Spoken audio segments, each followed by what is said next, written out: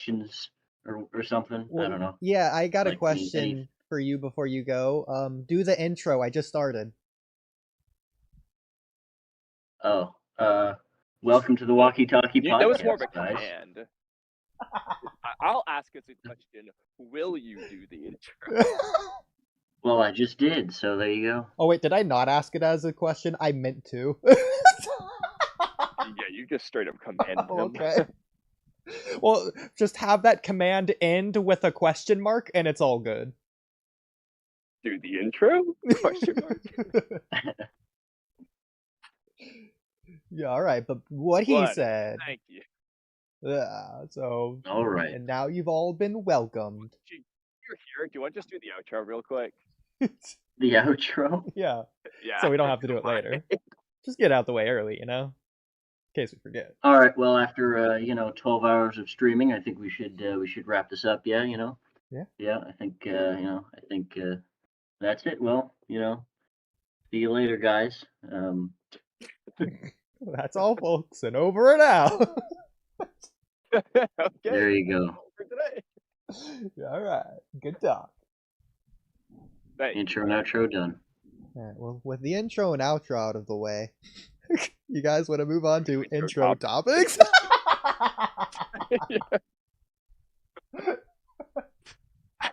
We were thinking of the same thing. Herman, before you go, if you have any questions for us that you want us to do or discussions you want to talk about or anything. I don't know. What kind of first topic did you guys have in mind? Well, I mean, I guess this what have you seen Naruto? Have you seen Boruto? Well, clearly, yes. What do you mean? Have you seen it? Crazy. I'm not looking at Discord, okay? I have my phone in my pocket as I walk outside. I'm sorry.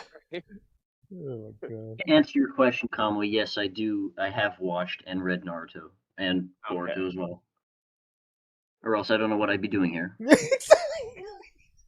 Okay, you say that, but we've had Kyra in this Discord and on the stage. Okay, but he doesn't know what that means. Yeah, but you understand why that is a relevant question. Okay, I got one for you, then, Herman. Since it's in the title. I thought he was asking the questions. Well, I reverse psychology. So, Herman, Boruto Chapter 11 predictions, go. Well, clearly, I mean, Sarada's going to fight Hidari, right? So there's that. And then, of course, Himawari's going to rage mode against Jura. And I'm guessing that's going to take up a good chunk of the chapter. I mean, maybe there'll be like some curveballs and stuff like that. I think I've been hoping for a while to get like an Orochimaru appearance, but I don't know how likely that is necessarily. That'd be pretty cool though.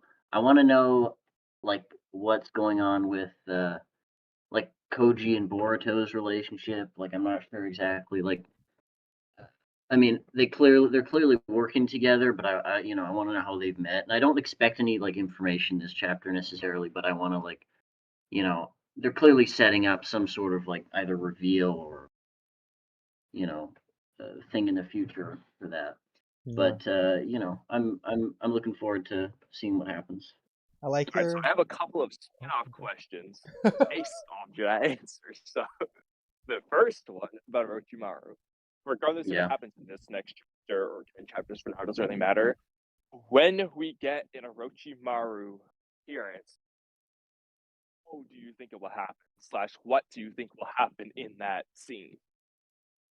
Okay, well, I hope Boruto's met with Orochimaru already, and because they're in his hideout, right? I think so. Well, they used his hideout as a base, so either it's an abandoned hideout, which would be kind of like unfortunate. I mean, it would be fine, but it would be more fun if they were, if they were working together. And I think, like, Orochimaru's got some interesting expertise when it comes to like jutsu and things like that. And so I think if he had a look at the karma, he would have, some interesting insight, especially since his curse marks are basically just karma, but like more, I guess, sort of simplified, maybe not simplified, but like they're basically the same thing, like his curse mark and karma. Like, so I'm curious to see what the connection is there. Obviously, Shinjutsu is just, it. I guess Jutsu is a more simplified version of Shinjutsu, so it's him having a lot of knowledge on Jutsu would probably offer a lot of insight into a lot of things going on. So I think he'd be a useful character to have right now.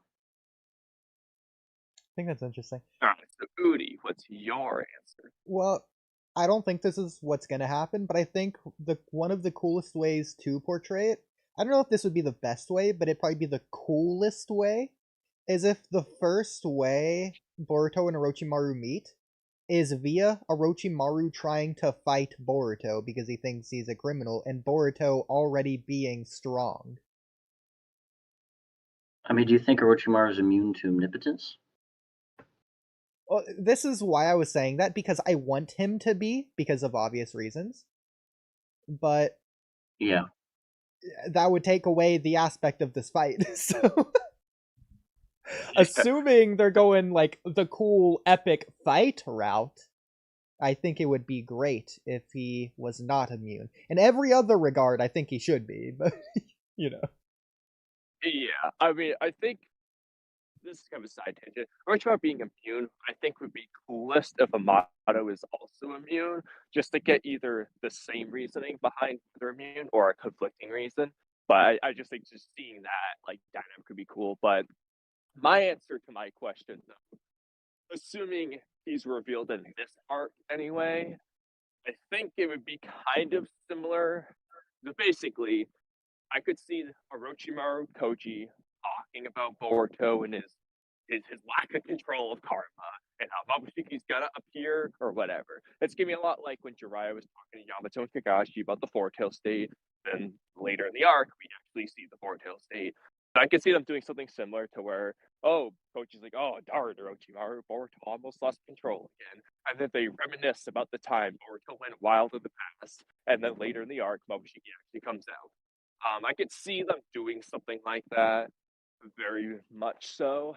It's not necessarily like the coolest way, but I just think a realistic. I could see them going. You just go walk into the hideout room one day. Basically, I don't think he's gonna have his first appearance be a battle.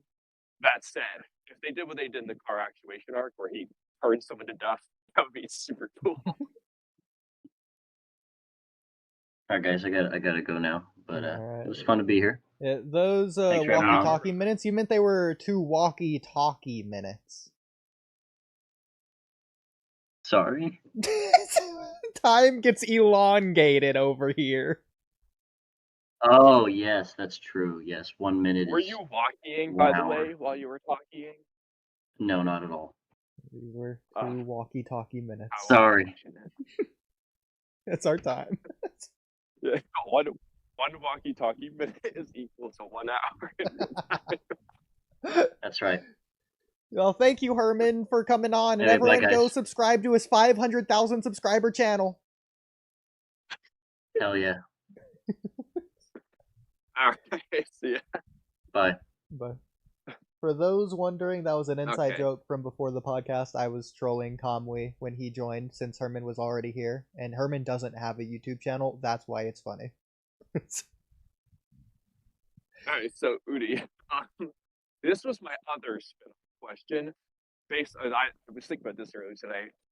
I like this as a topic. This is in line for the predictions thing, but here's the twist. Your predictions for this official sneak peek spoiler page. What is your prediction for what we will be spoiled on officially on the chapter? Okay. Then the other exciting one is, what do you think will definitely not be in the spoiler? Well, I think there's a lot of things that won't be in the spoiler. Like, is Shibai a solid answer for something that won't be in the spoilers? I'm thinking things that you think will either happen in this chapter or soon, like, but you don't think will be in the spoiler. So something you might think, Okay. for example, if I'm not saying you think this, but hypothetically, if you thought Ishiki was going to return in the next chapter, you would say, I think he'll return, but I don't think he'll be in the spoiler image. Okay. I'll just give you one of each instead of listing like 20 things that I could say. So I'll give you my most likely thing I think we'll see and the least likely thing that I think we'll see that's possible. From specifically the next chapter. So this next chapter, the spoiler image, I think it's gonna be seeing Sarada using her Mangekyo, but not seeing any abilities. It's just gonna be her with it activated, fighting Hidari. Okay. And for what I think we won't see that will happen is Inojin officially dying. And possibly Ino's reaction. Okay. I like both those answers. So, taking it back since the start, a trend I've noticed, I don't remember when they started doing this, which chapter it was, but at least off the couple of the last ones, like chapter 8 and 9, I remember these anyway. Actually, did they do it in chapter 7 or 6? Do you remember? Like, when did they start doing it? The spoiler image? Yeah, it was about like 6. I think it was chapter 5, actually. Somewhere around it there. was chapter 5, that's right, because it was the flashback of Boruto. So I wouldn't know, I don't look at this. Okay. I'm trying to remember what the spoiler thing was for chapter 6 and 7. I don't remember. Well, anyway, regardless, a trend I've noticed based off the ones I do remember is that the spoiler image is, for one thing, not the important part of the chapter. That's the first thing. So, for example, last chapter, Sarada versus Hidari. Hold on, this is actually interesting. This is very random. I've been curious about this, so I've walked up my road. This bridge is closed, but I've been curious to see, like, well, can I cross it? Is it physically possible? Evidently not. If I kept walking, I think I would end up on the highway. I would go with it's legally possible more than physically possible, but I like where your head's at. Yeah, I don't think it's either. It might be it might be physically possible. I'm not sure. I have a flash. It'd be helpful if it's daytime, but I was trying to see if I could physically get to my college from here. The only way to do is this really long roundabout way that I'm not going to do. The reason I want to go to my college is because, well, lots of lights everywhere. It's nice to walk in the middle of the night there. But that's a shame. Anyway, what was I saying? That's a question I can't answer. Let's see. Okay. Anyway, yeah. So it's never something like super important. Sarada versus Hidari was not the focus of chapter 10. It was the Himawari, Kurama, and Juro stuff, obviously. So, and in the previous chapter, chapter 9, Boruto versus Kawaki was not the focus of that chapter. It was the Himawari, Kurama, and Juro stuff. Yeah. So it's not going to be whatever the chapter's focus is. It's also not going to be the end of chapter cliffhanger. For example, chapter 9, it wasn't Kurama returning. Chapter 10, it wasn't Himawari's Kurama mode, and so on. With that in mind, if Ishiki is going to manifest, I see that being like an end of chapter cliffhanger type of thing. So that won't be in the spoiler panel based off this trip. I don't think there's any chance we're getting that next chapter. I think it's gonna. I don't think so either. But just assuming it happens quickly, I don't think it'll happen in any of the chapters, though. It's the spoiler image because I see that being like an end of chapter type of thing, probably. Because I don't think Borushiki should interrupt either fight going on right now. I think both those fights need to conclude or get to the end of the fight before it can even start. Yeah, just like the Ishiki fight. It's like he's not gonna do it until the fight's over. Now, of course, the Boru fight's sort of an exception. It was more like the fight was over in Boru's favor, and now it's like, okay, if Mabushiki's gonna, they're all gonna die. It's about defeating the antagonist. It's about a story thing more than a plot thing. But But with that in mind, though, I don't see. I don't really see it being like the Boru situation in this case. I feel like there's going to be some level of conclusion. It's tricky, though, because then again, in the case of the Code fight, he came out in the middle of the fight while it was like stalemated, so you could argue they'll do something similar there. But regardless, I don't think it'll be in the spoiler. We'll talk. I don't think it'll be the spoiler. Now, where things get tricky is okay, Himawari versus Juro.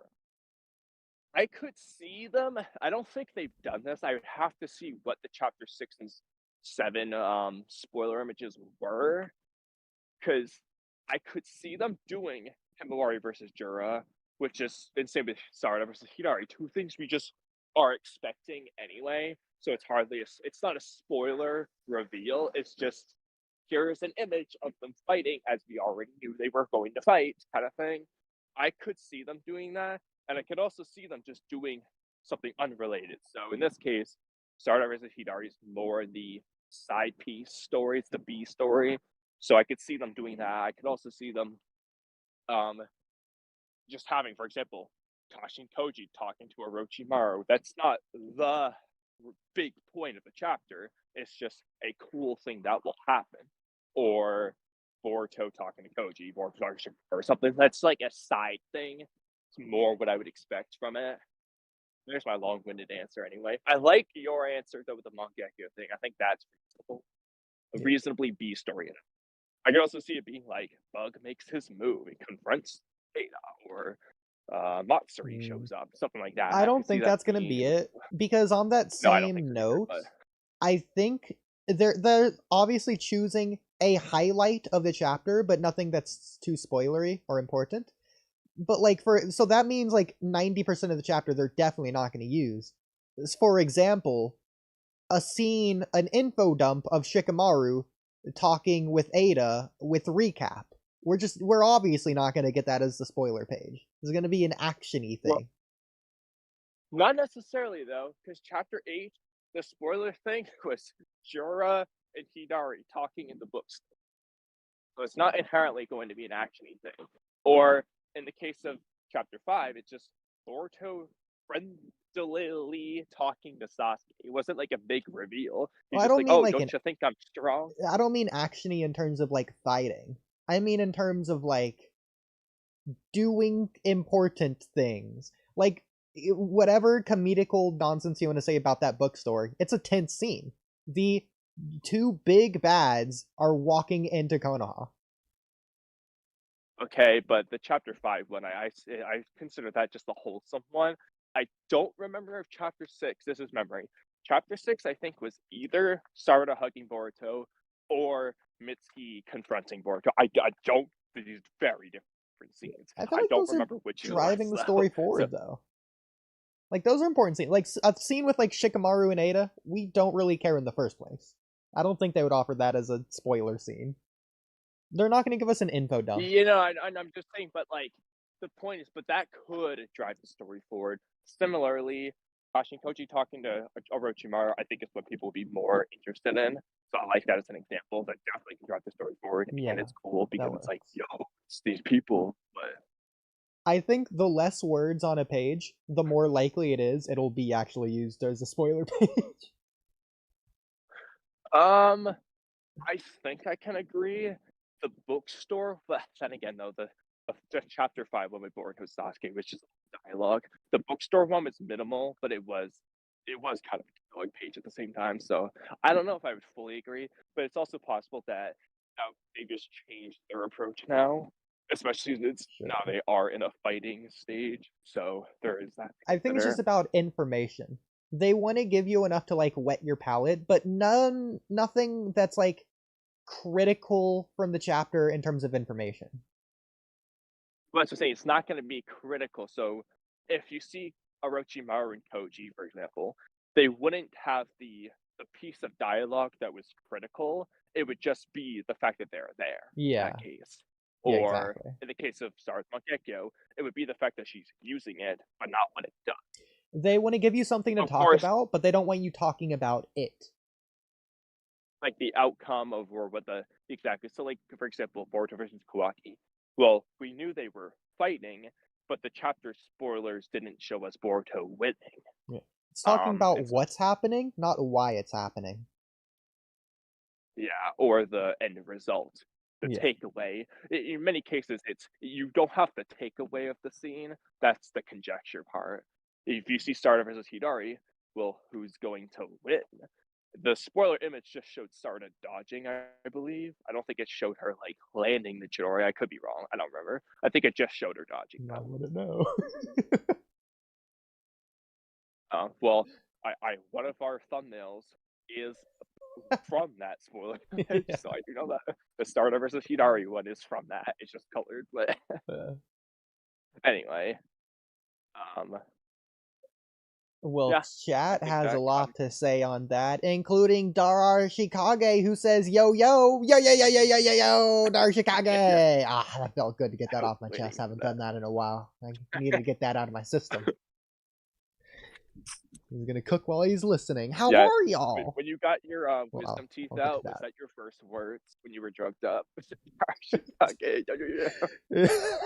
I wouldn't remember. Like, what? It's unironically kind of likely. Cheesy fries over. I love it. I hope it happens. We'll just make it canon. Yeah. Okay, so here we go with the actual words here. Himawari, not Himawari, but Himawari says, as smart and creepy as Orochimaru is, I don't, I guess, think he... I doubt he would be affected. And if he was, he would figure out fast. This is actually another good thing to bring up, because chapter 6 and 7 opened up a can of, and 8 or whatever, I think 6, 7, I don't know, whatever chapter Mitsuki's fighting. Those chapters opened up a can of worms here to where, regardless of why, hopefully it's the Ada theory, I've yet to make that video on, but regardless of why, I guess people just can figure it out now. Shikamaru didn't do it, so yeah, there's no reason why Orochimaru. The problem though for Orochimaru is he wasn't particularly close with Kawaki to compare to, so he just has his memory. But I do think he can probably.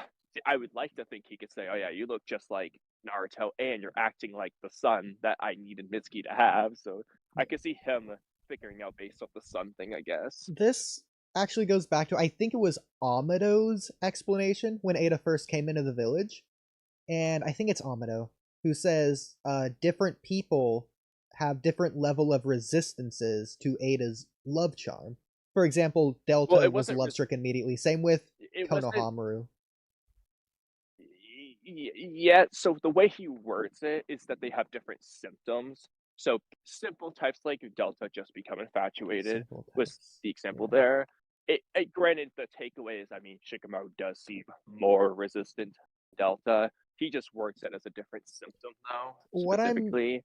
What I'm getting at here, I think it's more than just intelligence, because sure, Sasuke is intelligent, but Shikamaru's probably more intelligent than Sasuke, and like he didn't instantly figure it out. I don't think that's why Sasuke figured it out. I think it's because of he's not the simple type. He's the opposite of Delta. It could be like a wavelength thing. I think that could be something interesting. It could be affinity. It could be something. It could be why Sarda's rare immune.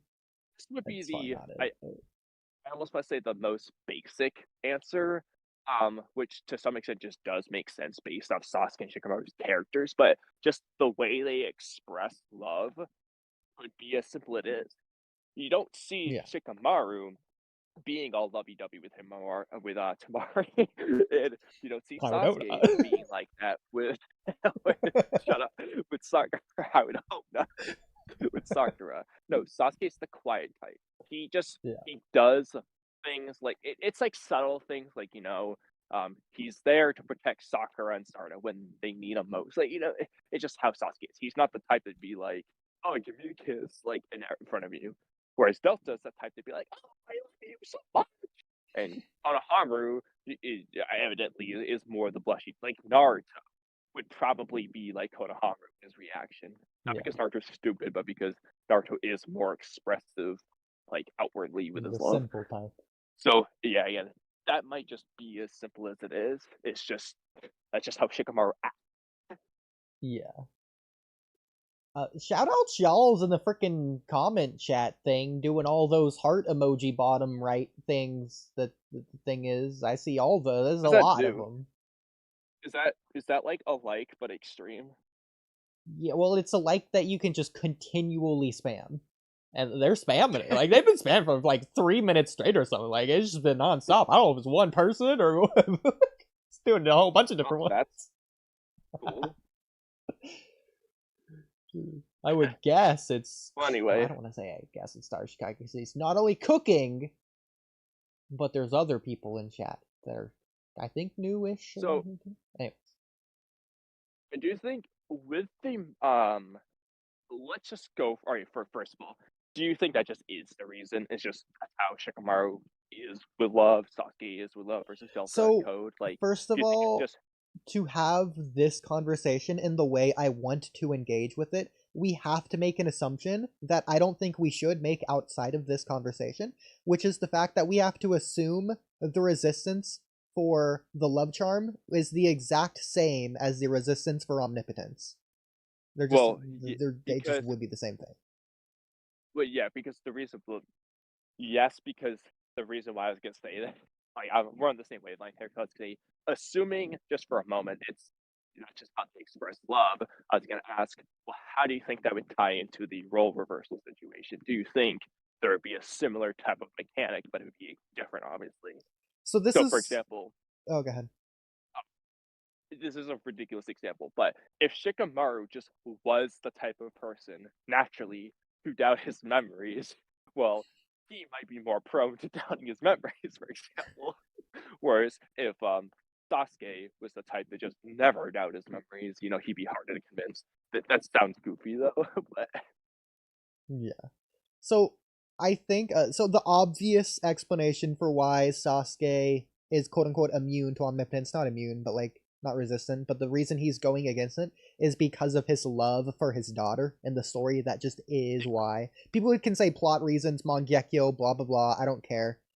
That's the reason why. I don't like that. But like hypothetically, if you put Konohamaru, or I'll even go even more extreme, if you put Delta in the same situation as Sasuke, to where they just have a child that they love as much as Sasuke loves Sarada, and you have that same situation play out with Konohamaru and his child, or Delta and her child, would they go against omnipotence?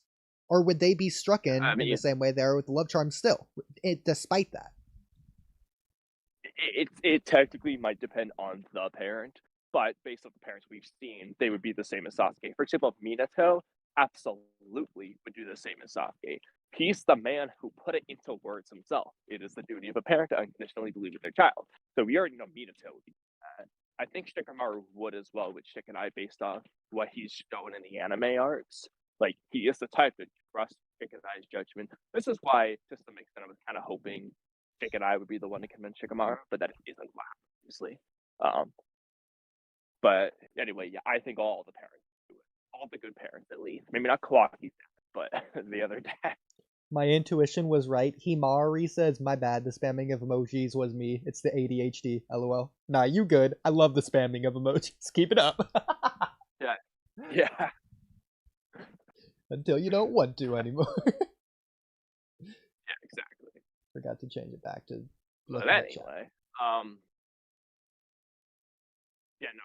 I also, as far as the whole start of Mangekyo thing, okay, two things. First of all, like, that just ruins the Sasuke character aspect. Like, yeah, it's cool in terms of her ability.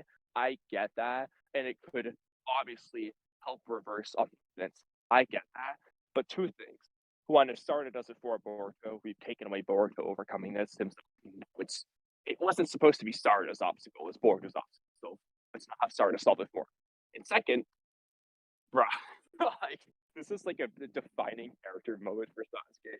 Like, I know. So I guess a better example would be, let's assume intelligence isn't what they mean by the simple type. Intelligence has nothing to do with it in this case. This is a weird hypothetical, but let's in this hypothetical, Konohamaru replaces Shikamaru. Konohamaru is the Hokage, and we're giving Konohamaru Shikamaru's intelligence. But we see just how easily he's love-stricken by the love charm. So assuming the same would correlate to his strickenness with omnipotence, would he even be able to do what Shikamaru's done, given the fact that he has Shikamaru's level of intelligence?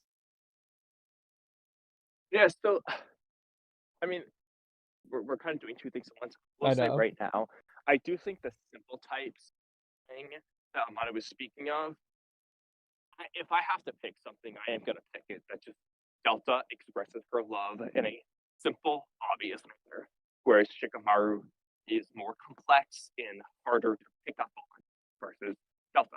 Now, I do think it is along those, based on what we've been told and shown. However, I don't know, like, how that could even relate to the role reversal situation. Like, because obviously the intelligence thing, you could say, okay, it can apply to both, but why would intelligence have anything to do with love? First of all, it makes sense in the role reversal sense. It doesn't make in the love term sense. Like, what? Also, Chicken Eye was very much affected, just like Konohamaru when he was up close. Chicken Eye is canonically super intelligent, just like Shikamaru. I think this would go up to the individual's interpretation of the link between intelligence and emotional intelligence. How strong is the link if there is one at all? But even then, like, Kocho, I would argue, might be emotionally intelligent, but she's like kind of stupid book smart wise in a sense. You know what I'm saying? Same with Naruto. Like, Naruto, I think, would be very affected by Ada's love charm, and he's emotionally super intelligent. Like, so do you think? Well, to be fair, I think I don't know if I would call Naruto emotionally intelligent. Because, okay, well, that goes up to your interpretation of what emotional intelligence is. Do you think emotional intelligence is strictly internal, or do you think it includes external elements? Because Naruto's extremely dense when talking to women. I mean, yeah, it does depend on your definition, because at least the way I feel like it's used a lot of times, I hear emotional intelligence used to say, like, I can understand other people's emotions. That's commonly how I feel like it's used versus understanding my own emotions. I think it should apply to both.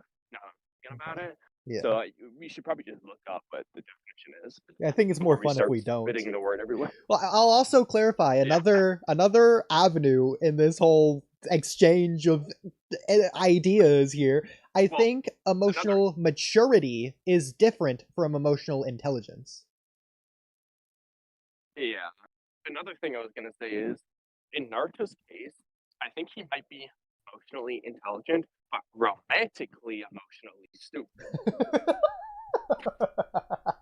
Like, specifically with the romance stuff. Sure. Well, but like,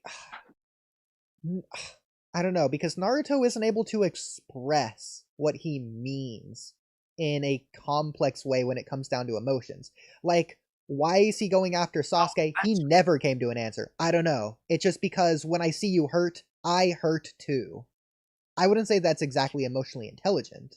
He's emotionally aware. I wouldn't necessarily describe it as intelligence. Yeah. Yeah, that's why I don't like the word emotionally intelligent, because I don't know what the part does that actually mean. It's up to interpretation. Yeah, exactly. So, long story short, I don't think emotional intelligence is a factor in Ada's love chart, because nobody even knows what it means. That's probably not that answer.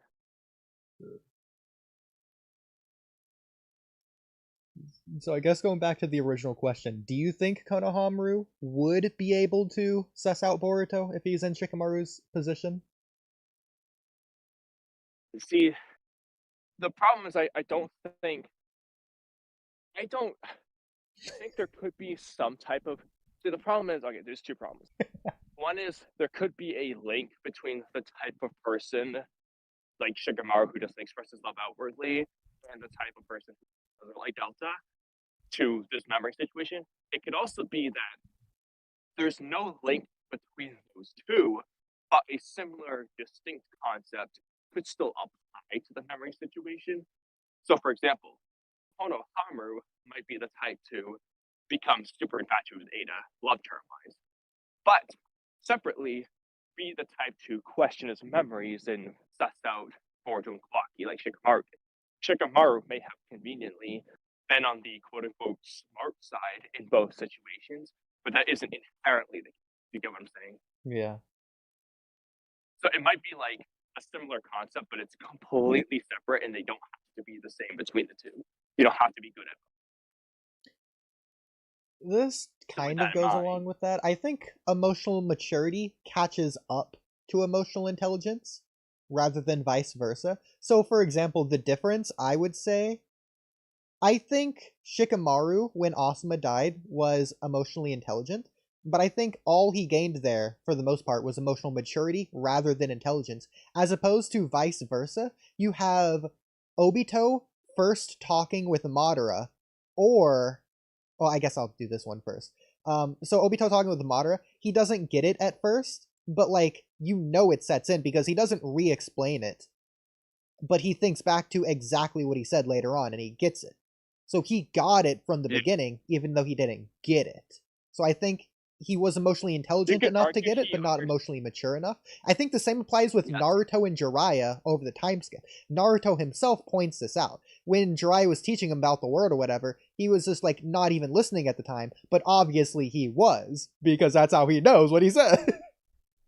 Yeah, so I think it's more like the intelligence-wise understand the words, but in the case of Obito and Madara, it's he didn't feel the weight of those words / believe in those words. He understood, like if he's writing a test, what is Madara saying? What does that mean? But he didn't care. He didn't believe it. He didn't feel it. I guess in Naruto and Jiraiya, I don't think it's a believe it issue. It's more like he didn't feel the weight of the words because he just wasn't really thinking about it. But yeah, I agree with you. Okay. Feel like we've completely not answered whatever the original question was at all. I don't even remember what it was.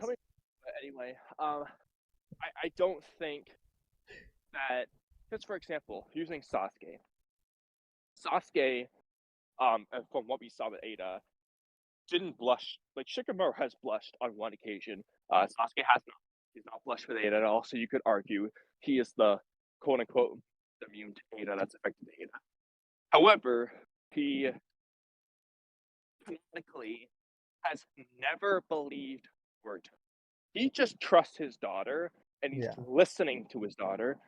Even after training Boruto for 2 whole years, he's still over here saying, like, and seeing how Boruto is just like Naruto, looks like Naruto, all these shit, he points out himself the contradictory things, like he has the headband, Momoshiki's inside you and stuff. He still says, I'm still not sure who you really are. Yep. Sasuke never once said, I believe you're Naruto's son. Because he doesn't actually believe it. He's just like, I don't believe it, but I'm just going to go with what Sarah says, basically. With that in mind, Sasuke is very intelligent. He pointed out the contradictions and could do it on his own, based off, logic, like Shikamaru supposedly did. And he's not very affected by Ada love-wise.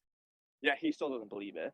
So I don't think that, the Konohamaru example, I think he would, honestly, like I said, bro, I honestly feel like it has to be the Ada theory or just bad writing. There's no in between. No other answer. Because Sasuke is, like, literally, if you go to I know Shikamaru was emotionally compromised in the Yamato interrogation, but at the end of the day, knowing that, Sasuke was the brains of that scene interrogating Yamato.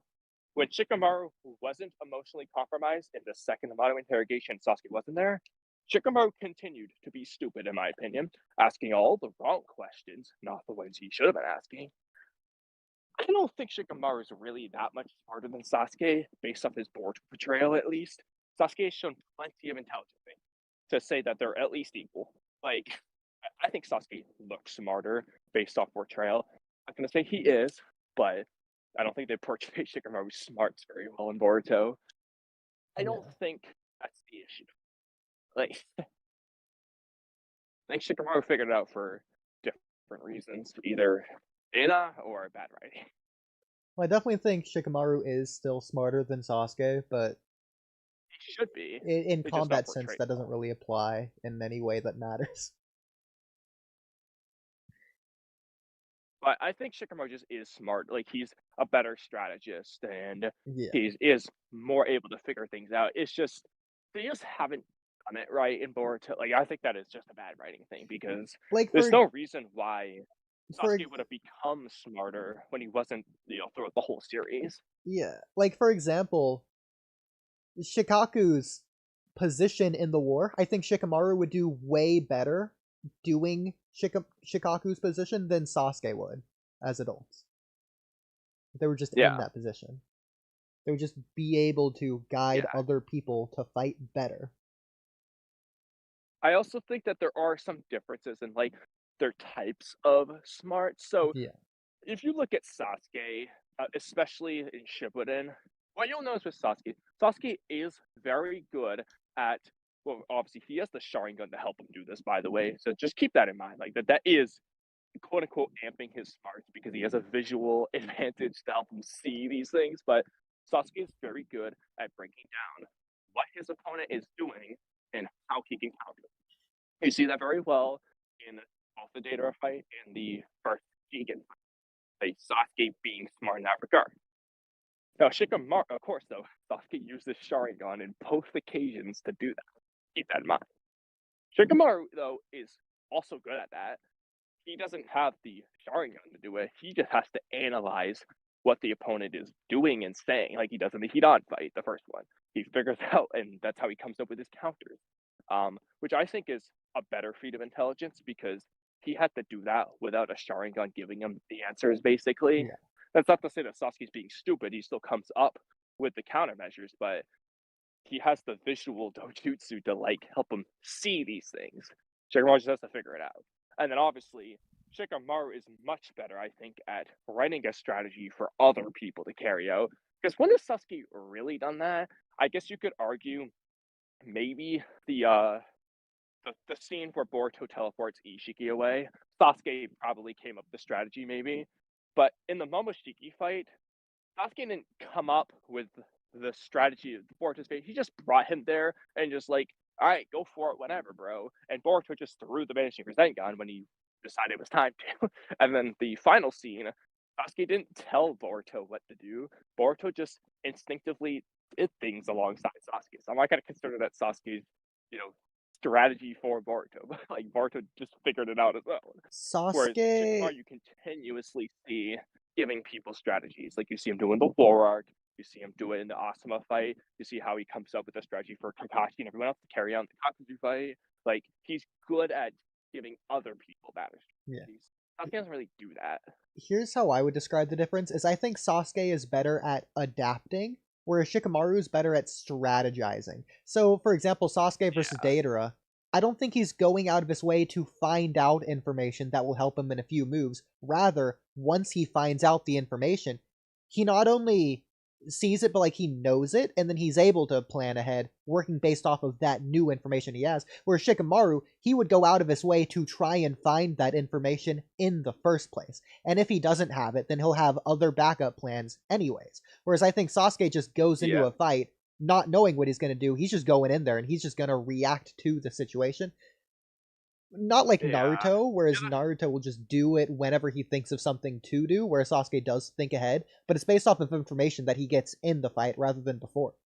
Shikamaru just plans ahead every possibility, like 40 moves ahead. I also think, like, this is in line with kind of what we were saying earlier about the Shikaku thing, but Sasuke he's obviously good at one-on-one, strategizing mid-fight, but Shikamaru is much better as a leader than Sasuke is. Yeah. Like, Sasuke's not a leader at all, really. Like, well, it doesn't mean he we've can't seen be a this. sensei, but, like, Sasuke isn't great being a teacher.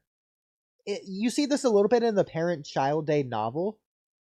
And he's good as like a master. Our Pupil novel. But like I feel like to a degree he very obviously lacks some social skill ability or something. Like this is like obviously has context, but like adult Sasuke talking to kid Sakura in the flashback arc. Yeah. Like he Yeah. gets flustered and also, just doesn't know how to do it right. There's also I'm trying to think of. I think actually they use Gojo as an example in JJK, but this is also a common thing with a lot of professors at colleges. Sasuke is one of those people who he's very smart and able to do things himself, but he's not very good at like teaching that to others. Obviously, because he taught Boruto super well, but a lot of that stuff. First of all, we didn't see it on screen to see how he did it, but a lot of it was just letting Boruto figure it out on his own anyway. But like Sasuke's not the best at explaining things simple for people to understand. He just like knows the complicated thing, and he can only say it in his complicated mind, but he can't like break it down simply. Sasuke's good at showing them what to do, not showing them how to do it. Naruto, I think, is a hilarious contrast to this, to where Naruto's explaining it in his simple way, to where he thinks that they're gonna get it, but he's explaining it in like a nonsensical way in the first place. Like Sasuke's explaining it correctly, but without explaining how to understand it. Naruto just doesn't get to the understanding in the first place. Yeah, he explains it so simple it makes no sense. Like, you just go boom, and then you blah. You did it. Yeah, like it makes sense. You gotta put it in English a little bit, bro. That being said, you could argue though that Naruto was doing that intentionally just to get Konohamaru to stop asking him questions, because he, I don't think to a large extent, just did the same thing as Jiraiya, but Naruto did it in his Naruto way versus Jiraiya's way, which is like, yeah, go figure it out on your own, kid. Would this be something you want a tier list? Best teachers to strength ratio in Naruto? Oh, absolutely. I think do that as off my head, Orochimaru is going very high on that list. Tier list ideas? Okay. Should it be just best teachers in Naruto, or best teachers to strength ratio? So two different tier lists. In my opinion, those are two different tier lists, because best teacher will have different context. For example, their emotional like growth, I think, is very important for a teacher to support, but that has nothing to do with, I mean, you could say indirectly has to do with strength ratio, but it's like a different conversation. Yeah. Okay. Well, I got both down, so there you go. Yeah. Anyway, circling back to all of this. Well, hang on. So first of all, chat has things to say, but I also really quick. The easiest way I would break it down is, this applies to more than just this. Obviously, this is just the easiest, most basic way to think about it. If Shikamaru and Sasuke were playing a game of shogi, Shikamaru wins 10 out of 10 times. Yeah. For sure. Then we had Karmanara, who says, don't glaze Sasuke like that. It's been established that Shikamaru is strategically smarter. Also, you aren't considering the positions both Sasuke and Shikamaru are in. Your retort, Kamui? Well, we agree with that anyway, but also, I am curious to what position you're referring to specifically, under which situations, because, like, for example, if you mean the Amato interrogation thing, well, I already established the position of Shikamaru is emotionally compromising. I've already addressed that. The point. And we also said that he is smarter anyway. We were just talking about the portrayal of the theory. But anyway, we agree? Question mark? Okay. Kind of coming back to Sarada versus Hidari, I did want to talk on power levels, because I feel like this principle applies to that fight as well. Back to something we were saying with the narrative. It was the Rick Grimes thing. It's the fact that you don't want to fight someone and then fight someone in the future who is of the same level or weaker. So bringing this back to Dragon Ball, outside of skill or martial arts, if Goku fights and defeats someone of a power level of 8,000, and then the next villain has a power level of 6,000, you know from the start of the arc, Goku can defeat that person. There's no unknown variable. There's no tension, no stakes, no threat level. There's nothing. Because you already know Goku can defeat a power level of 8,000. So even if that villain was a power level of 8,000, it's the same thing. You know Goku's already done it before. It's like the law of motion. Newton's, second law? Something that says a motion will continue in motion. He's already done it. without change, there's no reason to assume he can't do it forever. The same thing. Yeah. So you Exactly. need the power level. This is why I love the power level system in Dragon Ball. They literally just give you a number. And that's like the totality, the embodiment of everything. Just the fighting capabilities of an individual. And so, like, literally, like, it's almost narrative numbers. Goku's narratively a power level of 8,000. And so he can narratively defeat anyone 8,000 and below. You have to have your next villain be 9,000, 10,000, whatever. Because that's an unknown variable. Maybe Goku can defeat that person. You don't know. That's the point. Bringing that back to, like, Hidari versus Sarada. Sarada should not be doing what she's doing to Hidari at this beginning of the fight. And like I said, even if it turns out that, like, Hidari just wasn't trying, the problem is it's almost like too late now, because to some extent we went the whole month like just feeling like Stardust stronger. It's just like too late. Like if you're gonna do, for example, the beginning of the Boro fight, like Boruto and Kawaki immediately land hits on Boro, for example. But what do they do different? Boruto immediately regenerates and says, "Ha, nice hit, but I'm fine because I regenerated, and also, gotcha, you're in my virus." That's immediately after. So there's a clear difference. It immediately portrays Boro as being superior, both intelligence-wise and physically. He's got these abilities that like made what they did useless. Whereas with Hidari's case, they didn't even have it like be a thing to where Hidari brushed it off. Instead, he's like, "Gah," and he falls over. It didn't make him look strong when it happened. He seems like he's fine, but it didn't. It's weird the way that they did it. Well, shout out. Joao. I'm gonna read your name wrong, but Joao Pedro Souza says related this. The Byakugo connection would be an amazing explanation for Sarada being immune. So hypothetically, Kamui, let's just go with this. Let's assume that's not only the explanation, but the explanation is amazing. How would you write it to where the Byakugo connection to the Karma Seal is an explanation that's amazing for Sarada being immune? Hypothetically. Not only the explanation, like but not just the explanation, but also amazing. But like, I know you wouldn't like it. But like, hypothetically, you were the writer. You had to do this. Make it the explanation and amazing. How would you try to go about doing this? Well, I guess to start, we have to relate to... Oh, sorry. Real quick. Kaminara bro spoiled the technique from over 35 years. Yeah, I know. I was laughing at that. That's funny. Let's just start. We would have to tie in the whole Byakugo seal ties back to the Sage of Six Paths and the Karma Seal shenanigans. And I guess you would have to say, you would have to explain, okay, what does it really mean to be Otsutsuki? We have to tie that into this, because at first glance, it doesn't really make much sense to say that the Byakugo seal is Otsutsuki-fying Sarada, because like she's not an Otsutsuki. But you have to come back to, okay, well, what does it really mean to be Otsutsuki? Somehow, we'll have to have the explanation coincide to the chakra fruit and everything else. So, whatever the Byakugo seal does to Sarada, or at least Sarada's level of Byakugo sealing, let's just say it surpasses Sakura's. Hers Otsutsuki-fies her. Now she's immune. I guess that's how I'd have to approach it. Okay. I have an answer.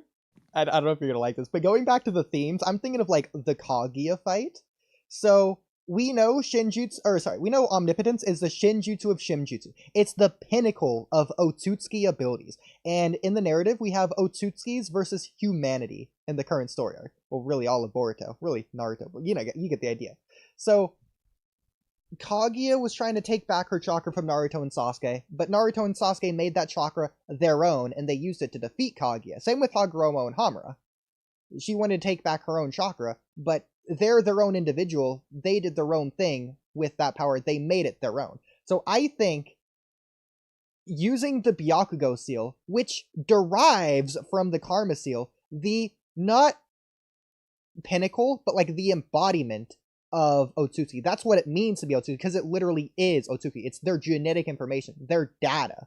So it literally is Otsutsuki. So if she can use the Byakugo seal transformed from a Karma into a Byakugo seal, that's like humanity's pinnacleness that they used. It's their own power that they're using to fight back against the Otsutsuki from the Otsutsuki in a similar way to what Hagoromo and Hamura did, or Naruto and Sasuke did, if that makes sense. It's humanity's desire to become strong on their own, regardless of what was given to them. I don't know. Doesn't make sense for immune. Aspects. But... So I think we just need to tie in now, like how that just coincides to the Otsutsuki-ness to make them immune. And some we need to be a little more direct for why it's immune. But I like the idea. We could just combine both of our answers. There you go. That's the perfect answer. I love it. Yeah. Real quick, Himawari, who taught Naruto how to make babies, if that's the case, was it Prairie Sage? Anyway, I'm reading some old messages, by the way. Yeah. One doesn't simply unlock Mangekyo, and Sasuke is aware of this. Exactly. Sasuke seeing started to unlock Mangekyo is more than enough convincing he needed. Yeah, okay. That was like from 2 hours ago, but yeah. How far down are we? Oh, we were like skipping ahead. No, I didn't want to go back and read all the biggest fraud in the series. There is no redemption. Laugh my ass off. Datsuri? Shut up. I hate you, Kamui, for you specifically Datsuri on that. You want me to go off? Well, okay. No, because I could disagree with this. I mean, I'm making a video disagreeing with this, but I want to hear your thoughts. My thoughts are, I disagree. There you go. That's my thoughts. Okay. I will not let you get me sunk in so easily. What about this one? All Kawaki wants is to run the fade. He knows he's looking like a chump right now. Oh, you're trying. Kamui, you're trying. You're trying real hard right now. Let me tell you. I don't know. I'm actually just finding these by chance. But, oh my god, Kawaki not doing shit, but taking naps like a newborn every hour. Well, the chat does not like Kawaki, that's for sure. Bro, that's the funny... Okay, so one of Mello's arguments, I don't think he actually believes this, I think he's just using the skin spar who doesn't know how to argue against it, is that Kawaki's well-rested. So, like, every fight he's going into, he's, like, amped and, like, at the peak pinnacle prime of his power, and all out 100% or something. When he's being knocked out, like, he's not well rested. He's not sleeping. Crazy. Bro said well rested, as if it wasn't like a 5-minute sleep. Because Mitsuki poisoned him to knock him out. He's waking up well rested there. Raring to go. Kawaki's probably waking up very groggy and tired because of the snake venom, bro. Yeah, or the concussion for being knocked into the water tank. He doesn't even have like a pillow. Like his floor is probably lumpy. That hard, cold floor he was quote unquote sleeping on. Probably woke up with like spine pain, if anything. Well, Oodie, if you don't know that's where Kawaki normally sleeps, maybe Mitsuki put him in that's his bed. Mitsuki put him in. Oh, I just got the funniest idea. We see, okay, this goes back to your interpretation. We see Kawaki, like, lumped over the glass railing when he wakes up. What if that's where Mitsuki just put him? Like, his unconscious body just left him on the glass railing, hoping the glass doesn't break and he falls off the floor.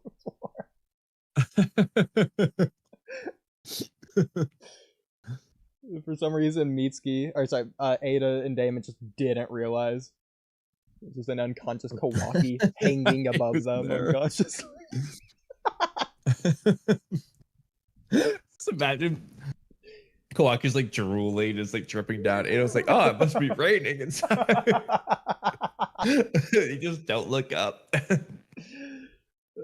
I don't know how we would do this on the abridged, but like instead of the railing, if he just like left him like upside down, like his socks hanging to like a ceiling fan, and then Damon just turns it on, not realizing Kawaki's flailing like a ragdoll unconscious. Write it down. That's gonna take some editing. Yeah. But write it down. For some reason, the ceiling fan just doesn't break. It's just way funnier that way, like Looney Tunes. Almost like he's being blended. Along this it's Amato's Ninja Tech ceiling fan. Yeah. Like, we just have Damon say, like somebody can say, like, maybe Damon says, like, Adel, it's hot here. Let's try Amato's new Ninja Tech ceiling fan.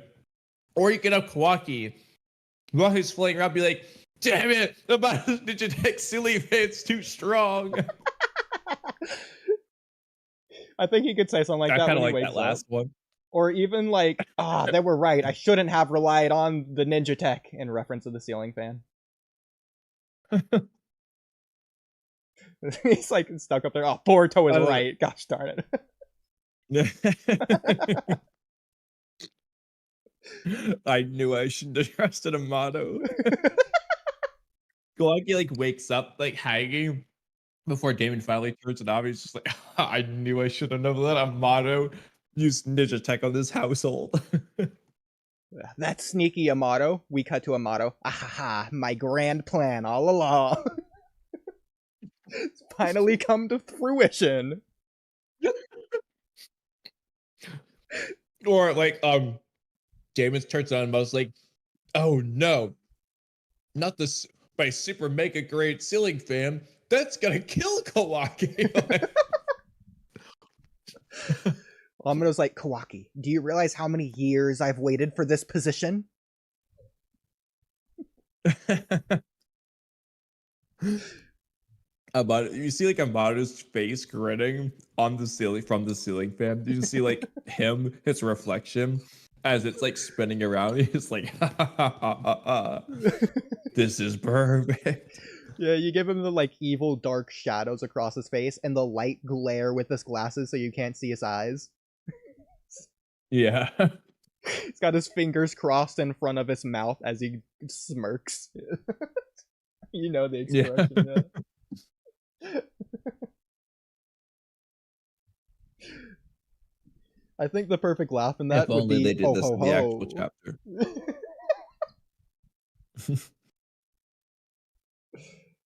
Okay. I did have a code comment I wanted to read. Okay. I have a couple sensei comments after that. Okay. I'll read this one. I have 3, I guess. Kawaki more of a bum than Code. Code tanked Boruto attack and nothing bad happened. I wouldn't say nothing bad happened, but yeah. It was pretty bad. Yeah. Code was defeated by it.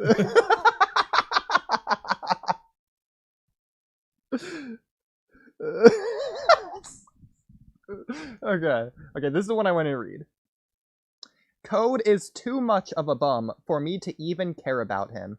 Annoyed face emoji. That's coming from Kaminara. So I don't want to clown on or hate Kaminara. So I have a genuine question for Kaminara. And this applies to everyone in the audience. And this isn't sarcastic, even though it sounds sarcastic. It's a genuine question. So, how much of a character's good writing do you put on, in a shonen, how strong they are? Kamui, that question isn't necessarily for you, because I already know your answer is not a lot, but... Because, like, to Kaminara, he's implying, based on this, that he doesn't like Code as a character because he has lost a couple of fights. So he thinks that Code has had against the two bad strongest people in the writing. verse that we know of so far. Yeah. So Code's character has had bad writing because he's taken L's. I just want to make sure we're on the same page here, Carmenara. And if you can give an elaboration as to how you came to this conclusion and or why, and or if you hold other characters to the same standard, or what other standards you have that make a good or bad character. You can specify it to shonen, that's fine. I'm just genuinely curious, and that question applies to anyone in chat who agrees with Carmenara or thinks Code is a bad character. Not liking Code is a different thing. Yeah, same with Kwaki. Not liking these characters is different from thinking they're bad characters. That's an objective thing. They're bad writing versus just not liking them. For example, I think Suigetsu is one of my favorite characters from Naruto Shippuden. I'm not gonna grandstand Suigetsu has good writing. He doesn't have writing. Exactly. I don't want to say it's bad writing per se, but like, yeah, I mean, you could argue it because he doesn't. He's have just a personality. He's nothing more. Yeah, he doesn't have like a character. Exactly. Yeah, he's just a goofy guy. It really is. Yeah. Because like, there's characters who have both. For example, I think nobody likes Mei, and she has bad writing. On the flip side, everyone loves Kimimaro, and he's written perfectly. So exactly, he has right. He's not that long, but he's 10 out of 200 out of 10 while he's there. Yeah. Code seems to be one of these characters that people don't like, despite having good writing, which is fine. It's just like 4 different quadrants. I'm not saying one of the quadrants is like where people should be. It's just where people are. Like, there's nothing good or bad or right or wrong about the quadrants. It's just where people are. Like, everyone would prefer every character to be liked and have good writing. That's just not possible. Yeah. And I do think with Code, part of its expectations just being different from what we're getting, like, from my perspective, Code's role is not the same as it was in the Code arc. I don't know what his role will be moving forwards very much. But I think his role in the Code arc was a lot more of the antagonist, the villain, the guy who is changing Kawaki. Whereas now, I think it's more about Code himself. Like, Code is being changed by Damon, then Boruto, and so on. And we're going to see where that takes him. He might go back to the guy changing Kawaki in the future. We don't know. But I think a lot of people are expecting Code to be the changer when he's the one being changed right now. Contrasting from the first half of the Code arc, if that makes sense. And I think that's part of the problem, because yes, he is a villain. What people who are a villain don't constantly have to be the big bad dude, putting the work on everyone at all times. They are allowed to grow too. They're allowed to be beaten up, to trip over their freaking heels, and get back up and do something later on. Sasuke is a good example. I was just asked what is changing the whole series, but that doesn't mean that they can't do things later on. I'm trying to think of another example of a character kind of like who has a similar thing as Code, but Kabuto doesn't really get beaten. He's kind of just like, he just doesn't do anything at early Shippuden really. But yeah, anyway. Okay, pulling this back up. Okay, you've seen this before. We did this with Rock Lee a couple months ago. I'm still sharing my screen. Wait, okay. I'm looking at sorry, I'm looking at the stream screen. Oh, there we go. Yeah. Okay. So I bring this up because of Himawari's elaboration. To be fair, this is Himawari's elaboration on Carmenara's stance. So this isn't Carmenara's elaboration of what he thinks. So Himawari might not be on the same wavelength as Carmenara, or there might be a misunderstanding or flaw or something, miscommunication here. But I'm just going to assume they're on the same page here. So I'm going to assume this applies to what Carmenara means when he says Code is too much of a bum for me to even care about him.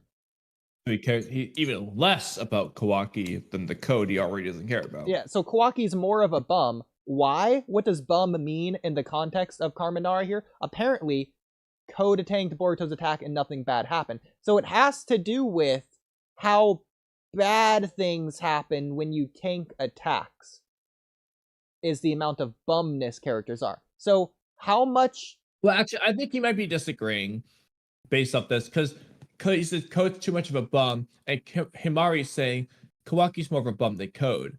Code at least, I'm filling this in, Okay. but Code at least was able to tank Boruto's attack and have nothing happen to him, which I don't agree with, but That's fine, that's fine. I think that's in, yeah. So we don't know his stance on Code, Himawari's, but we know that he views well, based on this, it doesn't seem like you could argue it either way, but either way, he definitely doesn't like Kawaki, and he likes Kawaki Yeah, I don't less. think he likes Code that much. I think he's saying that, like, Kawaki's just worse than Code, not that Code's great.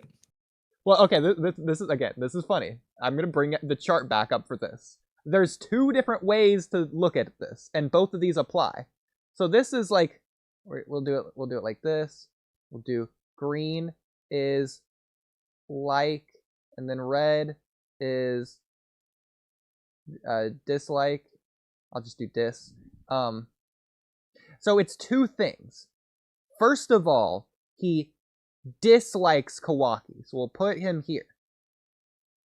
Second of all, he likes Kawaki less than he likes Code. So Code can be anywhere here. Both, or either in the dislike It's or the also, like. He could be you're gonna love place. this option, actually.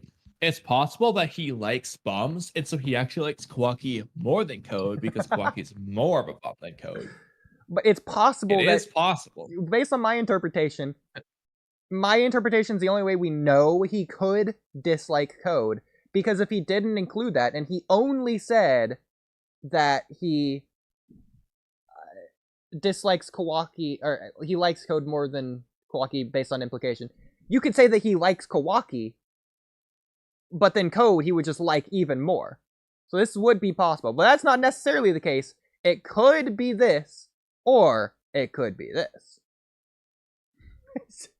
Anyways, it's stupid.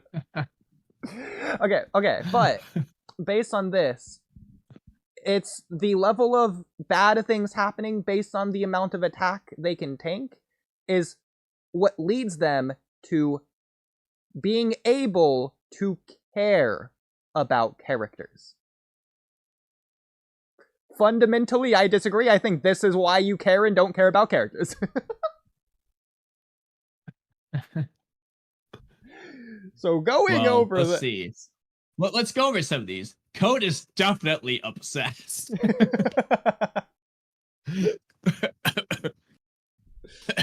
We can at least say that much. Yeah. Some of these are, again, like skewing the lines, which is the same thing we did with Lee. Yeah. In danger is up to your interpretation if you think the Shinjuu hate him. Unfair injury is up to interpretation if you think the scar on his head counts, or if he was planning allowing himself to get kidnapped in the first place, regardless of if he came to love Jigen or whatever. You could argue that. Funny, again, that's up to interpretation. I think it's kind of funny. I think Code, especially early on, was in the anime, was portrayed as funny, though. I think people would agree with funny, obsessed, for sure. Hardworking is a gray area, because I think he's hardworking in some aspects, but also clearly not in other aspects. So it's like, yeah, definitely no Rock Lee in that regard.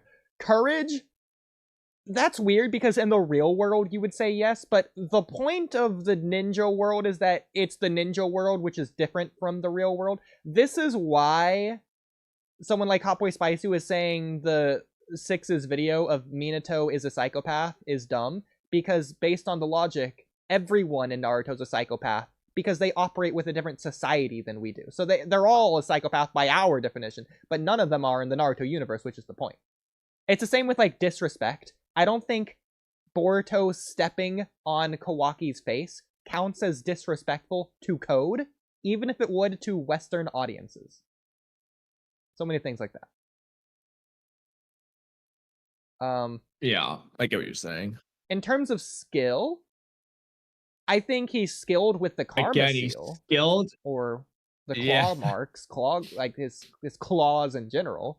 But like, and again, going back to the shinobi world, I don't think he's very skilled. Because like they have a higher skill gap than we Yeah. do in general. Their 4-year-olds are perfectly throwing kunai. No 4-year-olds in our universe can do that.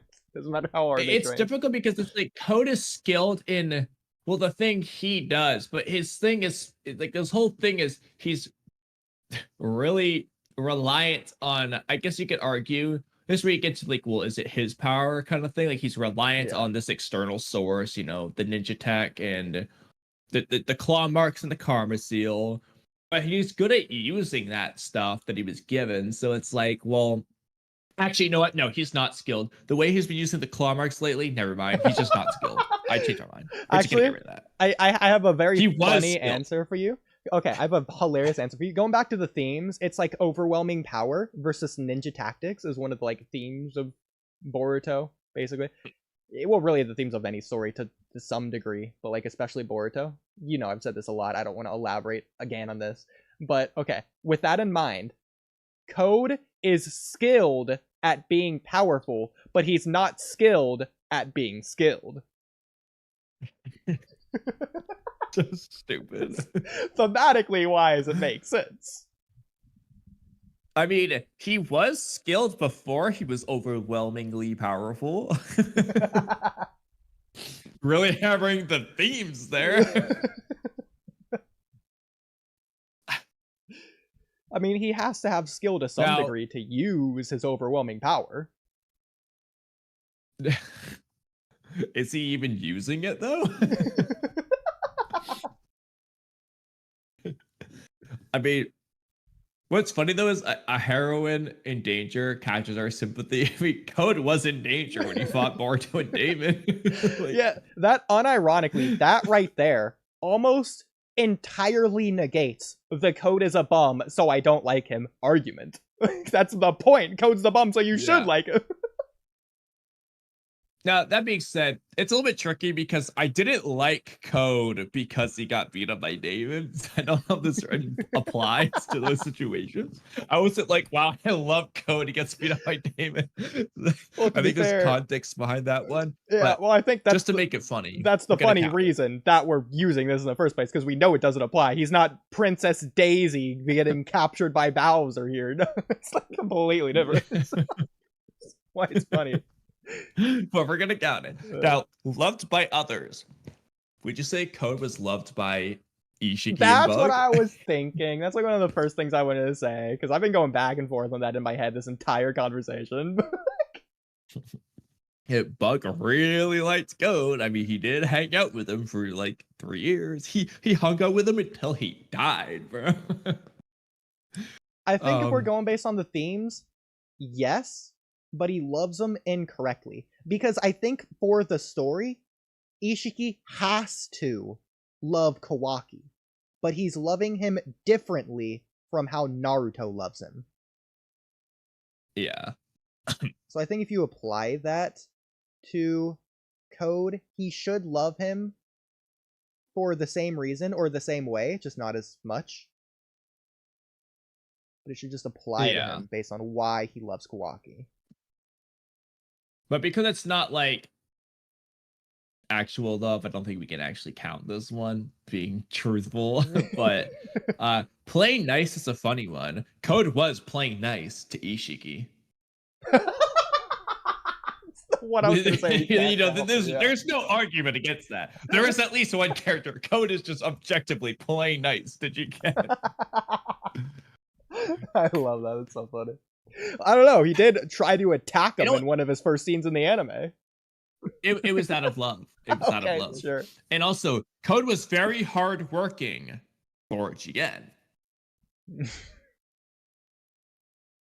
I mean, the reason he attacked the village is because he was sick of not being hardworking.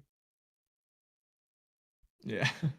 In fact, you could argue... It was unfair that Jigen beat him up. You could argue Boruto was the one not being hardworking, which is why Code had to go to the village. Well, actually, on that note, That's one of the reasons why people didn't like very early Boruto. It makes sense. We don't like Boruto for being like the bratty, hardworking kid at first. It's not a likable trait, but he becomes hardworking at the end, the character growth. But some of these things, Boruto had some of these. This is actually a really interesting thing to consider.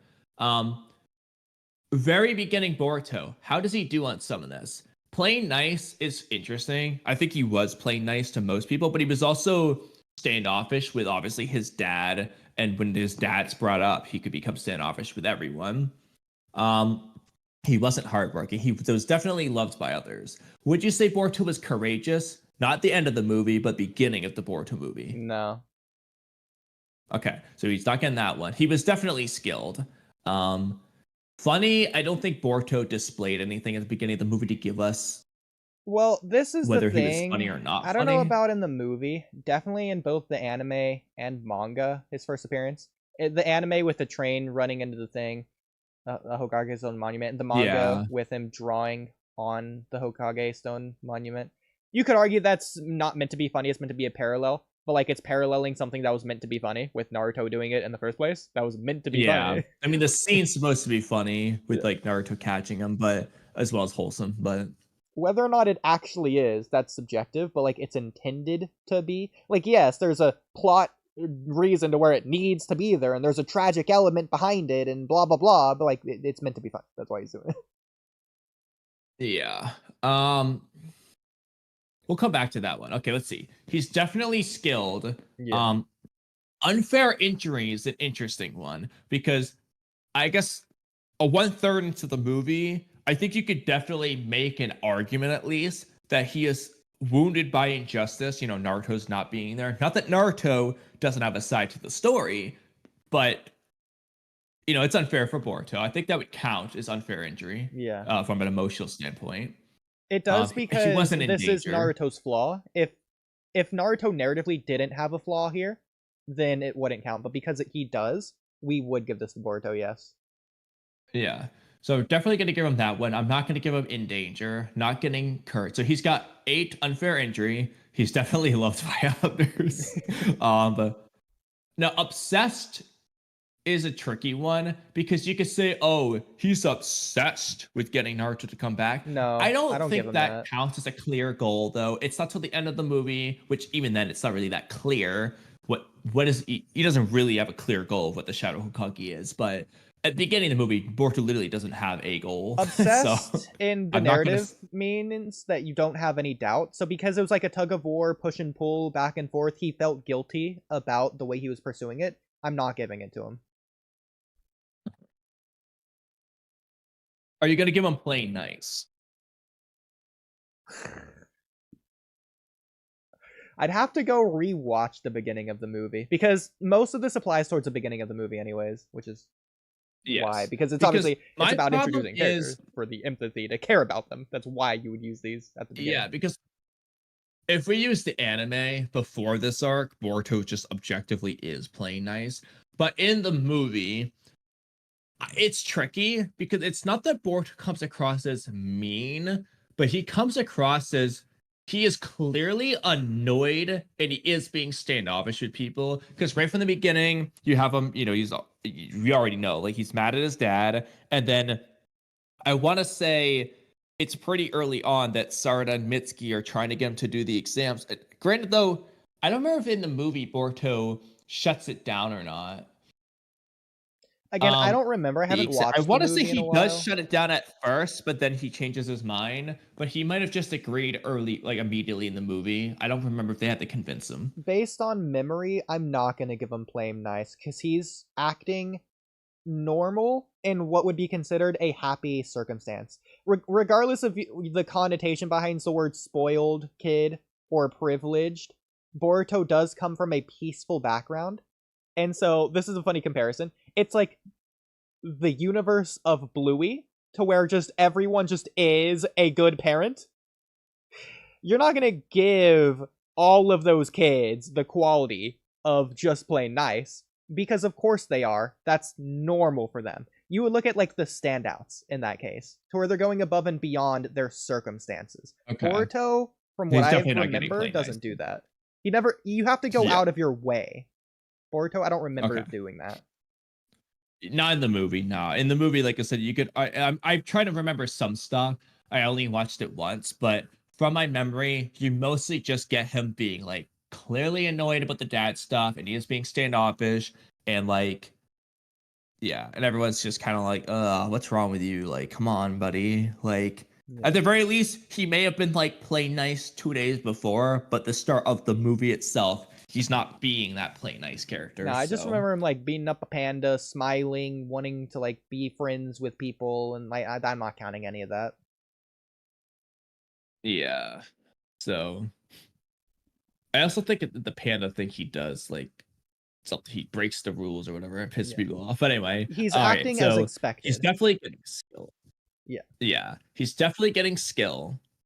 He's not getting 2 or 3 or 4. So he's got number 1, skill, number 5, loved by others, number 8, unfair injury. So 1, 2, I'll give him 3, funny. and then we can debate 9 for 4. So Give it to him. How many did you say generally you would need to be like, you know, a generally very well liked character? Obviously, there's can be exceptions. Some people we can just like, even though they only have 1. But bare minimum for good stories, you always aim, again, minimum, you aim for 7. And so Boruto Okay. would fail this criteria of being a liked or relatable character that people would care about, sympathize with, or have empathy for. And so this is an important thing to note. This is why a lot of people don't like Boruto at the beginning of the movie. However, I don't think that's inherently bad. Because for one, this is resolved in one movie. It's not resolved like 200 chapters into a story. But second, Naruto is the likable character. Many of the people are watching this story for Naruto because even though it's called Boruto, isn't it called Boruto Naruto the movie anyway? Not just Boruto the movie? I don't remember. Regardless, it is a movie about Boruto and Naruto. So one of our 2 main characters anyway is the likable character. And we get to watch Boruto and Naruto grow into both being likable characters. I fail to see the problem. Really quick, going back to this is what we were saying last time. The reason we're not giving him courage, since we sort of brushed over this as well, is because Boruto's not afraid. If Boruto was afraid and still acted, that would be an act of bravery. Because he's not afraid in the first place, that's not courageous. Yeah, and then the other side of this would be that, you know, when the doubts rolled in, he cheated instead of like overcoming it on his own as blah blah blah. But yeah, that would just be consistent with no courage in that case. Yeah, exactly. So there's 2 aspects of it. Now somebody said 3 chat. Joa Poa Drivers has got. Okay. Let's scroll down. Check the You've chat. not read please. chat recently. Okay. Oh, that's right. I never got to my thing. Okay. So who do you think should train Himawari? Should it just be Kurama, or should it be Kashin Koji? Just because it's the closest thing to Jiraiya, and most people love the Jiraiya Naruto dynamic. Next one, who should train Himawari? I would like to see an interaction with Koji, but I doubt that would really happen this soon. Okay, so I mean, real quick, no, Koji should not train Himawari. He's already doing that for Boruto. We already have the Jiraiya Naruto dynamic. We don't need Himawari to get involved. It's just, yeah, they can interact. That's fine, but I don't think that should be like the focus. That being said, who do you think should train Himawari? I guess besides Team no Shikacho, because they already are doing that. I talked about this. You know what? And let's say besides Kurama, because that's the other easy answer. Wow. gonna Ruins say what I Kurama. was going to do. I was actually saving this, not for last, but like beyond all of the most immediate tidbits that we had in terms of conversation. So I guess we can move on to this. Oh, well, we can come back to it then. If you, I didn't know. I didn't even No, know no, you it's saw fine. it. It's fine. Yeah, so we can do it now. So I think, should it just be Kurama? For now, yes. Because I talked about this last time, if you remember. I wouldn't use the word train, but I think, in terms of this story, Kurama is the mentor figure for Himawari, whereas Jura doesn't have one, which is why Himawari is going to win in the end in terms of identity or whatever. Funny because I started, of course, I keep doing these like in my chapter review, every time I try to shorten it becomes longer again as I find more and more things. But I actually, so I'm gonna make a video on it. You know what's funny is, remember that thing about how does one find their identity in this mysterious world? I went hard. Or at least I started to. I was like, yo, there's more than we realize. I'm like, this unironically, this meme might be real. But anyway, should it just be Kurama? I think it should. It doesn't have to be, but generally stories try to have just one main mentor figure. You can give her like side ones or whatever, but like generally narratively for this arc, it should be Kurama and it should stay Kurama, and that's why she should win in the end. In fact, I would say, I mean, she's using Kurama's power to an extent. I would say both plot-wise and narratively, Himawari's the conduit. It's really a story about Kurama versus Jura right now. Mm-hmm. It's almost the same of like Naruto versus Ishiki was actually, well, no, Kawaki versus Ishiki was actually Naruto versus Ishiki because Naruto taught Kawaki Shadow Clones in the first place, and that's what he used to win narratively and physically. So in the same way, you could say it's because Kurama's teaching Himawari. It's really a battle between Kurama and Jura, which is really interesting. Yes, so this is the thing I was getting into with my thing. It's so they're presenting two very conflicting answers to this hypothetical question of the arc. And Kurama's answer is going to be presented as correct, not only because he's already found his identity in this mysterious world, but Himawari's gonna win, and Kurama, by conjunction, is going to win against Jura, at least to some extent. Jura's not just gonna like die off, but the point is, narratively, they'll probably get some level of a win, and then, you know, Jura's just strong and he's gonna do whatever moving forward. He'll probably learn something from this, or maybe he'll continue down his path, but he blah blah blah blah. Anyway, my question though is going to be, for this arc, I agree. Do you stay consistent with that for future arcs, or do you think, you know, the world's our oyster? It just depends. So, in terms of the sensei thing, yeah, I think it always depends. I mean, especially with Boruto, you never know what they're gonna freaking do. I would agree. I think they're gonna have to give her a new flaw after this if they're gonna want to keep her relevant. Well, I mean, they're already having to do that. But the way first they're place. going, they can just make up a flaw. In exactly, that same chapter. exactly, yeah. Because I think what they're doing, and I'm curious on your thoughts about this. So we meme Kurama's cop-out answer of, well, we just have to accept the circumstances and move on. It doesn't matter how I'm back or why I'm in you or blah, blah, blah. So let's not even bother worrying about it. Let's just focus on moving forward and dealing with the stuff now. It's the worst thing ever as a cop-out answer for the reason of why he's back, because that's what we care about. That's what we want. In terms of the narrative, you could argue what this is trying to do is solving Himawari's flaw right here, because this is what Jura is blinded to. If Jura had this answer, he wouldn't be in this circumstance in the first place doing what he's doing now. And he'd be satisfied. He would have the satisfaction he's looking for. I was curious on your thoughts about that. Wait, say that again? What Kurama gave Himawari is what Jura needs. Jura is blinded to the advice Kurama just gave Himawari. That it doesn't matter. That you should just be satisfied with what it is now and just move forward anyways. Well, yeah, okay. You worded it weirdly, yeah, because that's this thing actually I was talking about. So word it weird Jura though would be fixed.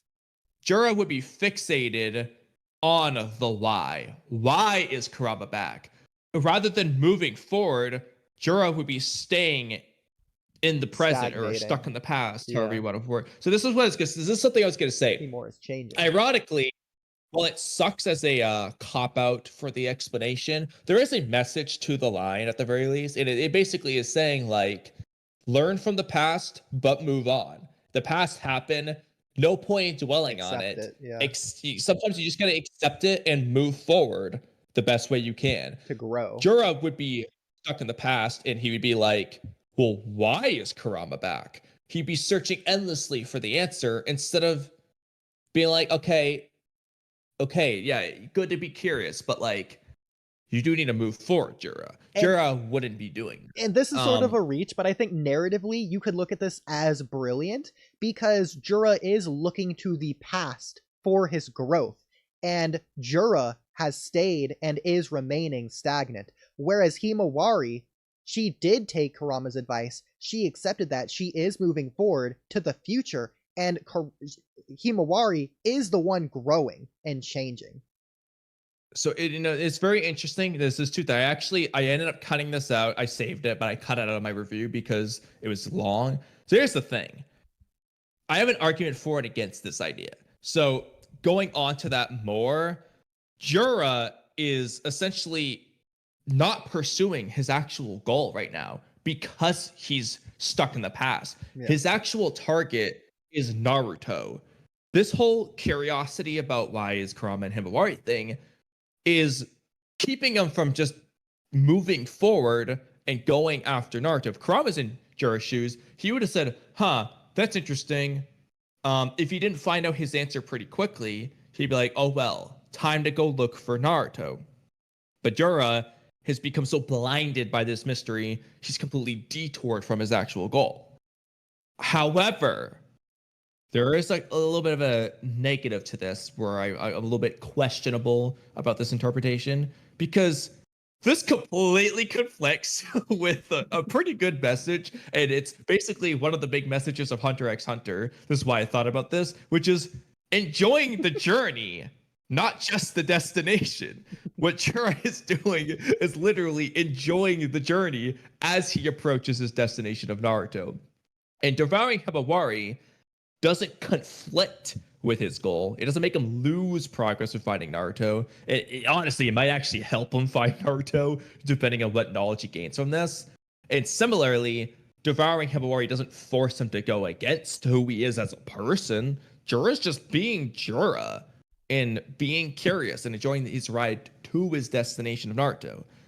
So it's like with that in mind, but I don't know if that is the message. Jura's being Jura, but that doesn't matter if Jura himself doesn't realize it. He needs that self-actualization, the realization, understanding, acknowledgement of who Jura is. Otherwise, Jura being Jura is pointless. It doesn't matter. He could realize later on, oh, I was me all along. But then that matters because that's when he realizes it. So it doesn't matter if that's who he was all along. You can also argue it doesn't stop his goal or it doesn't conflict his goal. Well, it stagnates his goal.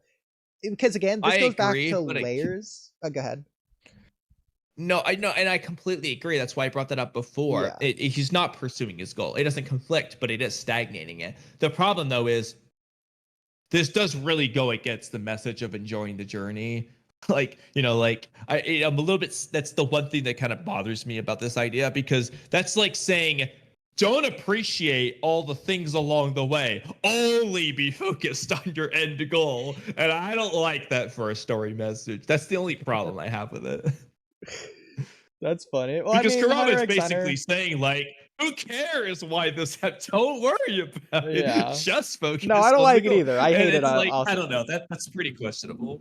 The message itself is questionable, but as long as it's thematically consistent, I think it's a strong story, even if it's a bad story. It's just hilarious to say, but I agree. Now, Hunter x Hunter is also a different series, so I don't think it's fair to make that comparison. If Naruto, I agree with that, but I do think like you could use examples in Naruto, even like I agree. Naruto isn't like Naruto's goal to become Hokage.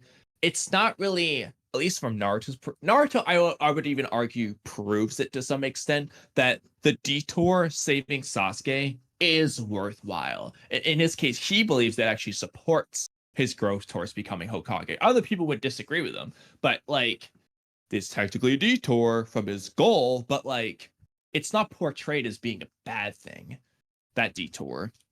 Yeah. And it's important for Naruto. So it's like, and also I was thinking about Attack on Titan too, because it also was relevant to that, like the little things along the way matter kind of thing. So I feel like this is a pretty popular thing. It just happened to be the case. This is why I was bringing up the layers. I also don't think it's the only interpretation of the line, to be fair, is another thing. But it definitely could be one of them, for sure. This is why I was bringing up the layers for Naruto, because I will relate this back to Jura in a minute. But for Naruto, even if he's not actively always pursuing his goal of becoming Hokage, Naruto does act as a protagonist should for all stories, and he always, in all scenes, actively pursues his goal. Well, that matters because goals are multifaceted. They're layered, even nested within one another, if you want to use that terminology. His goal is to become Hokage. Why? Well, usually there's 3 layers, basically. You can go beyond this, but it's the want, the need, and then the true need. He wants to be Hokage. Why? Because he needs acknowledgement from the villagers. Why? Because what he truly needs is to not be alone. That goes back to his trauma, the fact that he was alone as a child, and that hurt, and he knows that, because he felt that. Bringing that back, so he's always in pursuit of that. He's always in pursuit of not being alone, being acknowledged by others. Really, it's just the not being alone thing. He doesn't want to be alone. Every scene Naruto's in, he's actively pursuing that, because he needs to be, because he's the protagonist. Bringing that to Jura, Yeah. So this goes back to want, need, really need, the 3-layer thing. Jura wants to consume Himawari / Naruto. I'm going to combine them for now, because it doesn't matter. That's the plot versus story. He wants to consume someone. Why? Because he needs answers. But what does he really need? This sounds so silly and artificial, but I'm just going to say this for now, because we don't really know. He needs evolution. That's, at the end, what he seems to really desire, his end goal. So I think, narratively at least, this sounds silly, if he gave up on wanting or needing answers, and if he accepted Kurama's answer, I think he would evolve. This would mean he would no longer have any need or care to desire either Himawari or Naruto. If he gave up on that, if he gave up on finding answers, and he's okay, he's accepted reality, he doesn't need answers, he can have questions and that's fine, I think he might just evolve. It's entirely possible. See, it don't necessarily has to be just that, because the thing with, in terms of the finding your identity aspect, I think the point is Jura is looking outwards, trying to answer questions about this mysterious world in order to better understand himself, whereas Kurama is looking inwards and chose to try to understand himself first, and as a result, he did better understand this mysterious world, but he's not blinded, fixated on that. And so the way, the more broad way to look at this is like internal versus external. Jura is looking to find an external substance in order to find some sort of internal substance, whereas Kurama was looking for the internal substance, and then naturally that helps him find an external substance. And you can see this concept in a lot of writing stuff. An easy example I would use is Killer Bee. So Killer Bee, I wrote this down actually for a separate video, but Killer Bee didn't find happiness because he made bonds with others. He made bonds with others because he already found happiness within himself. So in Killer Bee's case, it's the same answer as Kurama, just a different subject. He found an internal substance first, and in doing so, then got the external substance naturally, versus trying to find the friends, the external substance, so that he could be happy, the internal substance. That's Jura's answer. What Naruto, to some extent, was trying to do early on, you know. If that makes sense. Yeah. Kabuto does the exact same thing too. I would prefer Kabuto that. literally, honestly, it's funny. Kabuto does the exact same, literally just doing the same thing as Jura. Bro is literally trying to understand the secrets of the world and add things to himself externally in order to understand himself internally. Literally what Jura's doing, just in a slightly different way. I feel like it does retread things, but it also expands on the themes that it already has, including adds its own new themes. Mhm. So I really like it. It's fine. Usually. Yeah, I do too. I mean, I like this concept in general anyway, so I'm like fine with it as long as it's just done well. Like that's all that matters. Because honestly speaking, you can redo the same theme over and over again. Actually, I don't remember where I saw this. I saw it I don't know, it was in a video. Somebody quoted something from, I think, the Dragon Ball author Toriyama, where I forgot what it was specifically. It had to do with like, maybe it was like the power of friendship thing. It was something like very cliche, like the power of friendship, whatever. And like the author said something like, I think it was the Dragon Ball author anyway. Like, you know, it doesn't really have to, like, it doesn't really matter if it's I think he was in reference somebody, or maybe somebody was referencing his, I don't remember what it was. It doesn't matter. Anyway, it was like, it doesn't really matter if it's a simple, overly used theme. It's just how it's executed is all that, like, really, like, so it was the point anyway. The execution is all that fucking matters with this shit. Yeah. By the way, looking at chat, like 10 people have been screaming at us for like an hour to check out the V-Jump cover. They've been really trying to get our attention with it. Yeah, apparently they dropped a new V-Jump cover. I'm guessing that's Boruto related. So I don't know where to find that, but yeah, I assume you do. Well, let's Boruto V-Jump cover. Chat, if you know where to find it. See, chat, we're reading you. Ignore the fact that we didn't a lot. I found a thing from 3 months ago. Okay, let's try Twitter. Okay, we got their attention. LOL. Check Discord. Yeah, that's what I thought. Invincible. Exactly. Okay. And he added us. Perfect. Ooh, cool. Okay. Oh no. First of all, is this correct? Is this real? Is this what it actually? I feel like there was a printing error here, very obviously with the art. Either that or AI, especially with Matsuri's face. Oh my god, what did they do? That's funny seeing that zoomed in. Zoomed out, it doesn't look as bad. But, so we have, interestingly, we also have Bug and Matsuri on the cover, so maybe they will be relevant in this arc. What they could be hinting at. They have all the Shinjuu sets, not necessarily the case.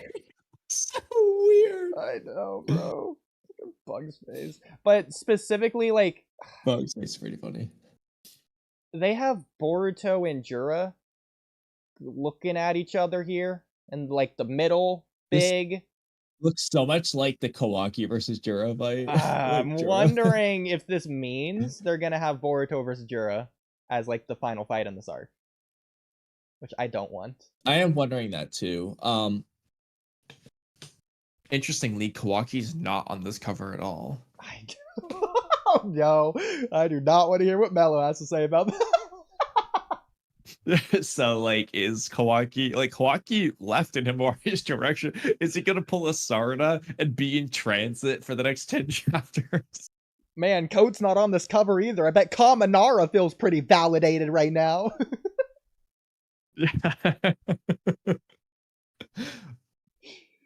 Shout out Himawari. Bro, I really think that Boruto should have a little bit of downtime before he gets to the Jura fight. Like, let's get a little bit of internal conflict and frustration from Boruto before he heads there. He can head there, and then... But I don't think we shouldn't get, like, 6 chapters of Boruto fighting Jura or anything. Like... I do think at this point it should be pretty minimal. He's had his time. let him show up at the end, let that lead to something bad, blah blah blah with Momoshiki. Like, we already know what should happen. I swear to God, if it doesn't happen, I'd be so mad. They say Matsuri is like SNES quality drawing, LOL. And apparently this was in bad print, because I'm guessing someone just took like a picture of it like on their phone of the physical copy or something, and uploaded it. So this was AI enhanced, is why it looks like this. Yeah, it's gotta be. Yeah. Yeah, because look at Matsuri. Hidari color yellow is so off. I think that just is their actual colors, though. Like, you can argue that's a Kishimoto problem of the colors, but like I think the color is consistent here at the very least. Yeah, they have a greenish yellowy hue to them. Like that's on the chapter 8 cover. I think the anime is just gonna change that. Make them white. Yeah, I think so. Like what people have been posting or whatever, fan colors, I think that's what they're gonna do. No way they're gonna make them that color. So weird. I'm like so much more interested in Hidari than I am Jura, says Carmenara. That's because he's Sasuke. Other than that, you like Jura more. I mean, it's tricky. I can totally understand people being interested in where Hidari's character is gonna go because you think, oh, he might betray them and whatnot. But at least for me, like, I just straight up am more interested in Jura because I almost want to say Hidari is more predictable, but I'm just expecting Hidari to change sides at some point in the future. Like, that is what I expect. So it's just like the fact that we haven't. Jura's more of an unknown. Jura's the only one of 4 that we haven't officially got revealed who or what it is yet. So I think they are saving that reveal because it's gonna actually mean something more than just who it is. I think they're purposefully holding that information back because it's gonna be something important. Similarly to the reason that like everyone was wondering in the first like 4 chapters, where's Sasuke? Well, it's not that he was lagging behind or something. There was actually a very important thing they were doing with that, and a reason that they were holding off on telling us that. They could have revealed that in chapter 1 that he was a tree. They purposefully didn't, so that we could get that reveal with Hidari, and that being an impactful moment. Yeah. And so realistically, the identity of Jura is gonna be like probably particularly important.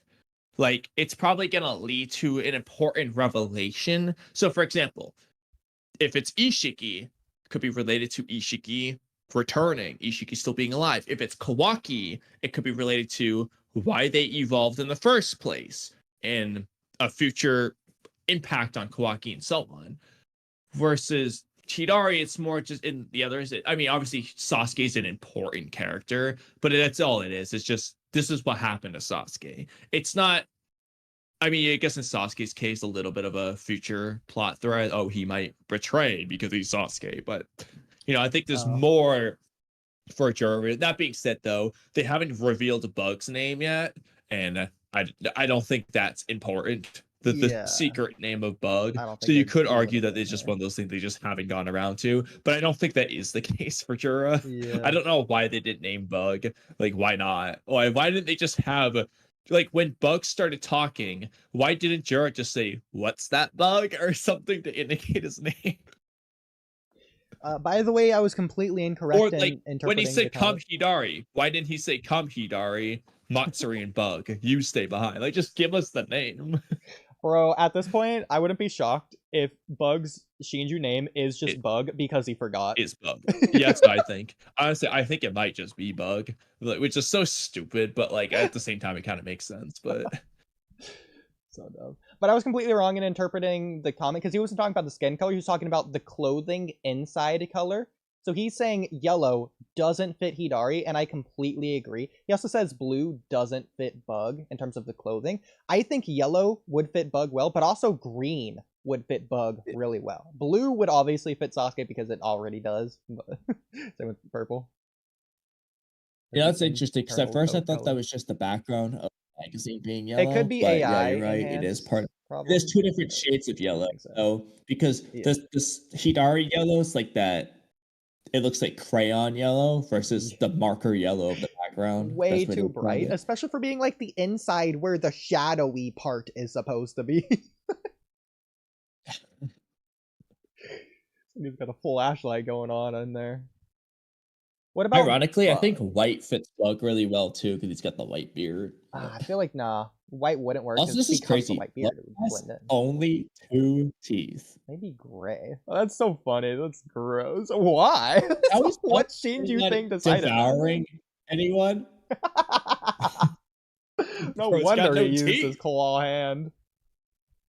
Yeah.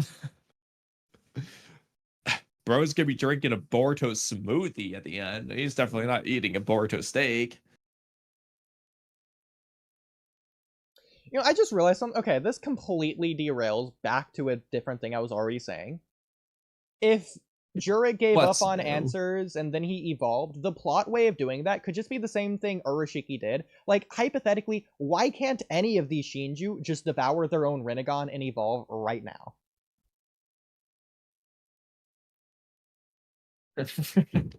Like, it probably takes more power. They probably do need chakra pills if they're going to do that. I don't think they can just evolve from eating a single Rinnegan or even both Rinnegan. But you get the idea. I mean, you might as well just... No, why doesn't Urashiki just do it over and over again? Because when he did it, he got new eyes. They didn't just disappear for good. Like, it's not like he's blind. So keep doing it. Because that's why they shouldn't have done that. Because now you're like, why don't you just keep doing it, bro? To be fair, I think he had a purple Rinnegan and got a yellow Rinnegan, so maybe that one has less chakra. I mean, yeah, he didn't do anything with it, which is like the obvious, like he seemingly lost his older Rinnegan abilities, but like he also gained some new things. So he was supposed to be stronger overall. Yeah. Man, but Bug's ear here looks like Sarada's ear from chapter 1. Oh god, let me look. I'm upstairs now, but let me pull it up on my phone. Because the AI enhancement. One of them is, it looks fine, but it's a little off-kiltered. The other one just has, it looks like a cave. It just cracks in a rock. You know what's funny, actually? His AI one, it looks like, he's got his teeth are in his ears. That's where they went. Stupid. The unedited one is so blurry. No, probably, yeah. Okay, let me check it one just out of curiosity. Guessing this is unedited, yeah. Yeah. No wonder the AI edited it. Wow. Okay. Interesting. But they also say, what do you guys think, or when do you guys think Kishimoto started planning Moe becoming a 10-tails tree? Do you want the elaboration on why he's saying that? You could probably figure it out, but... Yeah, go ahead and give me the elaboration. Because she got wood release years ago. Is this planned years in advance? The answer is no, because he wasn't the writer. But yeah, they also haven't done it. Also, I think that's pretty weak evidence considering Sasuke doesn't have wood release, Bug doesn't have wood release, they all became trees, so I don't think... As far as you know. Yes, that is true, but... I wonder. Yeah, I don't think that had anything to do with it. Because Sasuke can make pseudo ice release by freezing water. I wonder if he can make pseudo wood release. I don't think that's even possible. Like, cause the ice thing is like a science thing. Like, that's the thing. I think in the wood release case, you would just make like mud. It would just be like wet earth, because you know what I'm saying. Like that's all it would do. It wouldn't do the wood thing because that's just going beyond simple science. It's goofy that even works to begin with. Does wood style make living wood? I think so. Hashirama's does. Well, same with Yamato's. Yamato's doesn't seem like it's living wood. In the I same don't mean way, sentient. I don't mean wood golem. I mean a live tree. No, that's what I'm saying. Like Yamato's doesn't look like they're living trees. It looks like, I mean, you know, like Yamato's a makes house would. branches and green leaves. No, only does that when Naruto's Yang release from Kurama is affecting it. Whereas Hashirama's does that anyway. So I think this isn't explained in the story at all, and I think it should have been, but I think Hashirama's imbues Yang release as a powerful Senju, which gives it that liveliness. Whereas Yamato's probably lacks some of that, and that's why it's just like, I don't want to say dead wood, but it's like construction wood. That's literally how it looks at all times. At the Whereas very Hashirama's least, looks like Yamato might do it in a trees. filler. There No, you I go. think it only happens when Naruto's KCM unlocks. Screw it, I'm looking this up. When he saves his girlfriend, when she's evaporating into the mist dust thing, makes a tree to contain her. Back when he's Tenzo. I don't remember well enough to say that you're definitively wrong, but if you find it, send it in chat just so that way I can see it from upstairs while I'm cooking this. Let's see. If anyone knows how to look this up, that'd be extremely helpful. Tenzo didn't work. Let me try Yamato. Oh my god, this is so annoying. I hate that. I accidentally click on the phone and then it just takes me out. So annoying. Not it. Well, on the bright side, I can still hear you. Oh my god, shut up! Shorts, I hate you.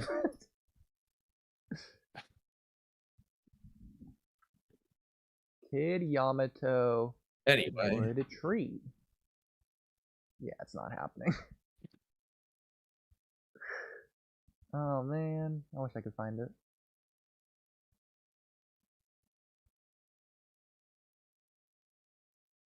in fairness, I feel like you're kind of setting your bar high, like looking for this obscure thing.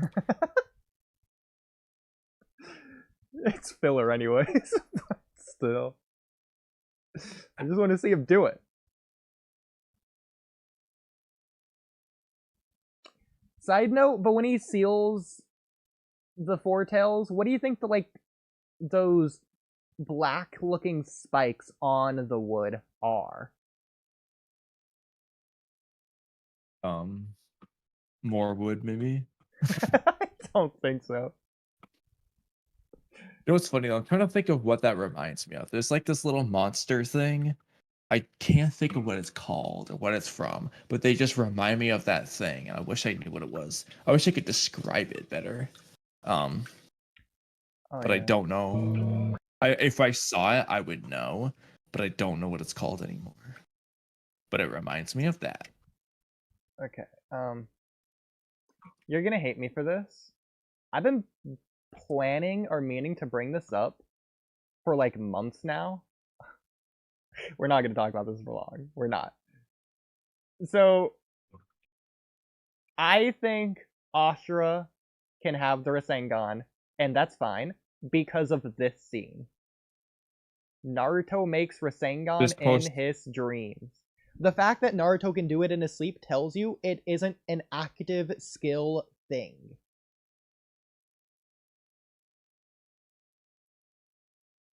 Okay, I think I remember what you're talking about in terms of the scene without looking at it. Yeah, but Naruto already knew how to make the Rasengan by this point, didn't he? I don't think that matters because he's literally asleep. Like, he's drooling out of his mouth and everything. Yeah, but Like, that would be like sleepwalking. muscle memory. That's fine. You wouldn't have that if you hadn't learned it already. Yeah, I don't think there's like a focus or skill or anything that needs to go into it. Also, I don't even understand why you're saying this. Ashura doesn't know the Rasengan. He knows the Rasenban. Whatever. Like, it's Two also not completely muscle different dudes, memory bro. because Naruto's muscles are like moving differently because he's asleep here. He's like slouched over and everything. Okay, then it's chakra memory. He's not. The funniest thing is, I don't know if this is just like anime only or if this filler or something. He's not even like doing the thing with his hand to where he like, it's not slaps it, but you know, like there's a blah blah blah blah. I think blah it is thing. anime only, but It's just like he has a clone here, but his clone's just holding the hand above where the Rasengan is forming, and the Rasengan's just growing bigger. I remember this. He like hit Right. Yamato or something with it in his Yeah. sleep. Yeah. That's what I thought. Okay. And Yamato just like barricades himself for the night. Stupid. Yeah, I remember. Yes, I remember that. That's like when they're in like the hotel or whatever or something like that. Like, I don't know. The fact that Naruto well, can do that might this be at out. all, No, it's outside when they're camping. if sleeping Naruto is the baseline for forming a Rasengan, I'm giving it to 6 paths Ashura. I think it's fine. Well, the issue with that is not like whether Ashura should be physically capable of doing a Rasengan. It's more just like taking away the Minato, making it thing. It's just like it's also not in the manga. Like this is just filler. Yeah, I don't think it takes away Minato making it. But yeah, it's whatever. But I see that aspect that you don't like it for that reason, which is fine. Yeah. But at the very least, it doesn't take like active brain power or anything. You don't have to think to do it. I don't want to say it's so easy you can do it, but you're able to do it subconsciously. Well, Naruto also does other things in his sleep and like filler, like shadow clones and shit, doesn't he? Like yeah, in that filler, he's making shadow clones. So I feel like that's downplaying this.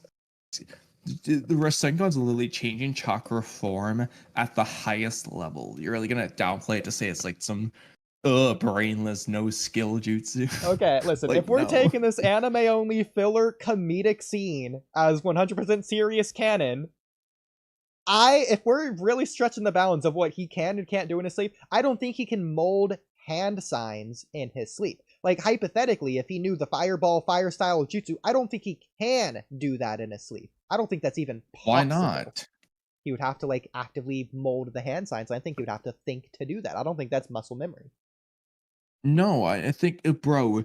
Okay, the same would apply to the Rasengan. No. So if It's the correct he order. can use mold chakra for the Rasengan, then he can do it for other jutsu too. Like Yeah, theoretically. Does Naruto even mold chakra for the Rasengan? Like, it's just raw chakra.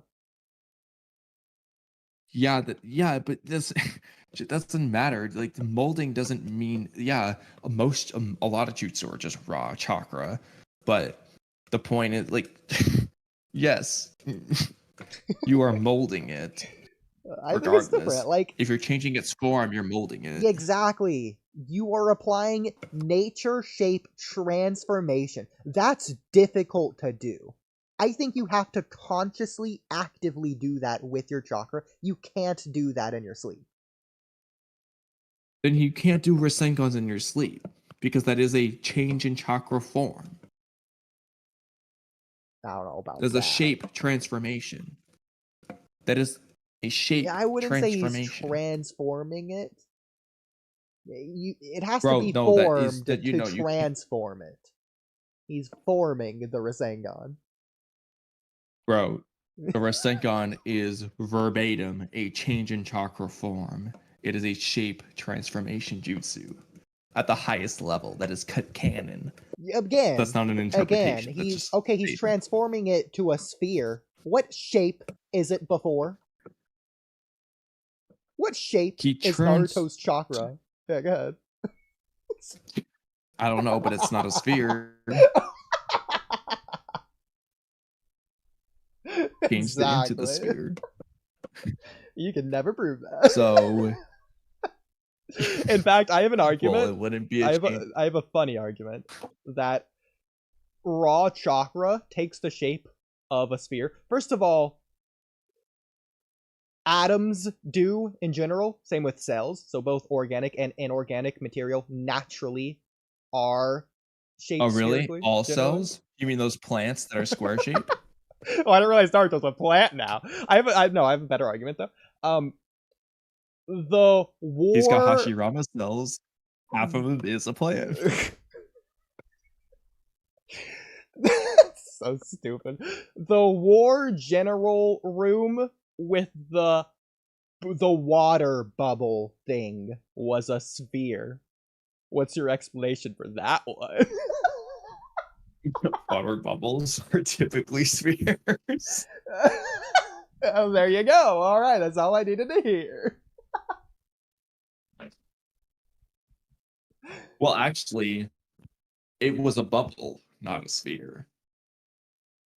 Same with the seal on Naruto. It's spherical. No, it's a spiral. But like all spirals are helixes that can go up and down based on how you interpret them. No. The spiral has to become the vortex. It is not inherently the vortex. Well, Naruto can do the Rasengan, so the spiral became the vortex. Yes, but the seal did not become a Rasengan. You know, actually, this is completely stupidly absurd.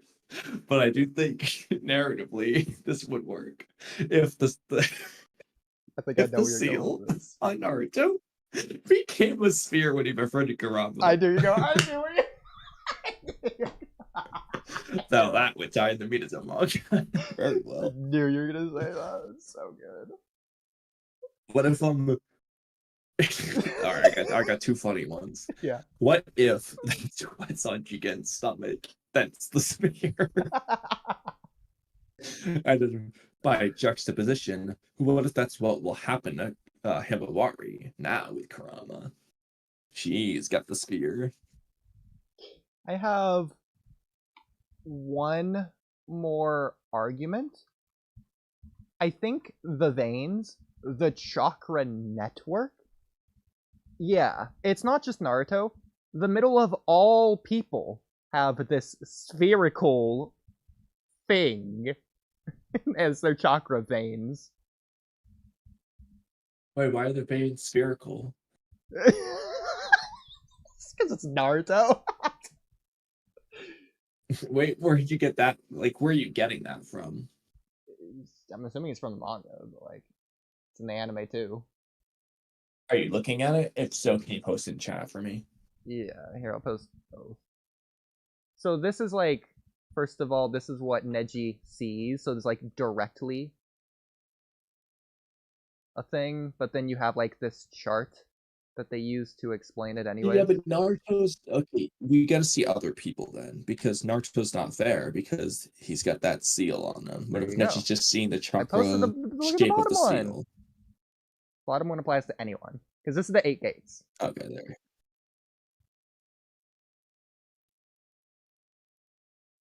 Interesting. Yeah.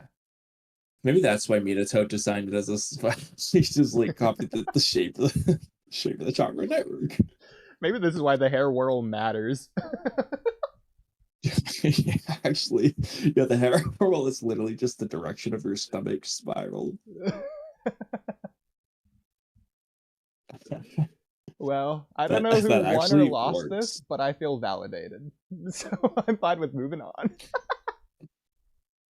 What's really interesting though is this is a bad naming scheme, but the view gate, whatever that is supposed to be, the one that points to the stomach, kind of looks like a Rasengan.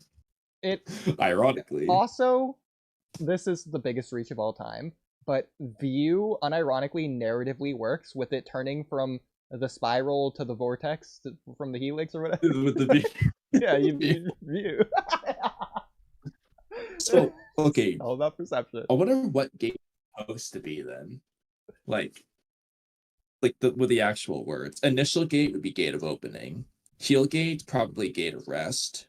Gate of life is life gate. Gate of pain, harm gain. Gate of closing could be limit. Death gate. Gate of joy? Do you think that would be wonder or view?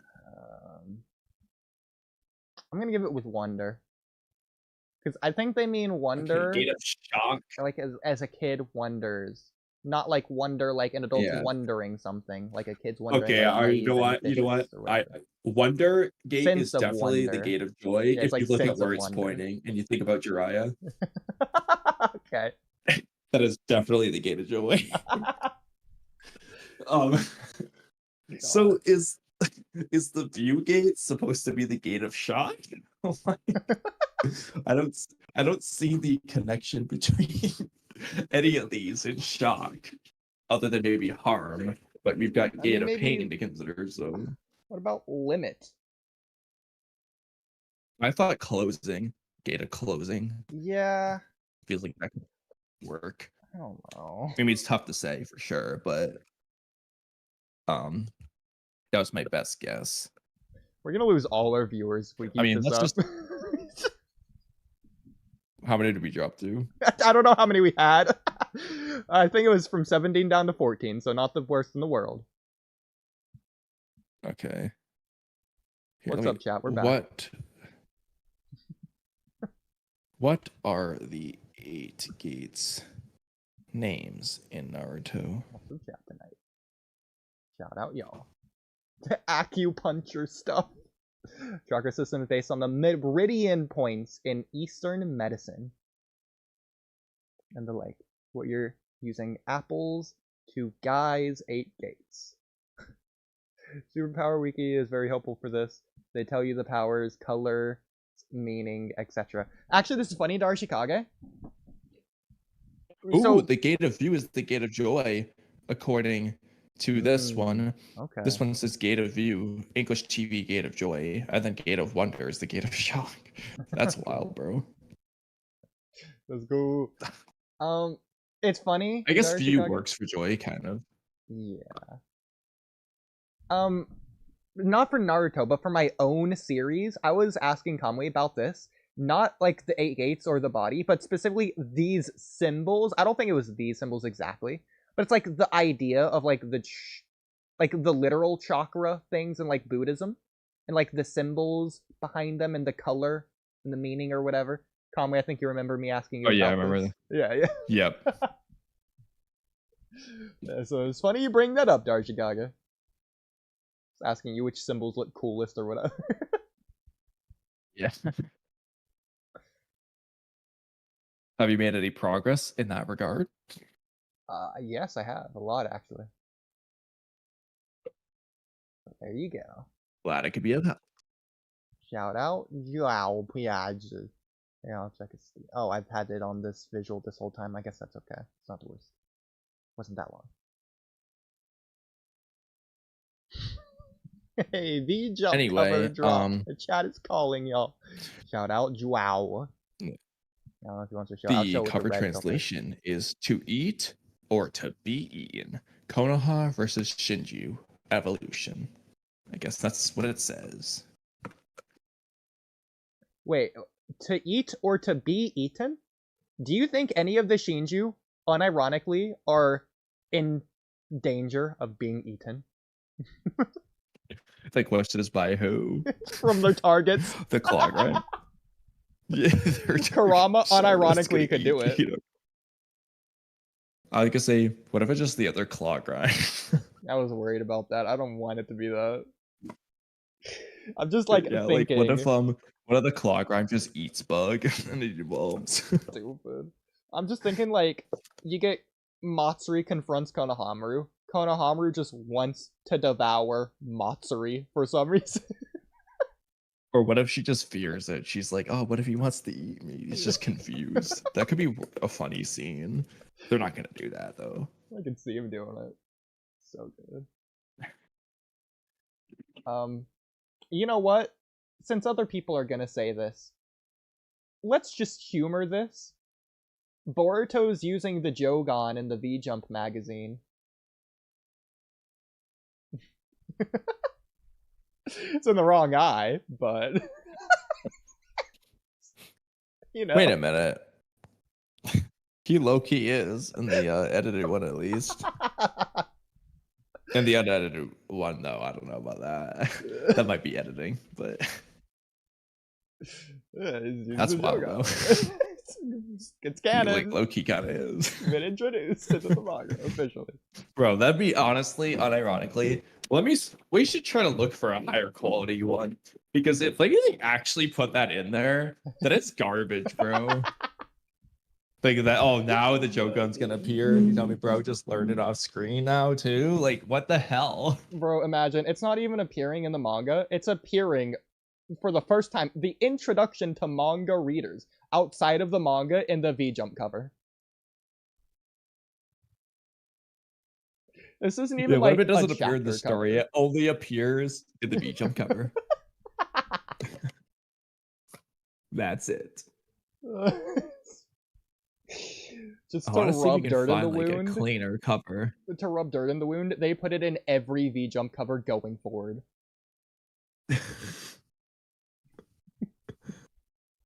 Never once address it. I want to see if you can find one that isn't like edited, but it's good quality, but I don't think we can. I also love the design of Boruto's headband in the AI version. Yeah, that got a little bit messed up to say the least. It's a very special village he comes from. He must really have hated his Boruto a rogue village. ninja from that village? It's like he was sick of being rogue, so he tried crossing out the rogue line in his headband. Really simple, yeah. It's like, I'm not rogue anymore. I'm rogue of going rogue. I'm a rogue ninja.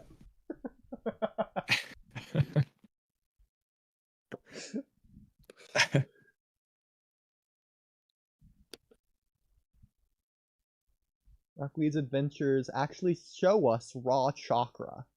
Now that I want to see. Wait, Himawari what? and Carmenara went to sleep. Rockweed's adventures actually show us raw chakra. I'm curious what Darishikage is referencing. I've seen. I kind of want to watch. You know, that's what we should react to. Rock Lee as Bro, Ninja I'm Pals. down. I'm down.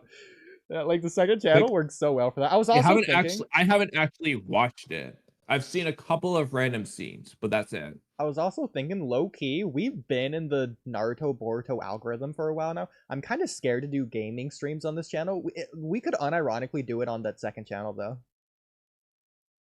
I feel like if we're gonna do gaming streams, that might just be the place to do it. At least for now. The Walky Talky streaming channel. Yep. Yeah. Why not? What if it like blows up? Yeah, let's go for it. That's so stupid. The Kaminara says, don't all the instructors teach their students that? I feel like he's referring to the basics, but I don't know. Yeah, this is something I want to do, by the way, tonight, Kamui. At some point, we should probably do it like nowish. Have y'all checked the official site sharing more info about Kawaki's eye? So they've been like low-key releasing data books on the official Naruto website for like a couple of weeks, if not months now. They got a couple of them built up. Like they got Uzuhiko. They got like a couple of them. I saw some of them. You want to just jump to that now? We can. But real quick, Wendy Williams. No, I don't think Mitsuki is gay. I think that's a bad biz translation. Well, Wendy's been saying a lot of stuff tonight, so I don't think we should be taking that as she thinks it's the translation. Shout out Wendy. Oh, they updated the quiz, by the way. Also, this is Joao says, off topic, do you guys think Orochimaru created some sort of karma seal through the karma seal and resurrection through it and all? If so, that's insane.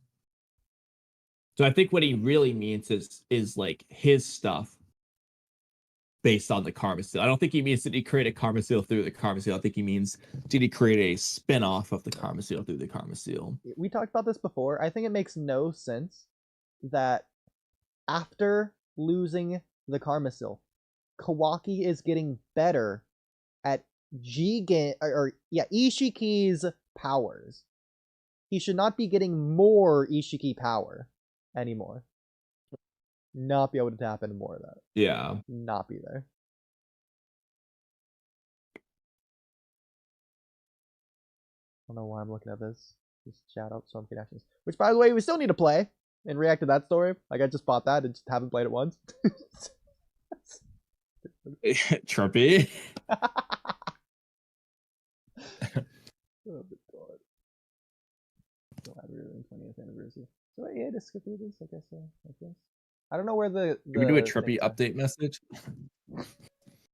There is no update message. What is it? From last time? Every like month he hasn't answered. Bro, it hasn't responded to us in like 2 months, has it been? How long has it been? I don't know. 8 months, 9 months.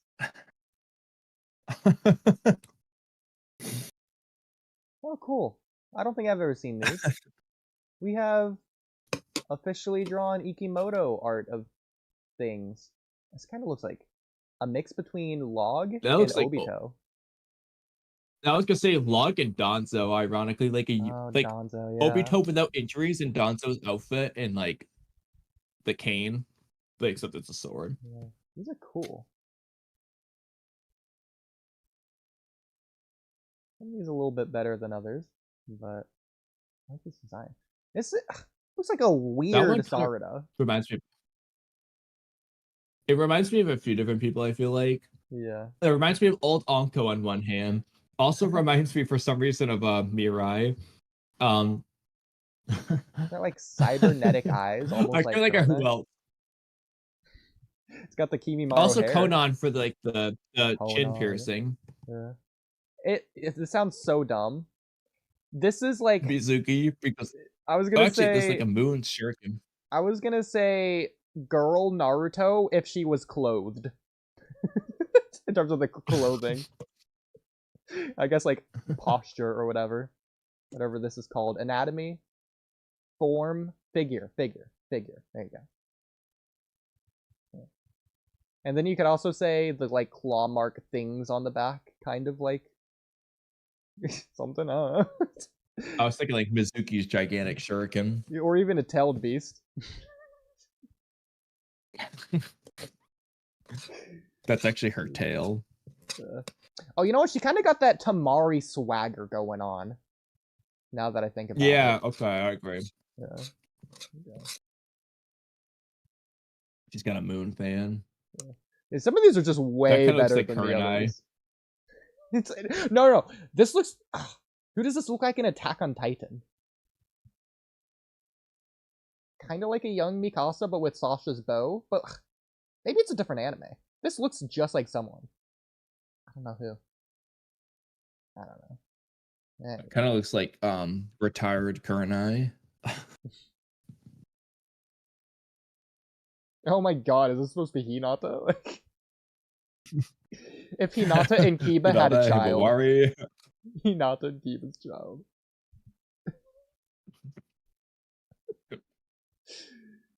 Oh god. What house, bro? I'm sorry. If Ikimoto drew me this, he would lose me as a fan. If I'm getting fan art from Ikimoto and he's drawing stuff like freaking this for people, and I wind up with this, I'm mad. I'm mad. I don't think Ikimoto drew that. I think someone drew that for Ikimoto for him to draw. I don't think that is Ikimoto's drawing. I think that's what was submitted to him. Okay. If I had to guess. I got you. Because there's no way. Bro. There's no way. This looks really clean though.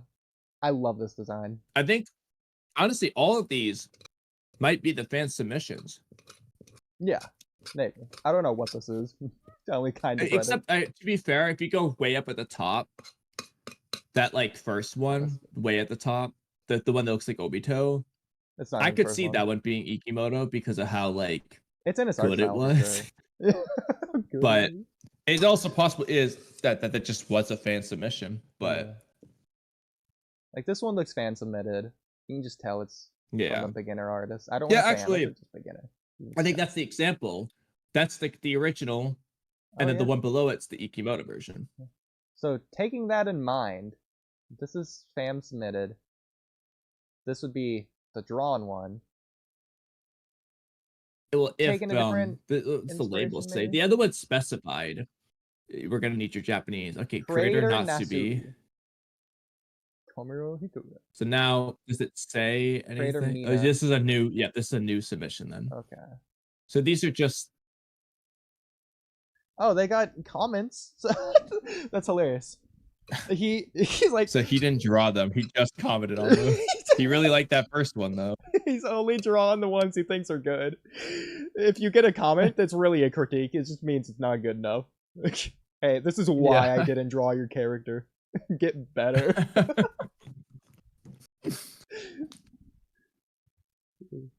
Yeah, you should have put a little bit more thought into it. Wait, let's go to okay. Go to the comment on the last one. Oh You already know which one I mean. Yeah. Oh my god, the long comment. Oh, this isn't the comment, but you can tell by the name and design. I love how the first thing it mentions. Oh yeah, the name is cool. Karame ni Niku. Of all things to comment about. This character is super strong. Wait, should we actually let's just read the description. It looks like he's a ramen guy. A ninja that runs Kuro Ramen when he's not on a mission. He hones his ramen skills every day to feed the hungry Ninja Academy students and tired ninja returning from missions. His ramen is bizarrely addictive. I love that word. We got to start using that. Bizarrely addictive. And so he has a lot of repeat customers. He's actually an informant for the special Black Ops, as opposed to the normal Black Ops. Not the Anbu Black Ops, the special Black Ops, that gather info on enemy organizations.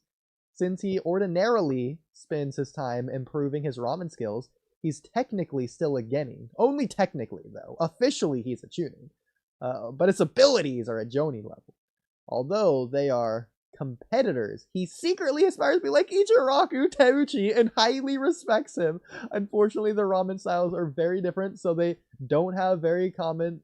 Oh my god, because their ramen is different, they don't have much to talk about at all. He's shy. Kamui, he's shy. This is a shy man. I just want to point that out. And absolutely hopeless in social situations. Bro, because of what he wrote here about Ichiraku Ramen, I just kind of want to make him canon. He just is canon to me now.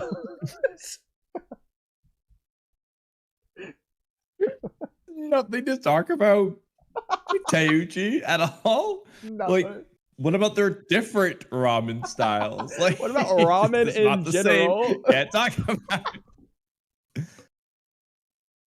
I mean, you could. To be fair, in all fairness, this was drawn and written by like a kid. No, I know. Like, It literally says Sean. but now let's here. read Ikimoto's response.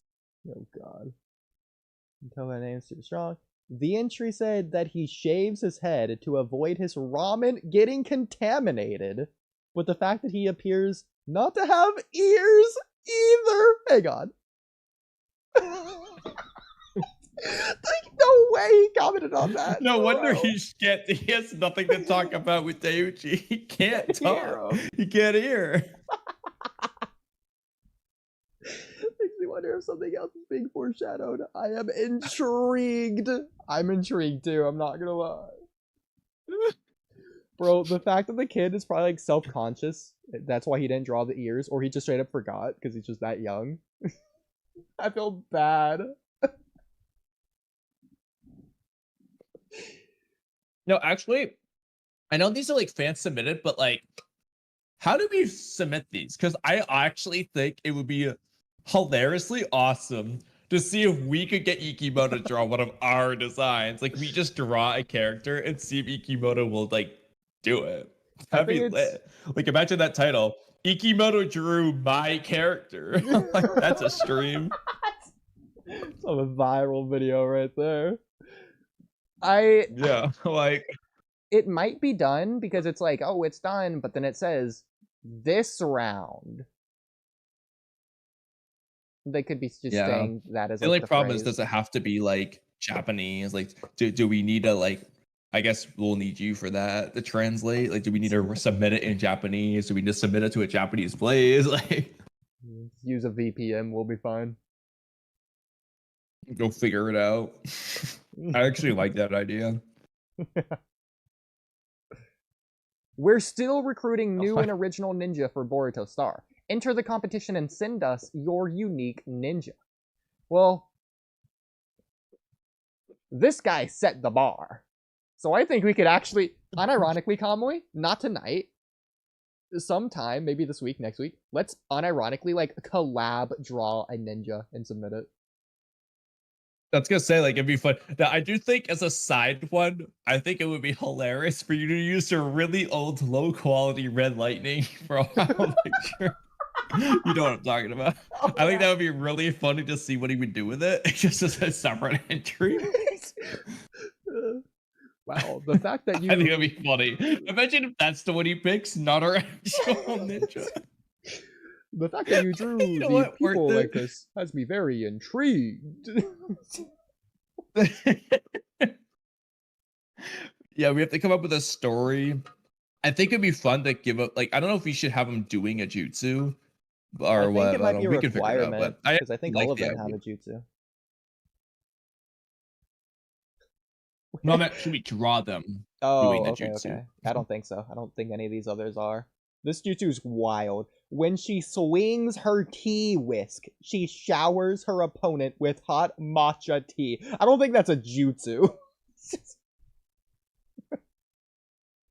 Depending on how much matcha powder is blowdered in. I will also you can say, even the make the bar hot is matcha being tea set. dense and heavy. These don't need to be realistic. Like things we would expect in the Naruto series. Like, we're allowed to go goofy with it. I almost like the idea of doing two versions. We do one where it's like cool and actually something we would imagine being in the story. The other one, something goofy, like the the ramen guy, the tea whisk and stuff.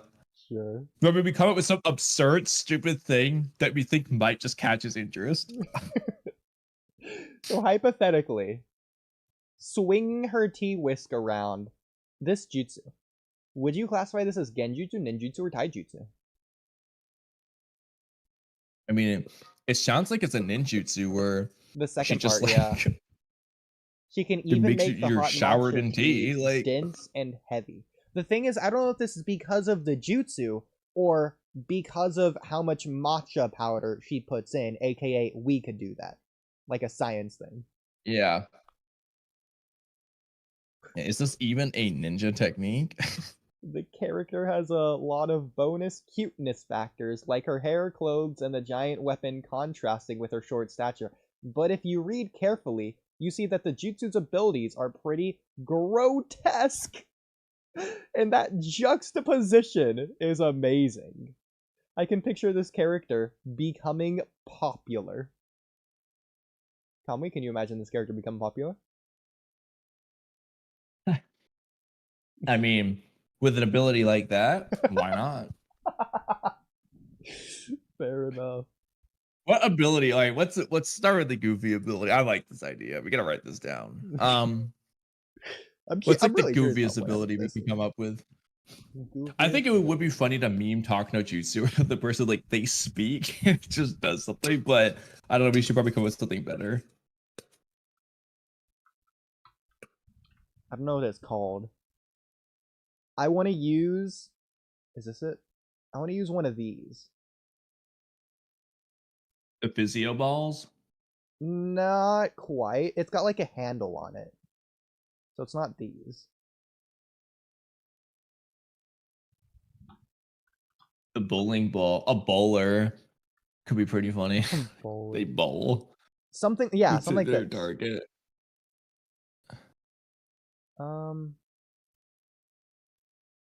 Here you go, just like this. This, yes. Exactly like this. We could somehow incorporate this. This would be the stupidest, funniest thing we could do that I can think of. They ride in the bouncy ball. People, they're so unpredictable. Their jutsu is like Thwomp from Mario. Like even the user doesn't know what will happen. Actually, a Mario character would be pretty funny. Actually, taking Mario abilities, like, Bro, I love it. Even the user doesn't know what will happen. That's I love that line. All right, hold on. Let's write that down real quick. Yeah. And the new Discord thing I made. Even the user doesn't know what will happen. Bouncy ball jutsu thing. Okay, there's our reference. That's a funny line.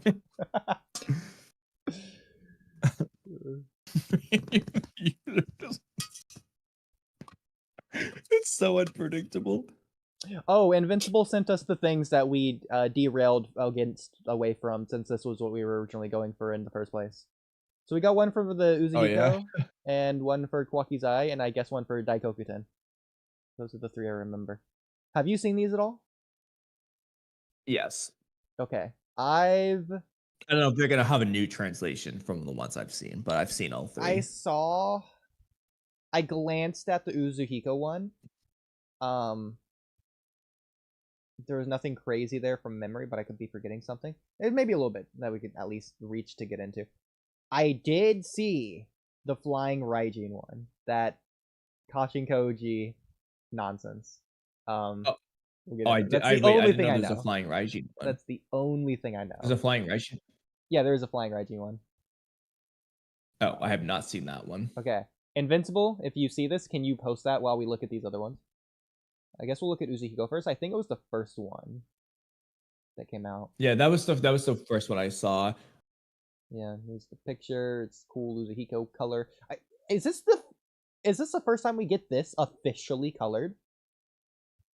I think it is. Probably. That means we have official coloring for the swirls around him too. So it is like a Rasengan swirl. Yeah, they are blue. Like they're not. It's not smoke. Like it's blue. So that's officially chakra. Cool. Okay. So a new form of Rasengan. So by the way, this is a Rasengan. It's a form of Rasengan. Getting that up there.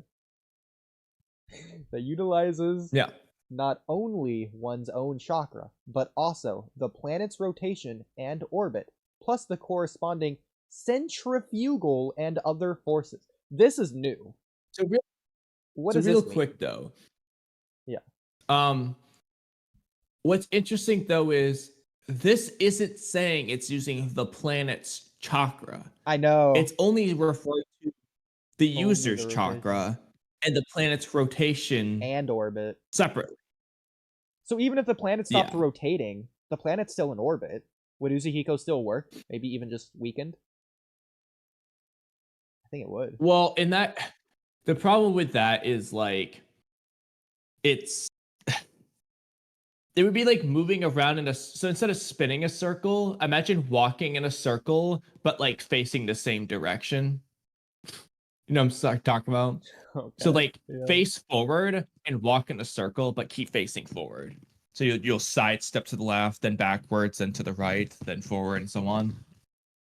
That would be like what I would imagine it would feel like. Does the orbit without even the rotation apply part in this case though? Because it seems like Code's only dizzy, but he's not like in orbit dizzy. He's not. Yeah, I don't know. Yeah.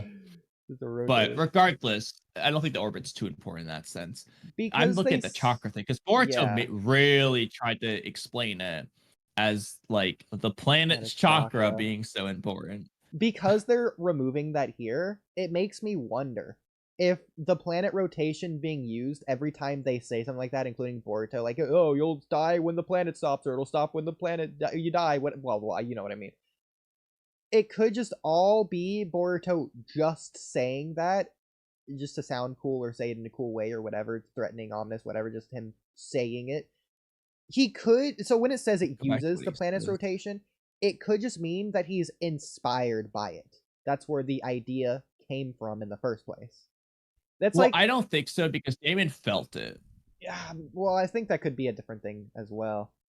It could be like, I could imagine a data book saying Boruto used the cake's rotation to make his Rasengan. I don't know, something like that. You know what I mean? Like the cake batter. When he like the hand in the because it was swirling. Like, oh, I get it now.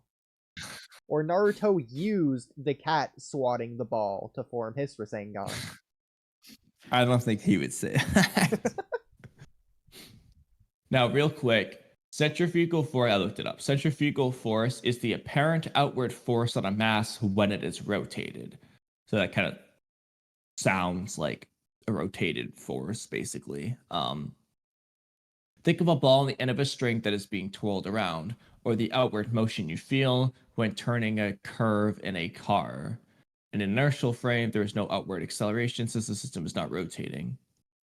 Yeah, so the centrifugal force isn't the rotation, it's the downwards force applied. So it's a straight force. It goes in one direction. Another thing says centrifugal force is a pseudo force and a circular motion which acts along the radius and is directed away from the center of the circle. Yes. It's basically the radius. In a way, it takes that power motion, almost like take the radius, and it's like as an arrow in terms of the force. Yeah, so that's what I was gonna say. It's like pushing against the side almost. Yeah. Like you would do in a turning car. Yeah, exactly.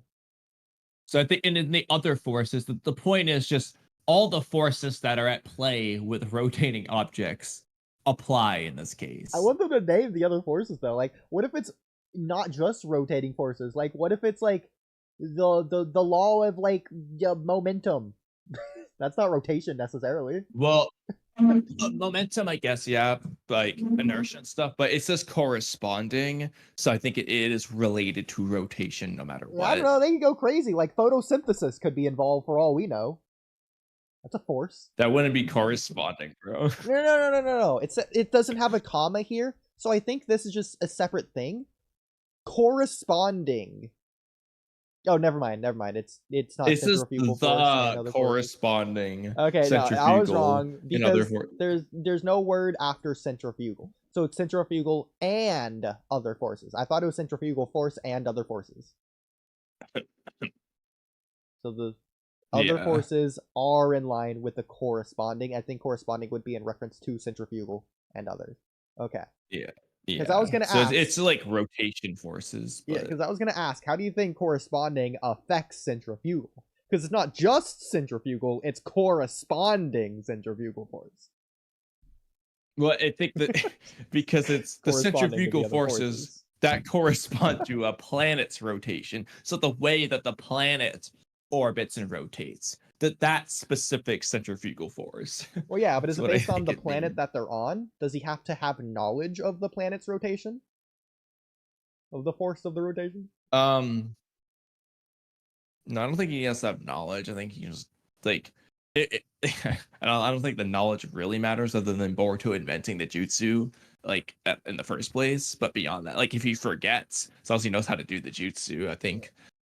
And he does the jutsu, all the corresponding forces will apply on the target. So hypothetically, the Ten Tails dimension planet is reasonable actually, 10 times faster than Earth, so their days last 2.4 hours. That's actually reasonable. Would Uzuhiko affect him 10 times worse? He'd have to fucking 10 times more chakra. Probably. But... It's reasonable that it would do it. I guess. Like, I don't see why not. Like, that makes sense. This sounds so dumb because it's corresponding. The moon corresponding rotation around the Earth, it doesn't rotate.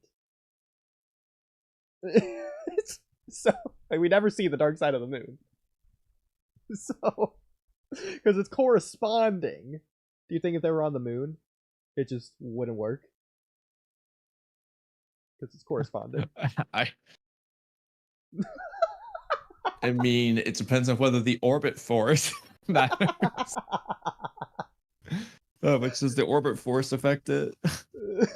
Okay. Does the moon have chakra? Well, according to this databook scan, that doesn't matter, but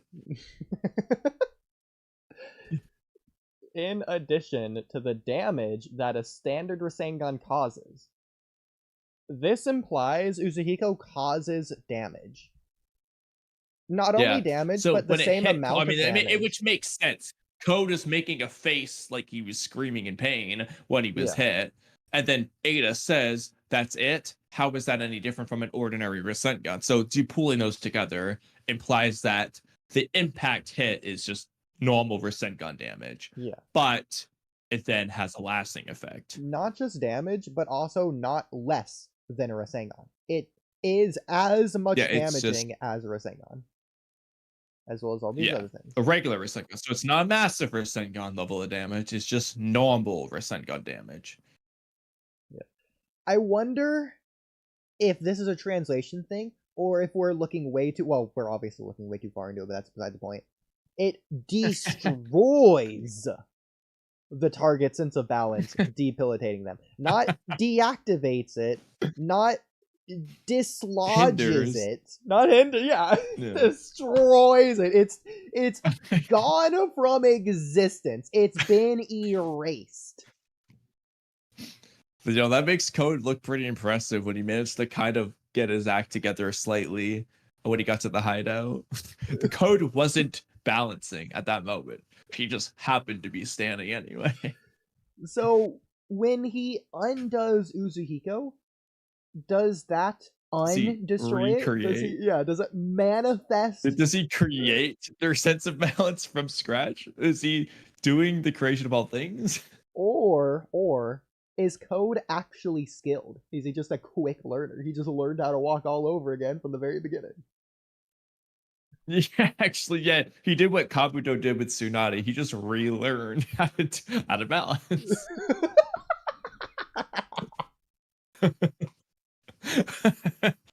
I mean, honestly speaking, I know that's not how it's portrayed in terms of the effect, but like that would be theoretically possible. Like if it was just like instead of like the force making you lose your balance, it just like got rid of your balance skills. You could just relearn how to do it.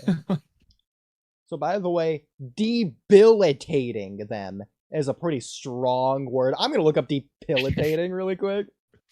Yeah, real quick, just to see what the tactical definition is. Yeah. Debilitate, because I feel like Code wasn't debilitated. To make weak or feeble. Enfeeble. So it made Code weak. That's arguable. Some people would argue he's already weak, but The Webster definition says suggests a less marked or more temporary impairment of strength or vitality. It's temporary, so it can't be that.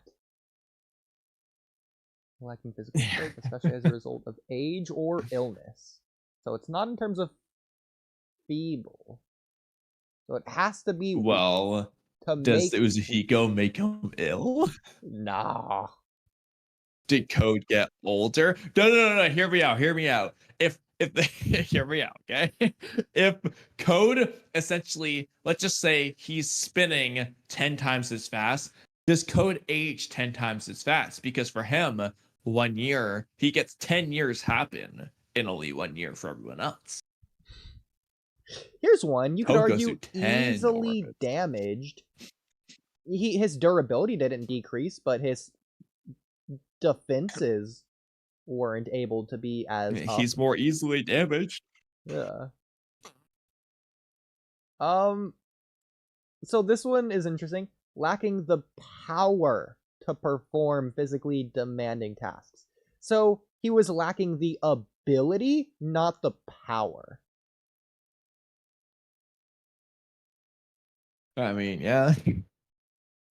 So I think the only definition that works is easily damaged, not in terms of durability, just in terms of guard.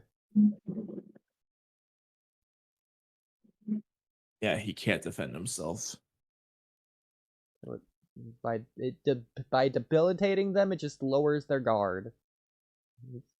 I mean, already we know that, but I'm glad we got the official definition. Due to the unceasing nature of planetary movement. I'm actually fine with that. Well, it's not of Uzuhiko, it's of planetary movement. This implies in the physical laws of the Boruto Naruto universe, it differs from our own in that planets can never stop moving. It's not within the laws of nature.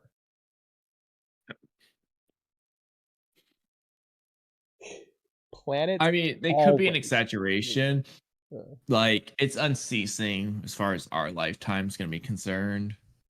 Well, it says the unceasing. So not an unceasing nature, not our unceasing nature. The unceasing nature of planet movement.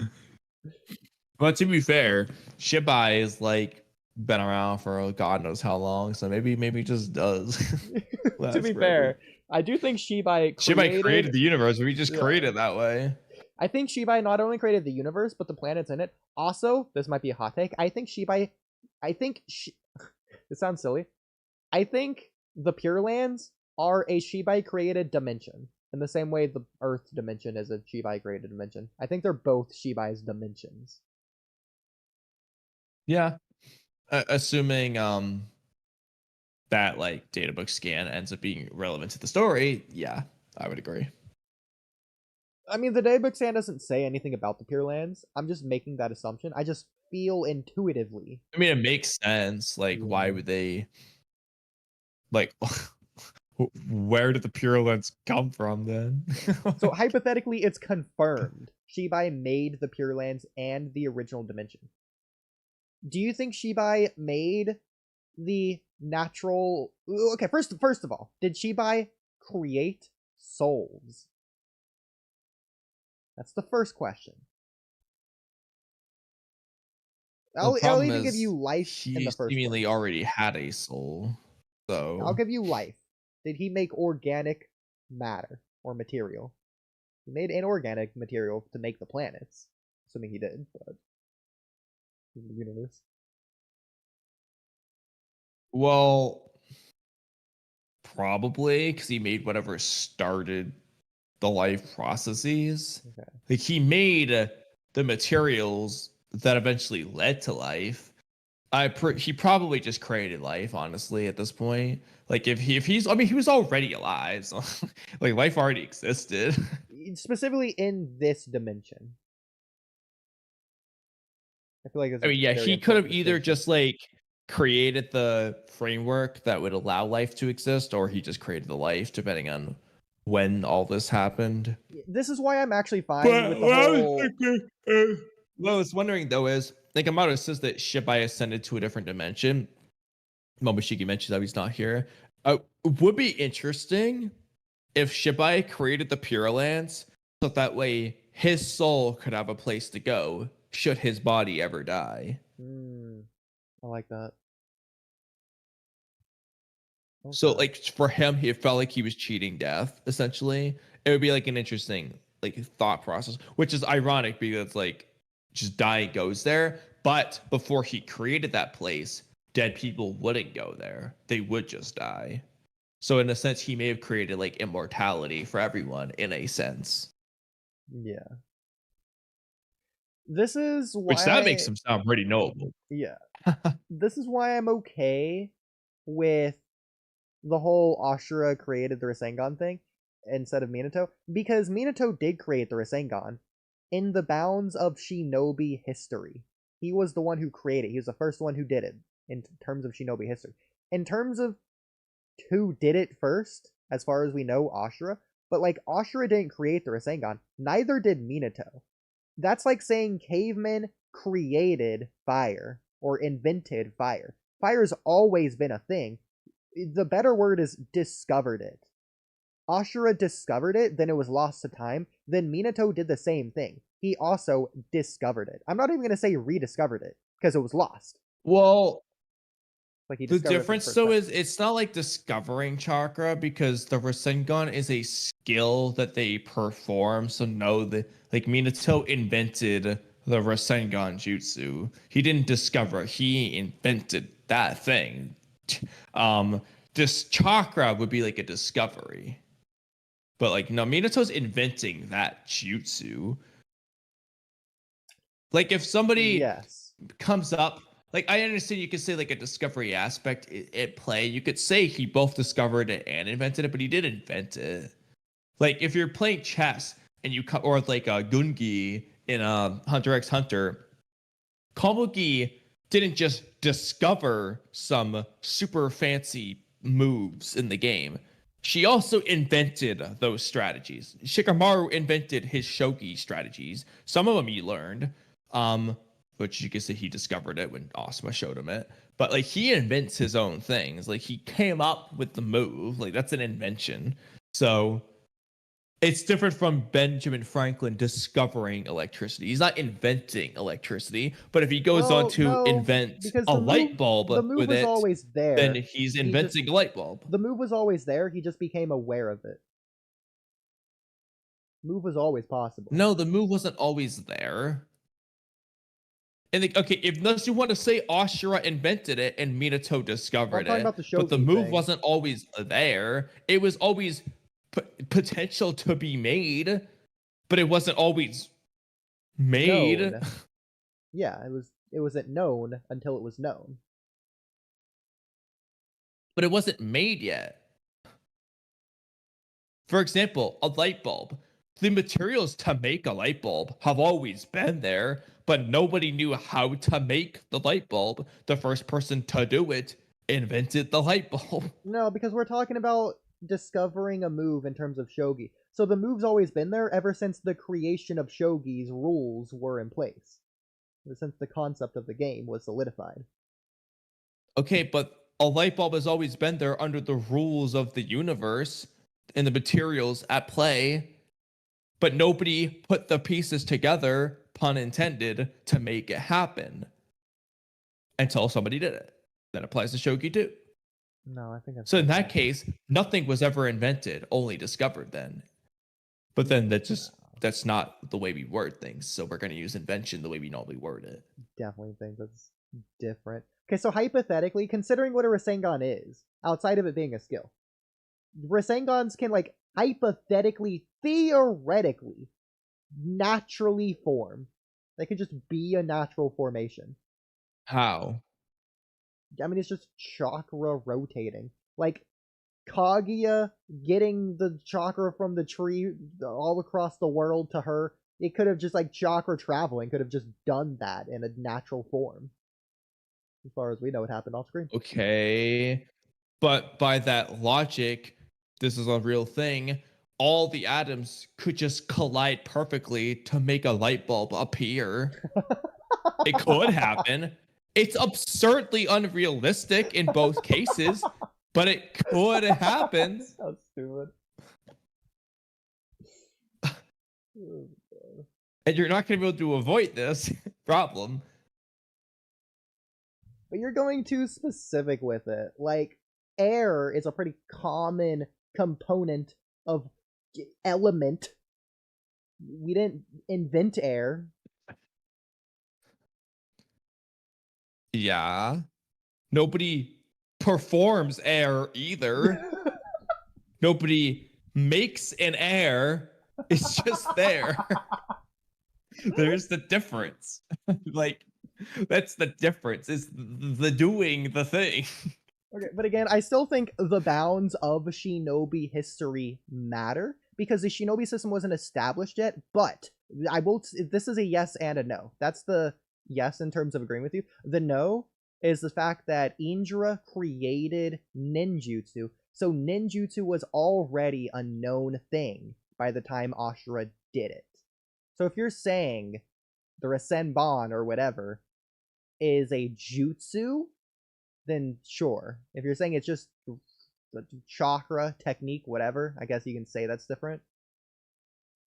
I think. Well, no, it would be a jutsu because it's ninjutsu, ninja technique. There you go. So. Well, but again, Actually, now that you say it, that doesn't make sense. Because it goes from ninju to ninjutsu. Ninjutsu can't be short for ninja jutsu. It just can't. Because the ninja system wasn't established when a ninjutsu was. So I was waiting for you to say that. And that's what you got to say. Well, you got to go to the end of Naruto and what it means to be a ninja. Was Ashura doing that? If you say yes, then he was a ninja. Oh my god. I mean, I think Ashura was enduring in that filler arc. And he was pushing on until his goals were achieved. And hope was entrusted to him, Hagoromo, and he entrusted the future to his descendants. I think he was being a ninja by definition. Yeah, was he being gutsy though? I think he was pretty gutsy in the filler arc. Now hang on. He might have had the guts to not give up a lot, but never isn't just a strong word. It's an infinite word. Did Ashura have the here's guts the problem. to never? But here's the problem with that. So Jiraiya says that in part 1, reminds us again when he dies. In the very next arc, the pain arc, Naruto gave up. So I guess Naruto was not a ninja.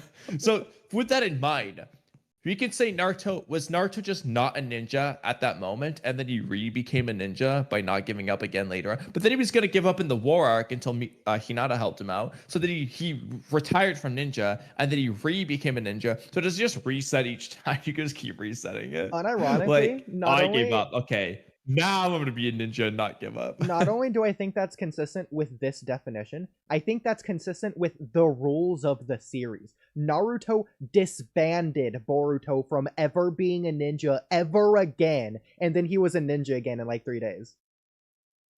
Yeah, he just allowed to restart.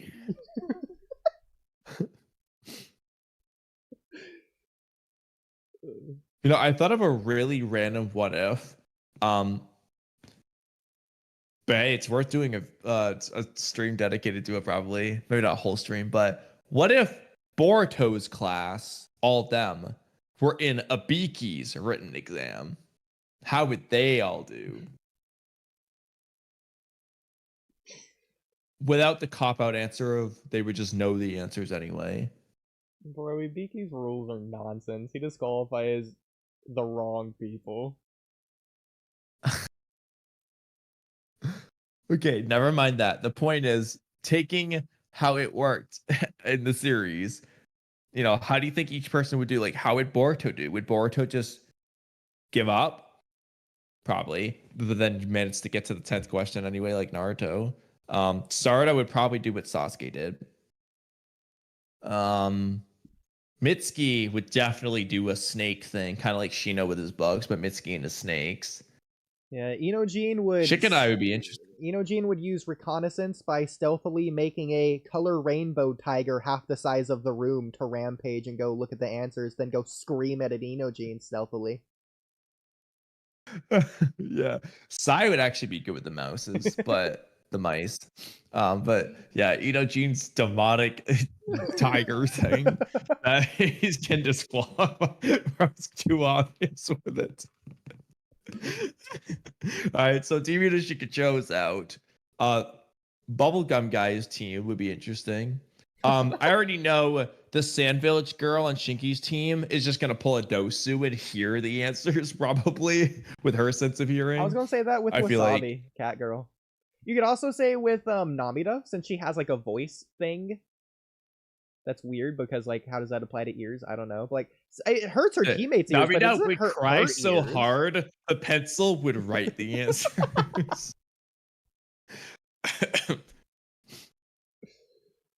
Iwabe, I could just see arguing with Wasabi and getting DQ'd. No, Iwabe would just remember the answers from last year. It took it like 2 other times. Yeah, all the times he failed, you just remember. Denki would definitely make some drones or something. Denki would just have a calculator.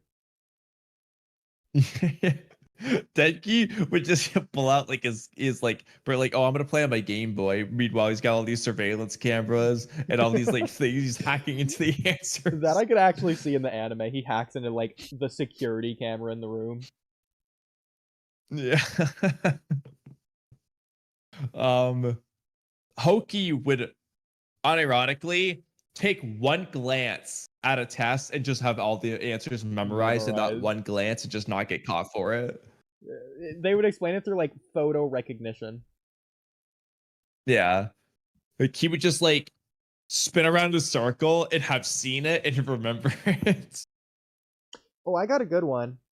Tsubaki, the samurai, would use the reflection on her sword. Of her sword. Yeah.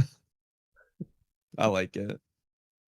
Trying to think of her. I like that one. I knew as soon as you said it, I was like a Stardust Genjutsu trick, except she's gonna use that for the answer. It's basically what 10-10 did, but like cooler. Do you think Sumire could get away with using Nue? Oh yeah, Sumire just does the same thing as Kiba. Nue smells the answer. The problem is, would Ibiki even be okay with that? Because that's Nue. That's not a dog. Just destroyed the village. Yeah, exactly. That's like hypothetically. I mean, if it's the little mini. Imagine Konkoro just used the sorcery puppet. Would Ibiki allow that? The Akatsuki. It's just in plain sight. Like, the sorcery puppet. He's got all his blades out and everything. Like the third Kasekage is spitting out sand. Ibiki's just like over there. Like Ibiki's like frightened. He's like, oh god. Like imagine, you know what's a funny one? Imagine if Kara was just in his Shukaku form, like the smaller one, where like he's like human size, but he just looks like that during the exams. He's just like scared. You know what? That's a really good fail one. out of fear. So what Kurama and Naruto did in the war arc, to where they switched places. Hypothetically, he could just always do that, and Kurama was just always on Naruto's side. Kurama switched with Naruto for the written exams. How would a Kurama cheat? Other than the cop out of he just knows his freaking science. Yeah, I was gonna say based on barrier mode, he might just know the answers. But which would be that would have been a funny like tactic from Naruto if he just like swapped with Kurama. The Kurama's like, hey, I know the answers, but Kurama's cheating method. Do foxes have like sensory anything in their whiskers? I feel like that's a thing. I mean, to some degree, at the very least, yeah. They probably have. Well, they definitely have good senses of smell.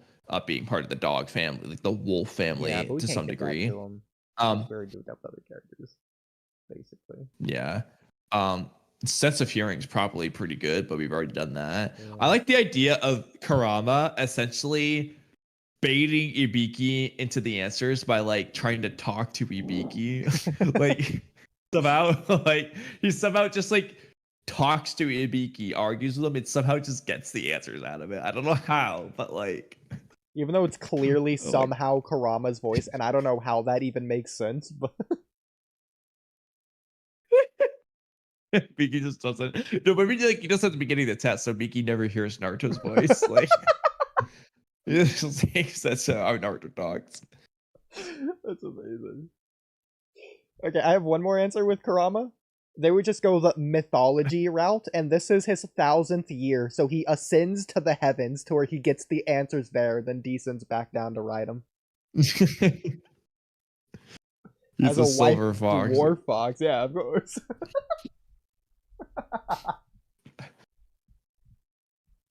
Worth it. I also like that. How did Orochimaru cheat the exams question? Like, what was Orochimaru's cheating method? I still think that's worth doing as a video top. Maybe that should be an April Fool's video. Let me write it down.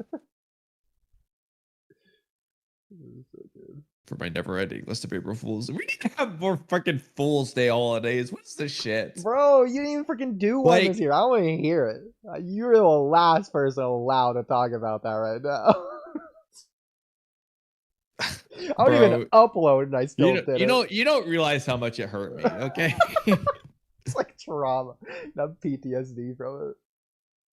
because I feel like I haven't made a video since April because this is how it feels to me. I have too many April Fool's Day ideas. Why can't there be more holidays? They make it so much easier. Like this should be an April, like the first of every month should be a Fool's Day. No, you're not gonna like At this. least 2 of you. You're not gonna like this. There's nothing stopping you from uploading more than once on April Fools.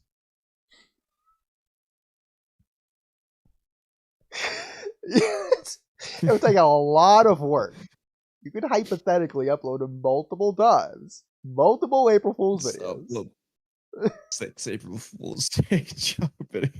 They think, oh, he already did the April Fool's one. This one's serious. Exactly. Unironically, that's actually a good strategy. I think it's almost encouraged at that point, at least 2. You might the 6th one, they're like, bro, there's no way it's another one. It is. It's like the law of diminishing returns at that point, sunk cost fallacy style.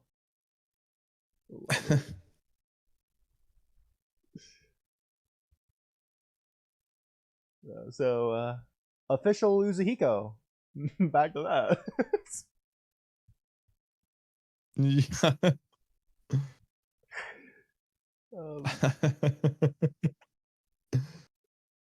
Okay, Uzuhiko, do not fade. Interesting how they say fade here. Would you say Boruto faded it out of code?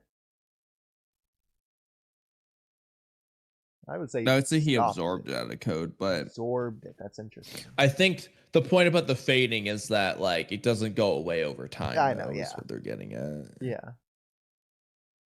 Again, it's just interesting they don't use the word like stop or anything. But no, I get it. It doesn't fade over. Dissipate. Yeah. Fade is like progressive though. Stop would be like sound more immediate, but like if it's a dissipate or fade, that would be more like over time. Yeah. But I mean, based on this, what Boruto did... Actually, no. Boruto had to stop it because it can't fade. He couldn't fade it out of code. He had to stop it. Because it's impossible for him to fade it. Because of the unceasing nature of planetary movement. Resulting in not just physical harm, but this was my favorite part. Untold psychological damage.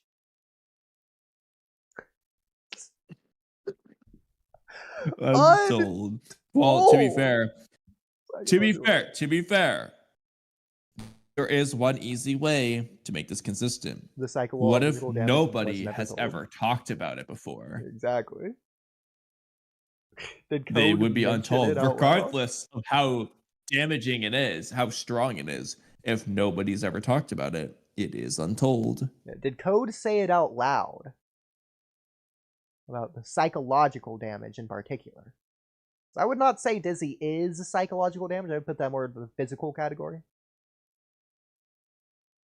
But what do I know? I'm not a psychologist. This is so random. I just saw this random Attack on Titan meme. This was funny. Yeah. I gotta post it in the memes in 1 second. But anyway. You want me to look at it now? Or? Yes, as soon as I post it. Okay. Post these together. It's just funny. I hope no one missed the Walky Talky podcast loading. Where we derail constantly. Welcome back. God, the second one, I already know what you're doing with this first one now. If you ever feel useless, just remember, this dude was so close to becoming the founding titan, but forgot to chew. It's just the second image that really made me laugh. Yeah.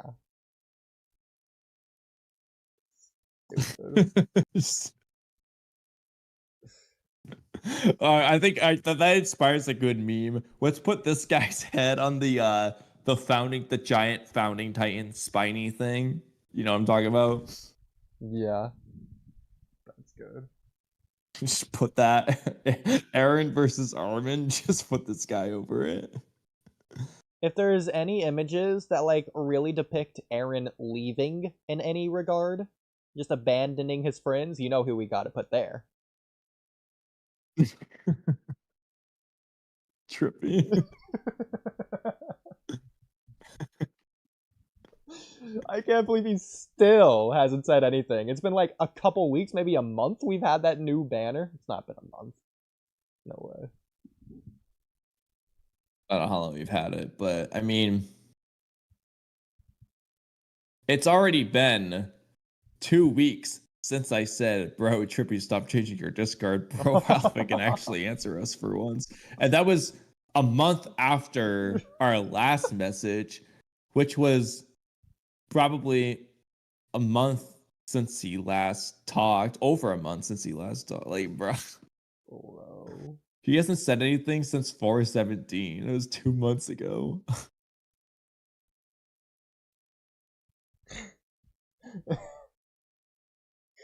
That was like after him not answering for the last month. That's him bailing out on all the streams he said he was gonna be there for.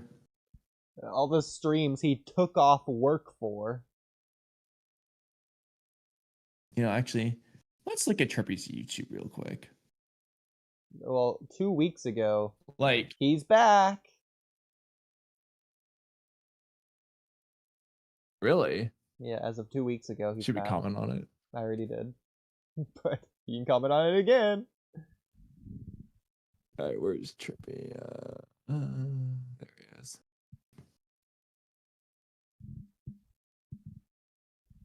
Has he made any videos? No. Nope. But 2 weeks ago. he's got that Gojo image. We are so back. Oh my god. Oh, We're so really? back.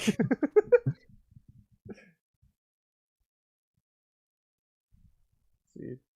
As Hey, in man, you I was are wondering so... if you would wanna collab on a video or be a guest on my podcast.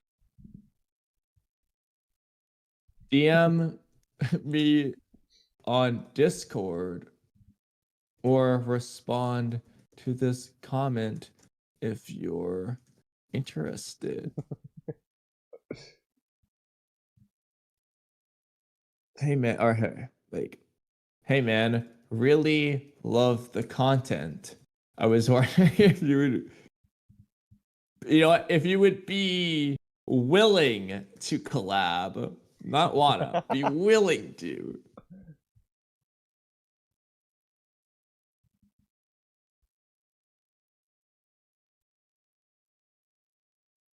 All right, there. Refresh and read my comment.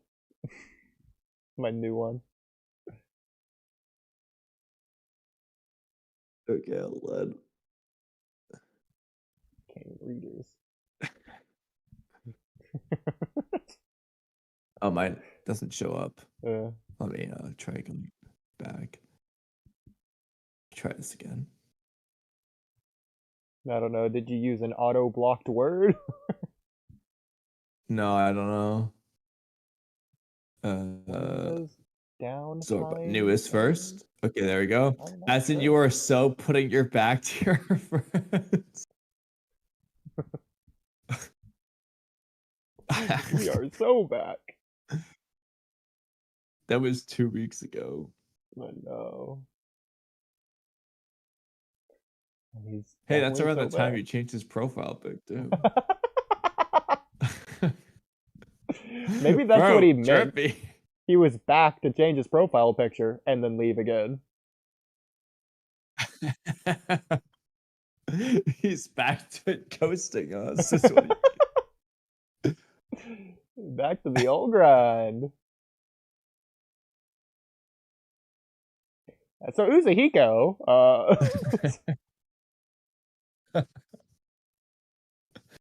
why are we so good at derailing? that was your fault this time. Freaking Attack on Titan. Like, we are truly like you know what? Actually, No. let's write it down. That should probably be the guy's jutsu. Hidden jutsu. hidden jutsu. Derailment. You know what? This gave me another tier list idea that we're never actually gonna do. Tier list ideas. Most derailed podcast, right? Derailments ranked in Walky Talky podcasts. The most derailment. It's gonna rank our derailments. The Darashikage space. Any of you guys interested? Immortal thoughts? Getting it from Immortal's perspective could be interesting as one of the frequent guests. I feel like that'd be an ongoing thing we could do. Yeah. Oh my god, that's a funny idea. Very pod. What was our biggest derailment today?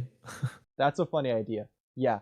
Anytime we have like a guest on for like the first time, or just really in general, after we do a derailment with them, because naturally we're going to do that, we have them rank on that tier list where it goes. Yes.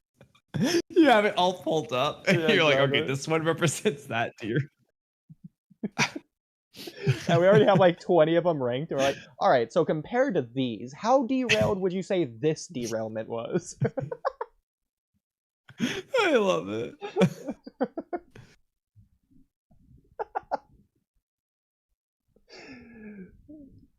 So Boruto refers to the planetary... Okay. So Boruto refers to the planetary energy used for Uzuhiko as a planet's chakra. But this is not the same as the nature energy used by ninja such as Naruto and Mitsuki when they enter Sage Mode. Yeah, which is what I was saying. I didn't think it was the same. What's weird though is in the same scan, which I'm starting to question the translation accuracy, because just the paragraph before it's saying it uses one's own chakra, and then it's talking about how Boruto at least talks about the planet's chakra. So does it use it or not? Is Boruto wrong? Or does it also use the planet's chakra? Well, it uses the planet's energy. Yeah, I'm sure. I mean, there's energy in rotation. Okay, I'd be fine with that. But if that's the case, though, I wish they wouldn't call it planet's chakra because that is misleading. What if it actually is like if they want to say it mistranslation, uses, and then it's just energy in the first place? That'd be interesting. I sincerely doubt it, but who knows? yeah, I don't see why they would have. Well, he can never be sure. I kind of want to check now. I think I have a website actually to get that chapter. Hold on, I think I saved it. The question is where the hell did I save it? Maybe it's this. That would be chapter 3. Hope y'all invite Troy as a guest. Actually, we hope to have him on We next. will. That's only a hope. It's not a guarantee. I should probably ask him. You should probably ask Did you him. already ask him? Yeah.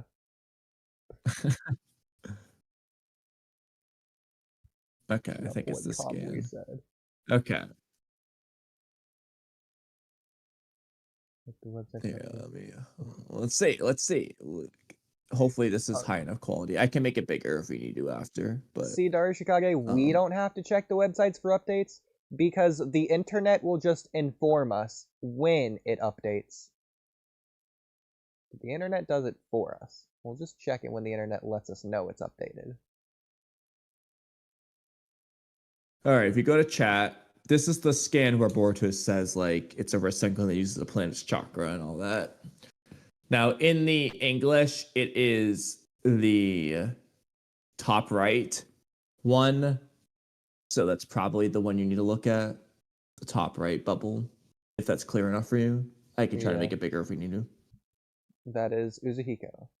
Okay. Hoshino Chakra. Yeah. This planet's chakra.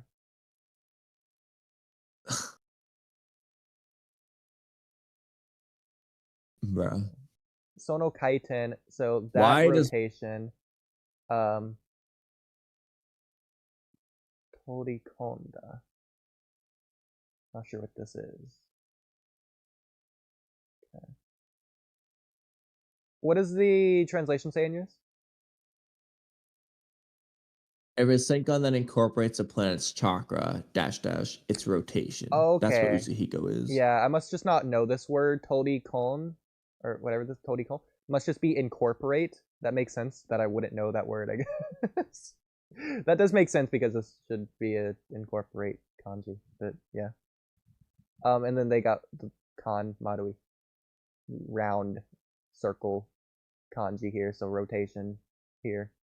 So incorporates rotation, as I guess this is what this would be in total. There we have it here. Well, Spin.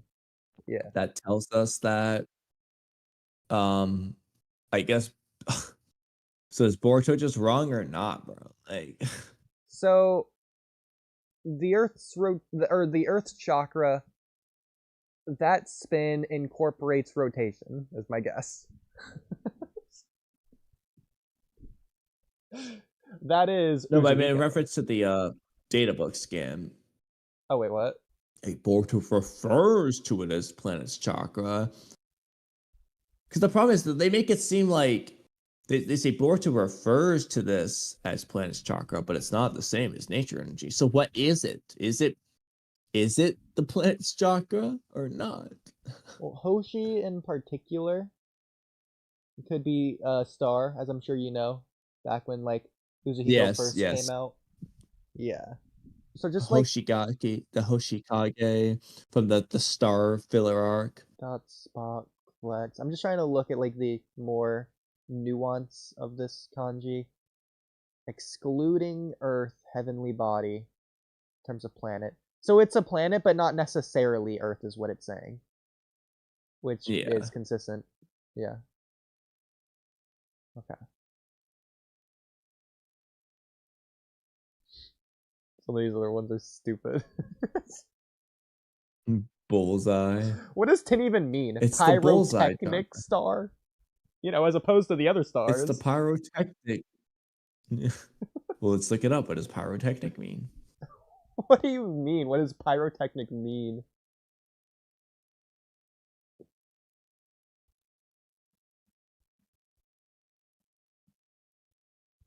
Seven is interesting. 1 star that determines one's fate. I feel like that doesn't work for Uzuhiko, but it works for Boruto.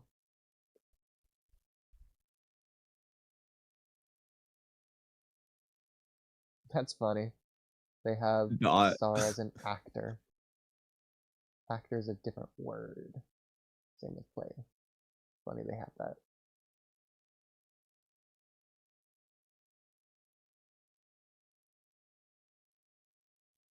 Well, anyways. Oh. Same. I don't know what time I fell asleep. The thing that's weird though is that like nature energy just is like, well, natural energy. It's just like it's just the energy that it isn't in your body.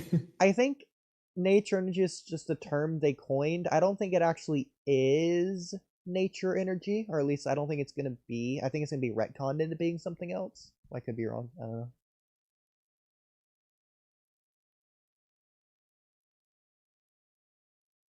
Well, then again, the planetary energy, I don't know.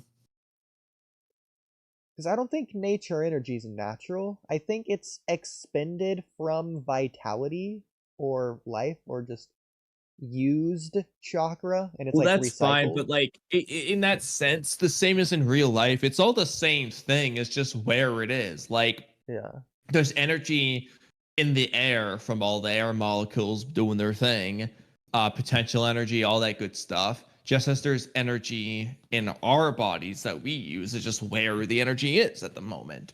And I feel like in this case, the energy in our bodies, chakra, and then the energy existing in other places would be the nature energy. It'd just be the same thing, just where it is. The reason why it's so powerful in Naruto would be, well, the fact that there's way more of it.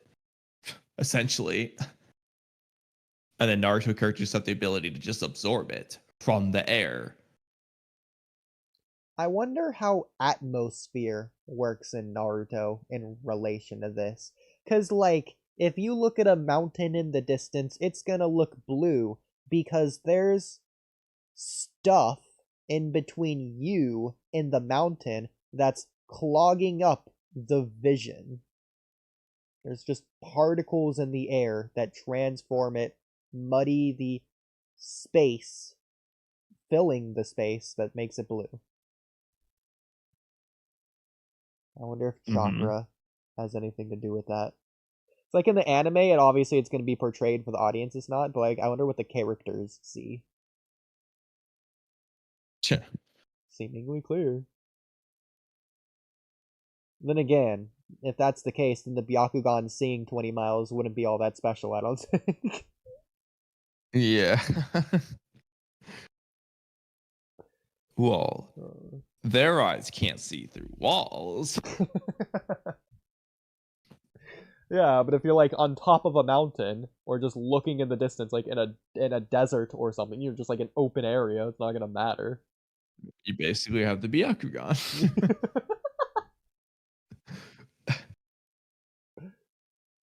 That'd be an interesting way of explaining it. Screw the 20 miles thing. It should be a distance seen through objects in general. It shouldn't be even close to 20 miles. It should be like 100 feet is impressive. You can see through 100 feet worth of material. There's a solid material. It's like X-ray.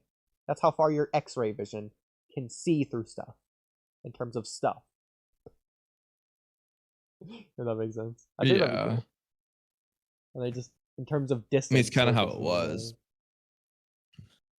Not really. Yeah, no, sorry. It's weird though, because it's like they don't zoom in. They like flash their eyes forward. Yeah. Yeah, they're just seeing all of that at the same time. I feel like.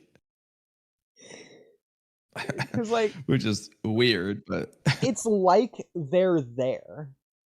It's like, I forget the camera thing. You know, like the push-pull effect. It's like a push-pull effect where you can either like move your camera close as you're zoomed out or move your camera back as you're zoomed in. In this case, it's like the camera or the person, the eye, is just moving closer rather than zooming in.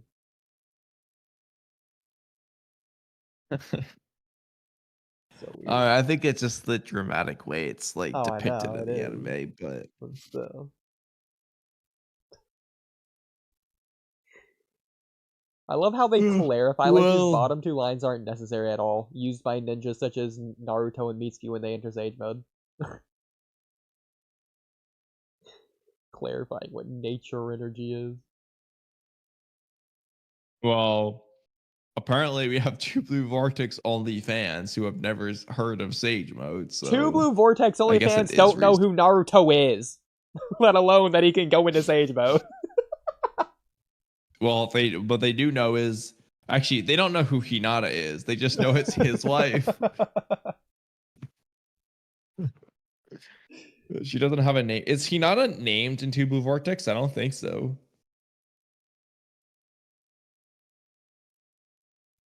They definitely don't know who Sakura is. Or Kakashi. Because Kakashi wasn't even credited for the Chidori, so they don't know who that Bro, it must be That's wild insane, bro. to be a Two Blue Vortex only fan and just not knowing about omnipotence going into it. Like, you hear about it first, but like, I wonder if they actually thought Boruto killed Naruto. And so then the reveal that Boruto didn't kill Naruto was an actual reveal for them.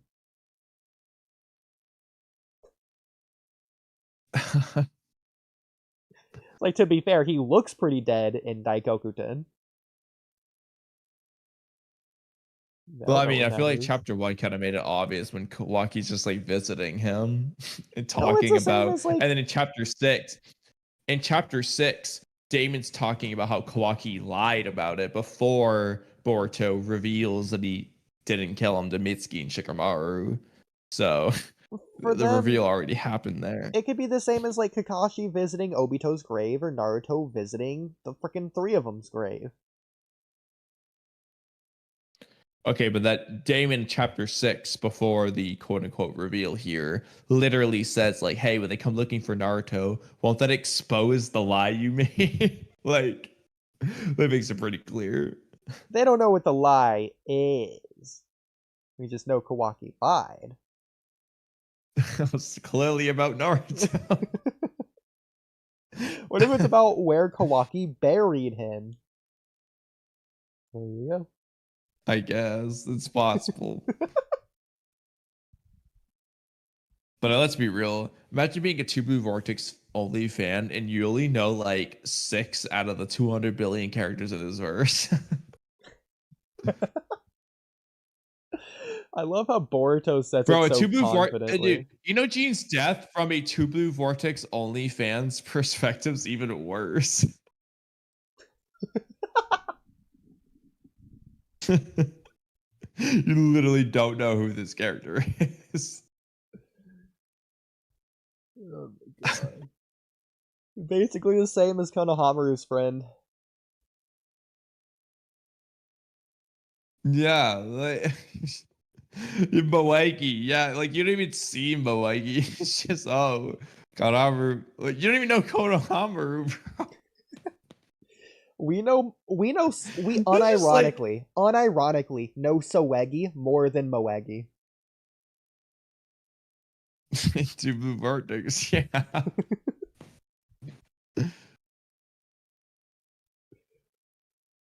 Like, this is so ridiculous. Okay. Literally, like Konohamaru and Moegi are the same as that. Like the guy behind Soegi who got eaten. They're equal. We don't know who they are. Do you want to move on to the next one, or do we want to save these for the next time? No, let's keep going. Okay, good. So Kawaki's eye, the unnamed dojutsu, a pupil technique using Kawaki's left eye. I can't tell you how many times I've directly translated this. The black eye. Is this official? Are we gonna have to start calling it this? The Kudogan? I saw another translation on Twitter. I don't remember the specifics, but it said it in a different way that made it obvious that they weren't naming it the black eye, like the Kurogan. But it was like, I don't remember the specifics, but it was clear that like it wasn't saying the black eye, but like something else. I don't remember what it said, but His eye of which happens to be black as well. basically is what it was saying. I don't remember word for word, but like yellow. Yeah, like it might have said Kawaki's black eye, for example. It's the same I don't as remember what like it said. I mean, you said you it's the same as like someone seeing the Sharingan and saying, "Ah, those damned red eyes of yours." Yeah. Or even freaking Momoshiki say Boruto's blue eyes. It's not the blue god. Like, I mean, you said that you translated this, so like, Not this what did you get from particularly, your? just pupil technique. It's just dojutsu. But it's always translated as pupil technique. I don't know how many times I've seen this just in other scans. Pupil technique.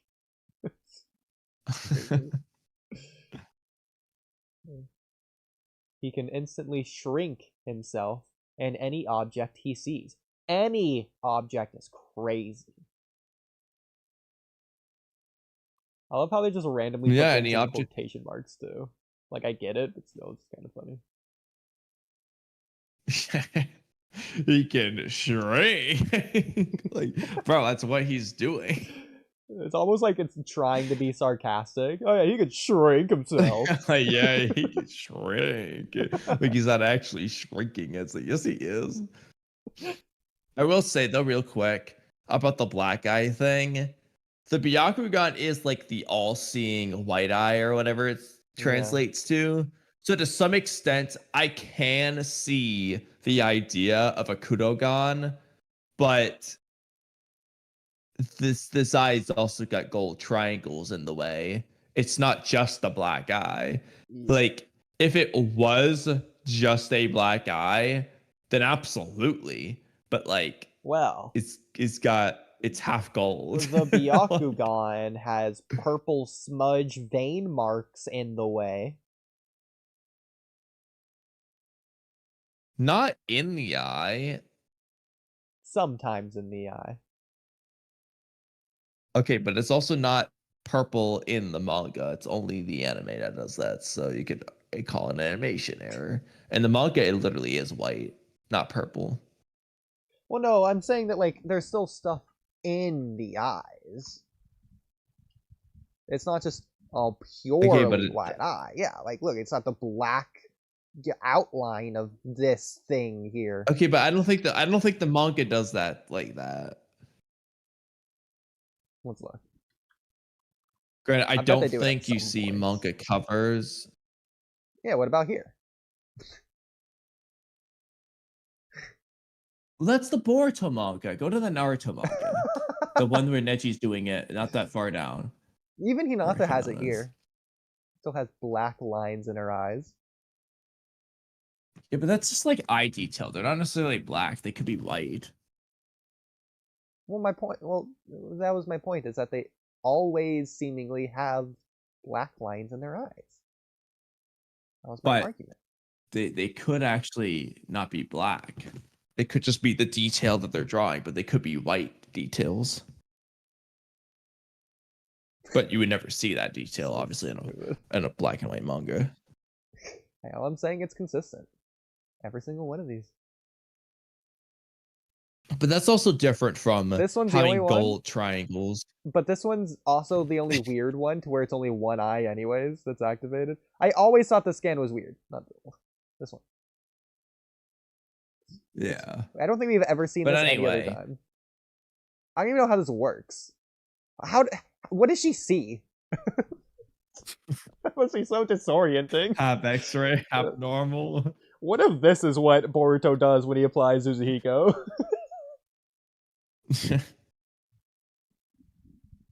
But anyway, Hinata and Neji don't have gold triangles on their eyes. Like, I don't know. It's pretty blatantly not just black. I love, just like narratively, the black eye being like the diametrically opposed from the white eye. It's like the contrast, juxtaposition nonsense, blah blah blah. Like, it also would make it sound like the most anti-Atsuki ability, like, because the Byakugan's like the Atsuki eye, like the stand out Atsuki eye, they all have it, whereas the black eye would be like the most anti-Atsuki eye.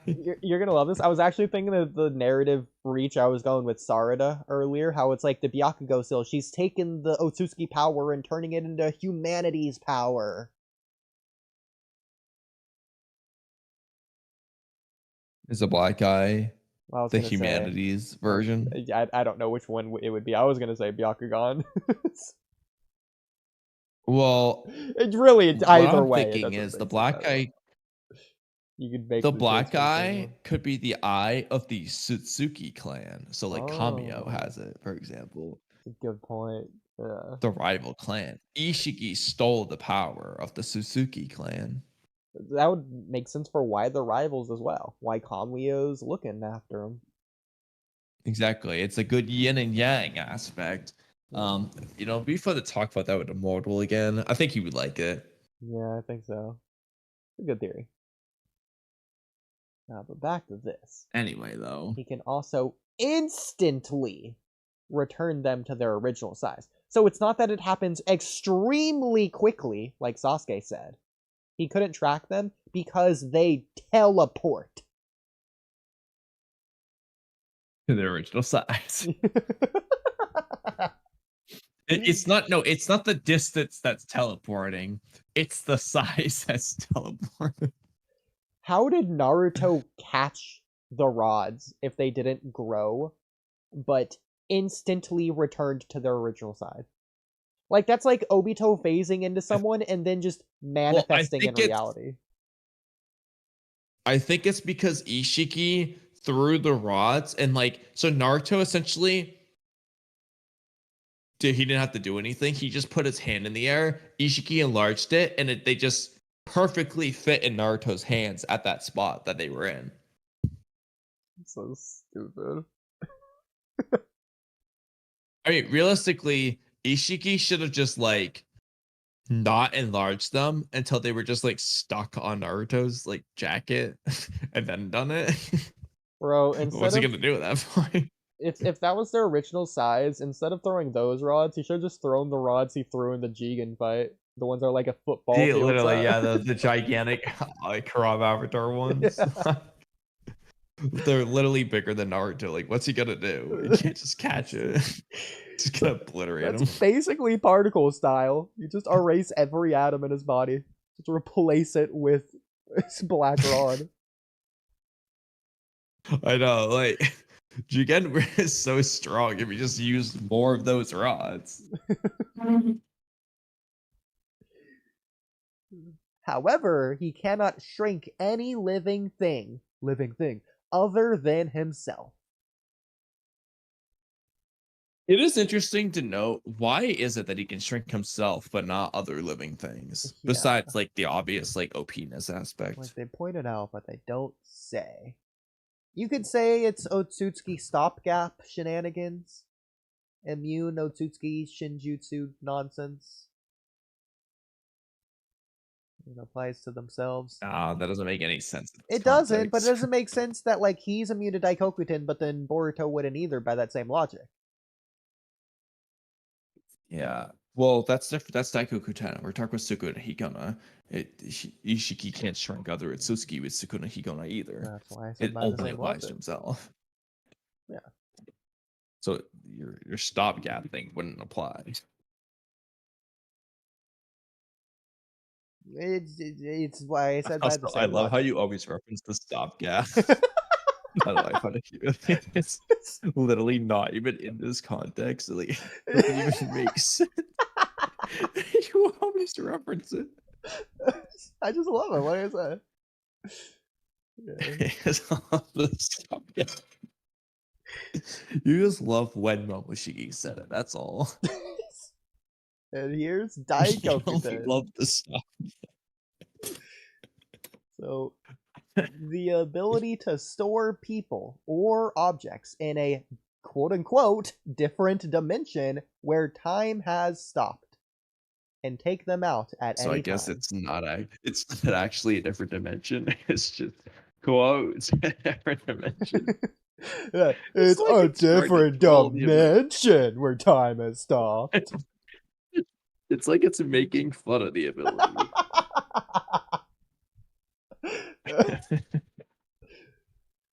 Have you seen the Inside Out 2 ads where they go to like the sarcasm? Say that again? Okay, you don't know.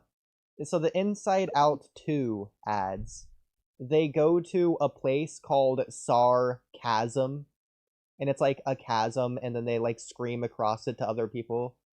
Being like, oh, it's so nice to see you, but then like the chasm echoes it to like, it's so nice to see you, because it's supposed to be like sarcasm, but it's like a chasm. Well, I have not seen that, but that is pretty funny. Okay. Stupid. Originally, Originally, this technique was used by Ishiki Otsutsuki. So it says originally. I don't know if this means in terms of the story or the universe, implying Ishiki was the first person ever to use this, meaning Shibai couldn't have had this or any other Otsutsuki before Ishiki. It could be interpreted either way, in fairness, but I think it means in the story, like, it was originally Ishiki who had it, then Kawaki got it, based on how it's talking about it. I just read ahead. I remember reading this and dying laughing. Originally, this technique was used by Ishiki Otsutsuki, but Kawaki inherited it through the power of the wedge. Oh, what? The wedge. Did you translate this one by chance? No, not at all. It's obviously referring to the triangles in the eyes. But it's so stupid. I could say it could also just be the karma seal, but Well, that works too. that's how he inherited it. Power of the wedge. Can't The believe wedge. it. Oh yes, the wedge. The thing that they've talked about so much. What if that's just what his eye is called all along? Just the wedge. The wedge. What would the wedge gon be like in Japanese? I don't know. Let's look it up. What is wedge in Japanese?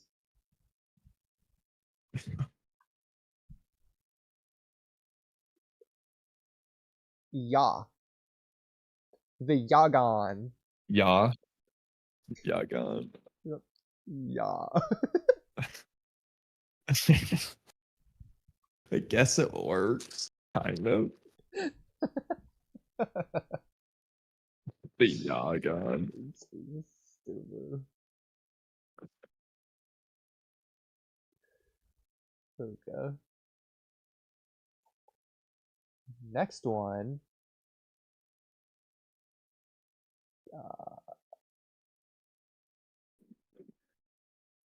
Is this one. Okay, this one's a Flying Raijin one. Okay, you haven't seen this one. This one's... You're gonna be hyped. I only glanced at this one. I also, I guess, technically spoiled you, but you look at spoilers anyway, so I guess it doesn't count. With the help of Koji Kashin, Boruto develops his own variant of the technique, which could technically be considered an entirely separate jutsu. Compared to Minato Namikaze's Flying Raijin jutsu, it has more limitations. All of this is interesting. It's interesting to call it a variant of the technique. I just feel like he's just applying it differently, because by the same logic, you could say, oh, Tobirama has a different variant of the technique from Minato, but they don't describe it as being a different jutsu. It's just how they use their jutsu, the way they use their markers and so on. It's just different. Yeah. Like, I mean, it elaborates on that. It goes even further. It's not just a variant. It could technically be considered an entirely separate jutsu. I don't see how. He also doesn't think that himself, Boruto. Like, he doesn't consider it a different jutsu. I mean, he could be considered one, technically. I think you could argue it quite literally is a different space-time ninjutsu that he's calling Flying Raijin. So it quite literally could actually just be a different jutsu. Well, what makes it really a different space-time jutsu at all?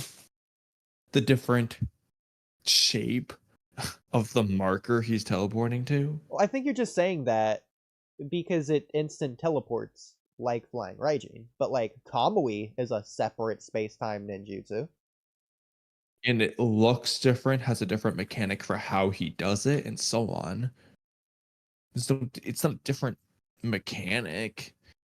Boruto does the same thing as Minato and Tobirama. I would say intangibility, which is part of Kamui, would technically be like the same thing.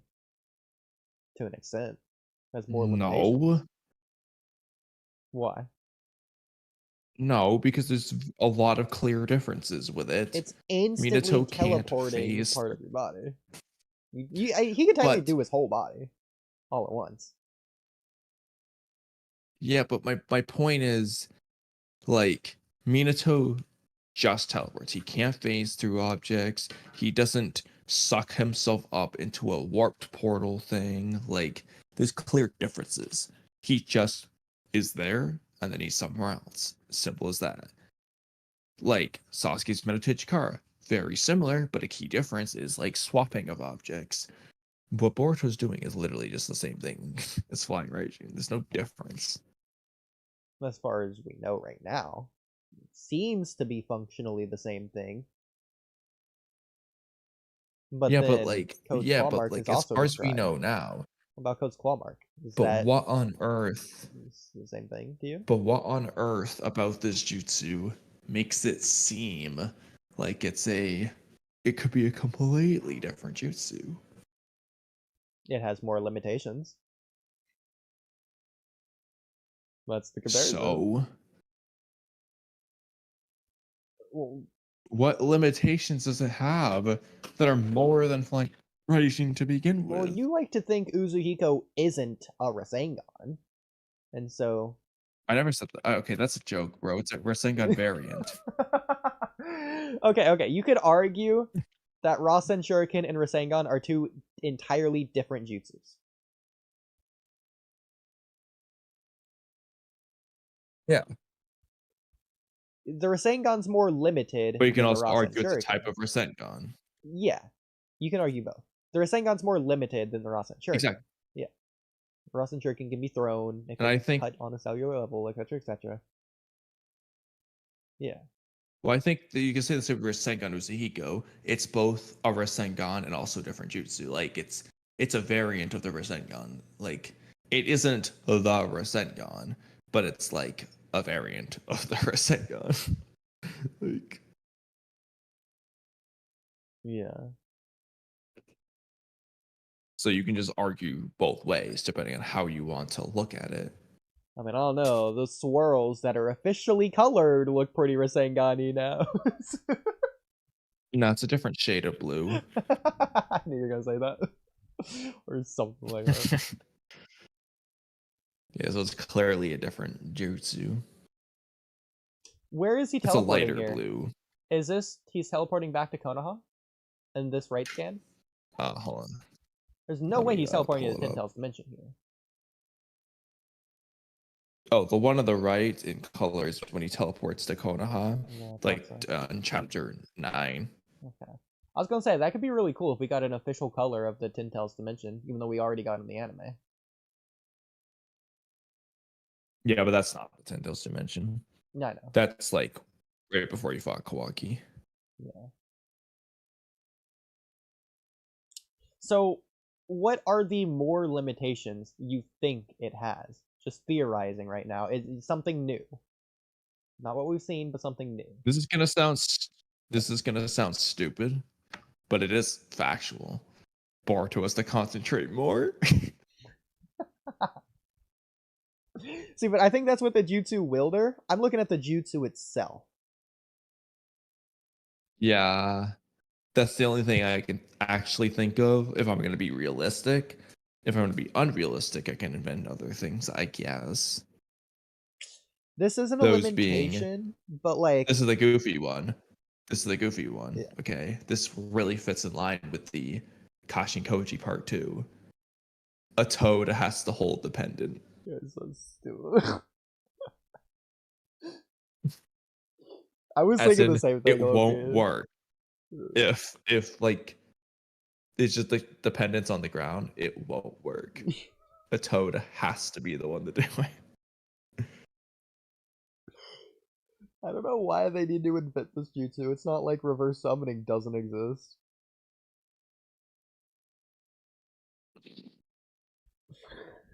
Oh, God. That's actually hilarious. If that actually is the limitation, like just use reverse summoning then. So this isn't a limitation, but like, remember me describing Minato has to move through the subspace, which means even if it's technically instantaneous, it isn't actually, because it's distance. I know what you're talking about. So yeah. what if the limitation is Boruto either has to take more time to travel the same distance, thus making it not technically, but literally not instantaneous, or Boruto doesn't have access to as many or as far subspaces. Which is weird I because don't he know about as teleported far, dimensions. given that he went to a completely different dimension, which Yeah. Minato has never once done. Yeah. Yeah, I mean, what if, like, the ripples of the subspace technically make that dimension right next to Boruto for all we know? It's possible. Maybe the space curvature is only like 12 instead of 16 or whatever. because we know space bends. What if that dimension was physically in a straight line closer to Boruto than like the other side of Konoha? That's possible.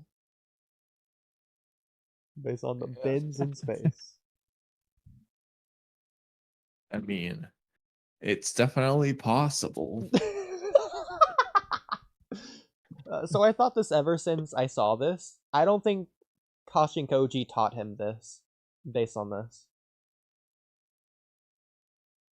I think he helped him with the variant aspect, whatever that is. So it's possible Boruto learned it, and then Koji helped him make the variant. So, for example, Kakashi taught Sasuke Chidori, but seemingly Orochimaru helped him make the Chidori stream and other variants. I got you. I wasn't looking at it from that angle. I was looking at it as Boruto learned it, and Koji aided him in doing what he was already doing, maybe like to do it faster or better, which in that case would be variant, but it's Boruto was the one doing it. Not that Koji's like, hey Boruto, I have this cool technique that I know that I want you to learn. Here, let me teach it to you. Yeah. What is interesting to me though is, in my personal opinion at least, if there was a jutsu Koji should have had an influence of Boruto like learning slash creating a variant of, it would have been the Rasengan Uzumaki, because Koji knows the Rasengan, unlike Flying Raichi, and B, that just makes more sense with like the parallels with Jiraiya teaching Naruto Rasengan, Koji helping him create a new one. Like, they're just Flying Raichi. What? That should be a Minato, like, but that should just be something Boruto just learned because of the Minato parallel, whereas the Rasengan would be the Jiraiya parallel. Like, what? Teaching Boruto Sage Mode, people always have been talking about that since freaking day one. That'd be interesting, but I want to see them go about it in a different, new, unique kind of way. I don't want them just to have Toad Sage Mode randomly, and that's just it. Yeah. The problem is, it's just like, there's no reason in the plot, unless they want to say Boruto just doesn't have enough chakra for it, which is a little bit skeptical now. There's no real reason why he shouldn't learn it, as far as we're aware. But like, I understand Mitsuki's Sage Mode can just be a different Sage Mode, and that's it. But like, that is kind of like Mitsuki's thing. And Mitsuki's Sage power is seemingly supposed to balance out somewhat with the Karma Seal's power. And if you're just giving Boruto Sage Mode on top of that, it's like, he's already strong enough. Like, why do we need him to be any stronger narratively than he already is right now? Yeah. Like, well, that's just in he's terms of so stats. beyond everyone. I'm okay. Why with would we give him another abilities. power? I understand Boruto's perspective. Don't use karma. Okay, use Sage Mode instead. I get that, but like, he's already too strong. Yeah, I mean, you can give him like a million more abilities, but if he doesn't actually get stronger from it, then it doesn't actually matter. It's not about doing the punches; it's about landing them. But Sage Mode would help him land the punches. How I wish it was, and it would make him stronger. If they were going some aspect of this, if I had to write in Sage Mode in some way, I actually would have done what they've already completely debunked. I would have had Boruto not able to use Sage Mode himself for whatever reason that you could write in, blah blah blah, Momoshiki shenanigans, I don't care. But he utilizes nature energy. So yes, I already know what you're going for. It's basically the same. It's very similar to my rewrite of Uchiha that I did, but continue. Yeah, so Uchiha uses like rotation energy, nature energy from the earth. You could have Boruto learn a thermal Rasengan that uses volcanic nature energy or something. It doesn't have to be necessarily the planet's nature energy, but just instead of incorporating nature energy into the body and then doing senjutsu, he utilizes the energy from the nature around him, and that unlocks a plethora of different new techniques that we've never seen before. Or just complete different Yeah, variants. that's fairly similar to what I was. So in mine, there's an intermediary step where Boruto would have like a Rasengan Uzumaki using his own chakra, and then he would have the stronger one, which in this case would be the one we see versus Code, that uses nature energy from the planet itself. So the difference here is that the nature energy one is the one that would last quote unquote forever because it utilizes the planet, whereas his own chakra one would require him to continuously have his chakra at use on his opponent, or it would just dissipate. And in this case, just use what you said. Instead of using it for Sage mode internally, he just wields the nature energy for the attack. He basically like lets nature help him out. Yeah. But he himself is not absorbing it into himself, like you said. Another attack that I think works really, really well with this concept would be Kirin. The way it's described, it just coincidentally, I guess, just all lines up perfectly. Just imagine Boruto uses nature energy to make natural lightning Kirin, which by the way couldn't be absorbed, so again, karma shenanigans, it works out perfectly. The only sucky aspect would be that doesn't work with the lore we have, so either take it away from Sasuke entirely, it just doesn't exist in Shippuden. It just doesn't do it against Itachi. I mean, no, I think in this case, no, it's the same idea. It's just the Rasengan version of Kirin. Kirin uses natural lightning. This one would use natural rotation and natural nature, literal nature energy. So it just nature energy is basically the equivalent of natural chakra in this case. Like it's just the chakra that exists anyway, except it's not chakra, but you get what I'm saying. Yeah. And that's it. Like it just is to some extent the Rasengan Kirin. Just make it that way. I don't think you'd like this next one because it might be a little bit too OP. But instead of Boruto having wood style and being able to create wood, rather he can utilize or manipulate the wood in the area around him, which is effectively a limited version of wood style. I wouldn't do it though, just because A, that's too similar to wood style, which our antagonists are now using, and B, that's out of left field. That's and C, exactly why I was gonna incorporate it though. like, In fact, I would use it defensively. just feels like too far more than removed from offensively. Boruto's original abilities. Like, imagine if Jura caught Boruto in the tree. Well, Kawaki can tree. What if instead of shrinking or teleporting away, if he's like stuck and he can't, like, I don't know, use his hand signs or whatever, he instead can just manipulate the wood to free him. Something like that. So instead of offensively, he just uses it to his advantage, however. Not to get the Again, upper that just hand, feels so far removed from Boruto's abilities Sure, from before. that's fine. You know, it's just imagine Naruto comes back from the time skip and he's just using like Sasuke's abilities now. Like it's just he never uses Rasengans. Instead, he's using Chidori's. It's like okay, but like it's not really Naruto. Yeah, another problem with Kirin, by the way, going back to that, is the fact that Sasuke taught him everything he can. So, if this is a nature energy attack that plethora opened up new abilities, that doesn't work.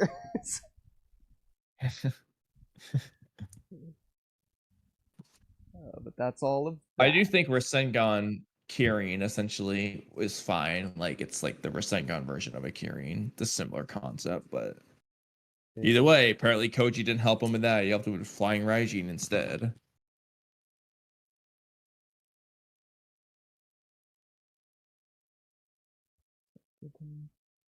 This eye hasn't reached full potential. More to go. Like the Japanese version. Did we even do the Daikokuten one? Yeah. I think we skipped over it. No, we did. Okay. That's probably where the wedge was from. Okay, let's see what this eye is.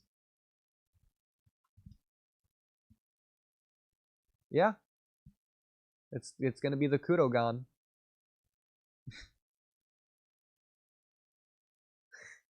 It says Kurome here because it's not an actual thing, but like it would be Kurogan.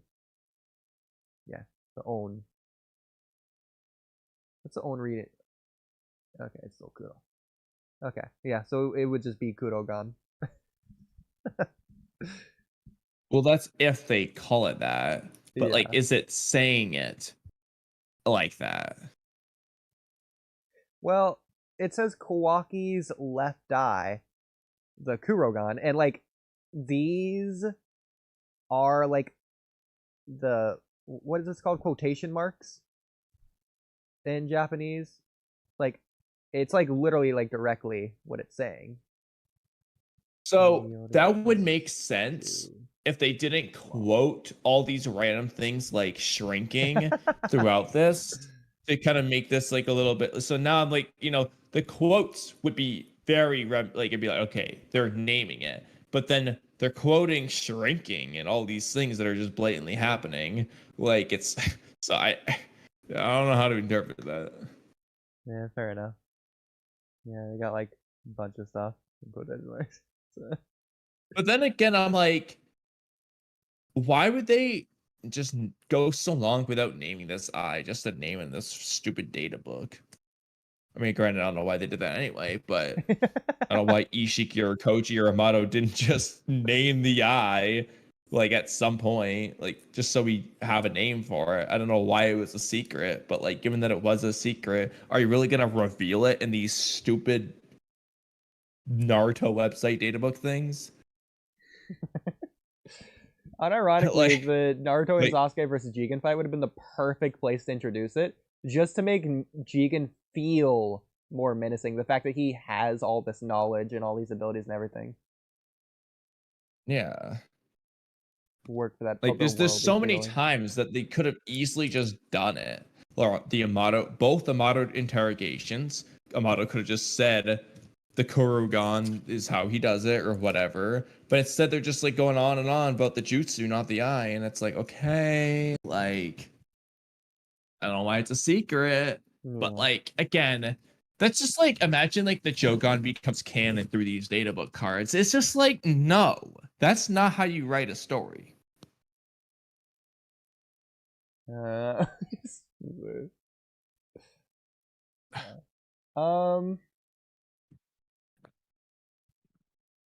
want to do intro topics? Sure. So I'm making a salad. I saw you have the quiz thing. Don't do that yet, because I'm not ready. Yeah. At this point, we probably won't do it tonight anyways. I think we want to turn the official quiz. Yeah, not I the feel like we haven't practice even questions. started. Yeah. I feel like we haven't started the podcast today. Well, in terms of, we're doing the intro topic now, but on the quiz, we never actually did the official quiz because we were going to do it for a video. We only did the practice questions. I know. To be fair, that's not the worst thing in the world that we're procrastinating that because they're not done updating it anyways. Well, that just means that we could do it multiple times. That's fair, but I think it'd be better just to do it multiple times back to back rather than multiple times across several months. Just for consistency. Maybe. But hey, I mean, we got the playlist anyways for Mind Bogglers now is what that's called, so it doesn't matter. It really doesn't matter. It just takes your heart rate, duh. Shout out Cam Cam. Then why did it hurt? Oh, Cam Cam's watching? Yeah, at least she was. But maybe? Did I miss Cam Cam Attack on Titan stream at 5 a.m. Did I miss the riveting discussion on genetics? I love that comment. No, and you're gonna continue to not have missed it. Oh, it was actually interesting though.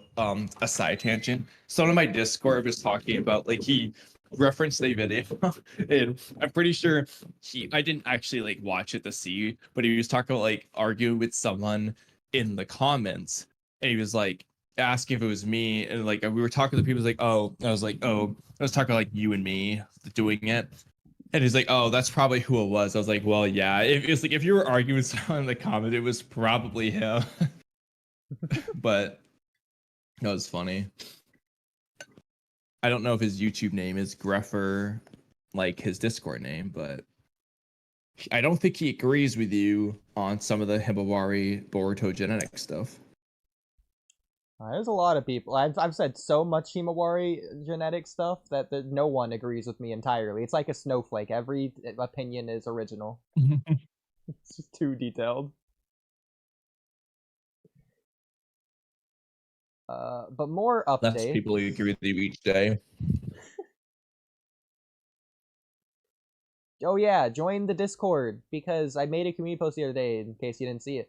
We talk about things off stream as well, both literally immediately after the stream. Me and Kamui will usually just chat in here for another like 10-20 minutes, whatever. But just like other times, like the other day, we just had an entire text conversation about Orochimaru, and I thought it was an actually really interesting conversation. And in fact, to incentivize to join the Discord, I want to not talk about that conversation live now. Specifically for that reason. But I do want to talk about it. That's fine. And then other things we do in the Discord, like we'll give updates, we'll let you know when we stream, like 5% of the time. I'm like every day writing like paragraphs upon paragraphs about the most interesting things in the most interesting part of My Hero Academia. Freaking most interesting conversation of all times there. So if you want to see that, there you go. Yeah, join Discord, link in the description. So Kamui, streams going forwards. What are we planning? Why did I write that? Remind me. Because we don't know yet. Basically, yeah. We'll do gaming streams and Boruto streams and Chapter 11. We'll do that when it comes out. On my other channels, I'll review My Hero Academia, Vinland Saga, Spy X Family, all the other anime I've seen recently, and going forward, stuff like that. Over here, we'll have collabs. Tell us who you want us to collab with, and we'll email them or whatever and get them on. If anyone wants us to collab with Trippy, let us know. And go subscribe to the second channel, the Walky Talky live streaming channel. Over there, we'll be doing live streams.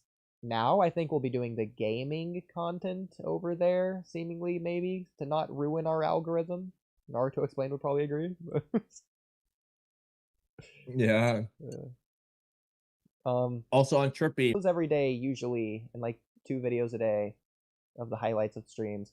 I'm gonna try and cut up stream left off then from now on. It's like way too much, but I assume we're gonna go back to the same schedule we were doing before. It's like probably 1 or 2, maybe even 3 on special occasions streams a week of like this length of whatever we're talking about. Bro, for a while we were doing like 5, I felt like. No, yeah, like every day. And we'll also just talk about other anime if you guys want, like Hunter x Hunter. Kamui wanted to talk about that. Yeah. Or even Death Note. Yeah. So yeah, we'll stay with the same schedule. We'll talk about whatever you guys want. Mostly probably Naruto and Boruto still, but that's besides the point. And reactions. Join the Discord. We have a react channel. You can post reactions to us to react to. And we'll react to them. So react suggestions right there. Thing that's tangentially related to all these updates. I think it's related to the Wisdom Teeth. This is so funny. This is so funny.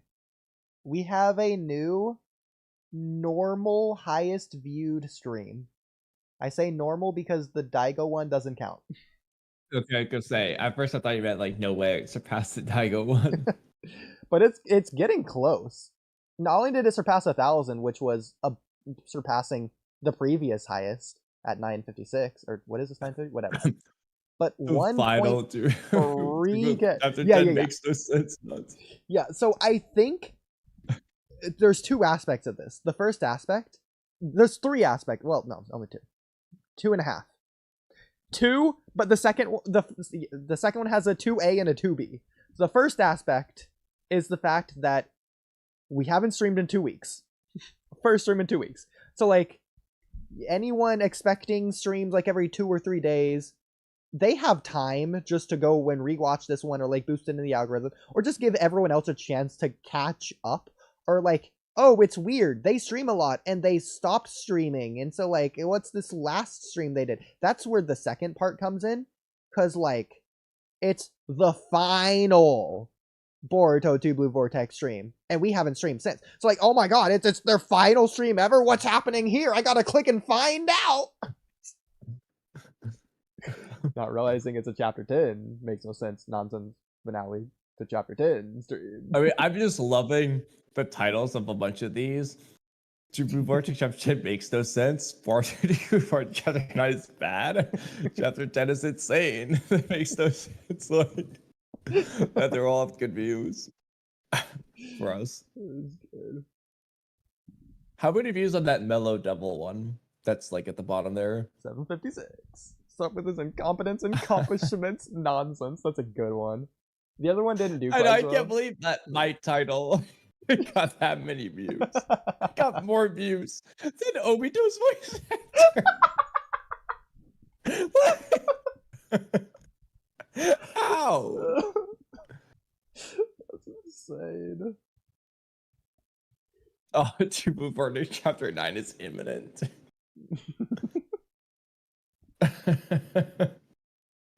I'm sick of the Himawari nonsense of Boruto 2 Blue Vortex. Craziest part, I don't even think we talked about Himawari in this stream at all.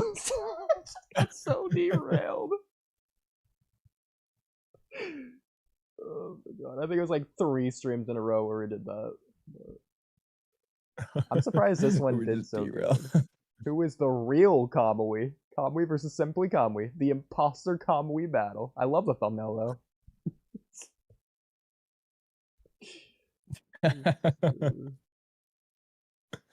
The Sasuke at the bottom. And the eyes on yours, like.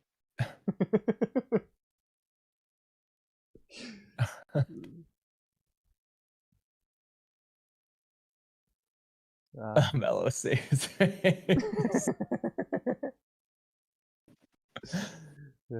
So we're really popping off. Oh, and so I this was an update last time, but I'll restate it. We are still consistently over 200 votes on pretty much every community poll.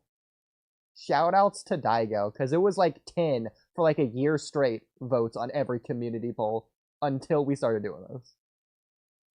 That's like consistent. That's crazy. I know. But I realized you were getting that many votes. Yeah, on like all of these. This is crazy. But yeah, I don't know where it is. We hit our first 300 vote community poll somewhere. Wait, I want to look at the comments for that one we just went by real quick. Oh my god. Okay, we'll do that update in a second. Let me find the 300 one. I know it freaking happened, unless it was an anesthesia fever dream. Like my cathedral white dream.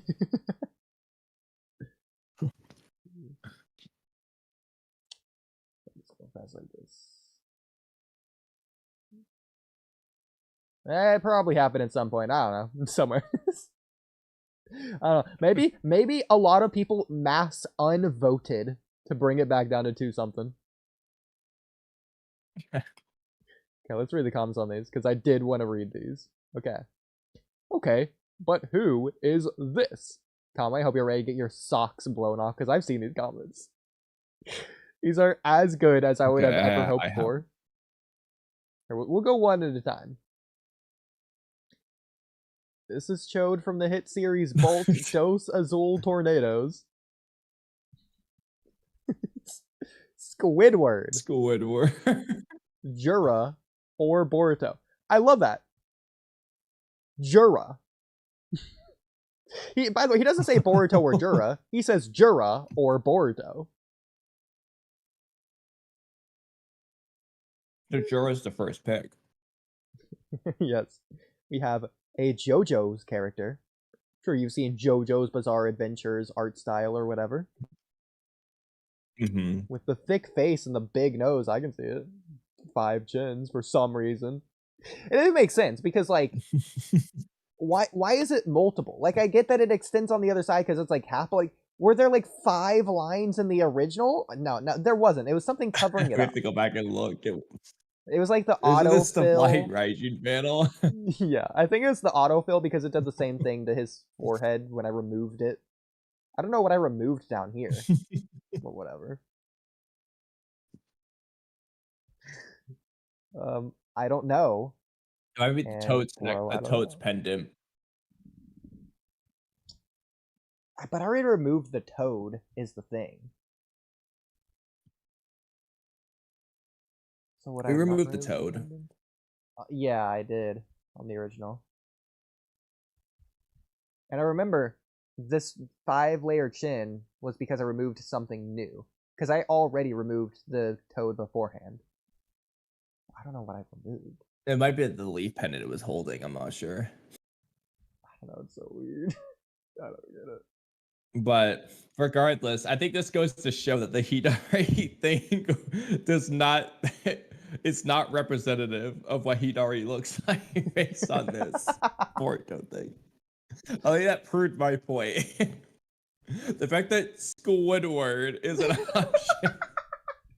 I love it for the big nose. Like- It's so good. Like, Squidward in the Boruto series. That's what he anime looks like. Squidward unironically kind of does look like this. If you've seen the Spongy Bobu anime. Yeah. Okay, I'm going to show you something in a second. You're going to love it. So, yeah. So, first of all, Squidward, SpongeBob anime. Everyone knows it. Everyone loves it. Yes. Everyone loves SpongeBob anime. Okay. So, it would take me a minute to find. I feel like it's worth finding. Okay. I'm gonna go find it. So, okay, SpongeBob anime. We're gonna look at the video, and we're not gonna get copyright because we're gonna. Sorry, stream. I'll come back to you in a minute. I don't know which one it is. That's a problem. We're gonna find it though. Okay, there is a scene that I basically stole. Not a scene, but like art, kind of traced. I thought it just worked so well.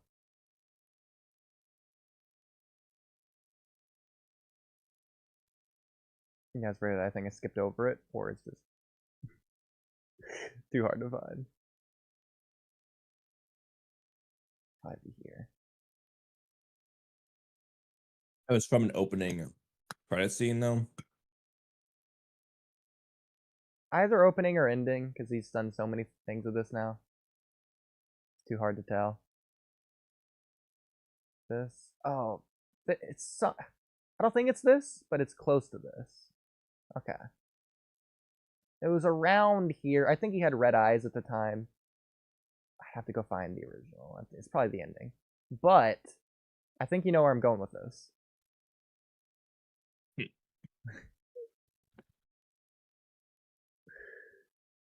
Oh, freaking screw it. I have to go find the original. I think it's going to be ending 1.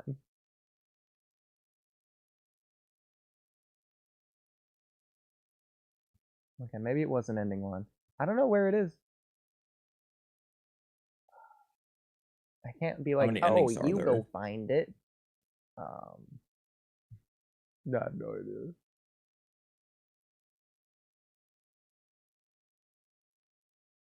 Who about Patrick? 4 endings?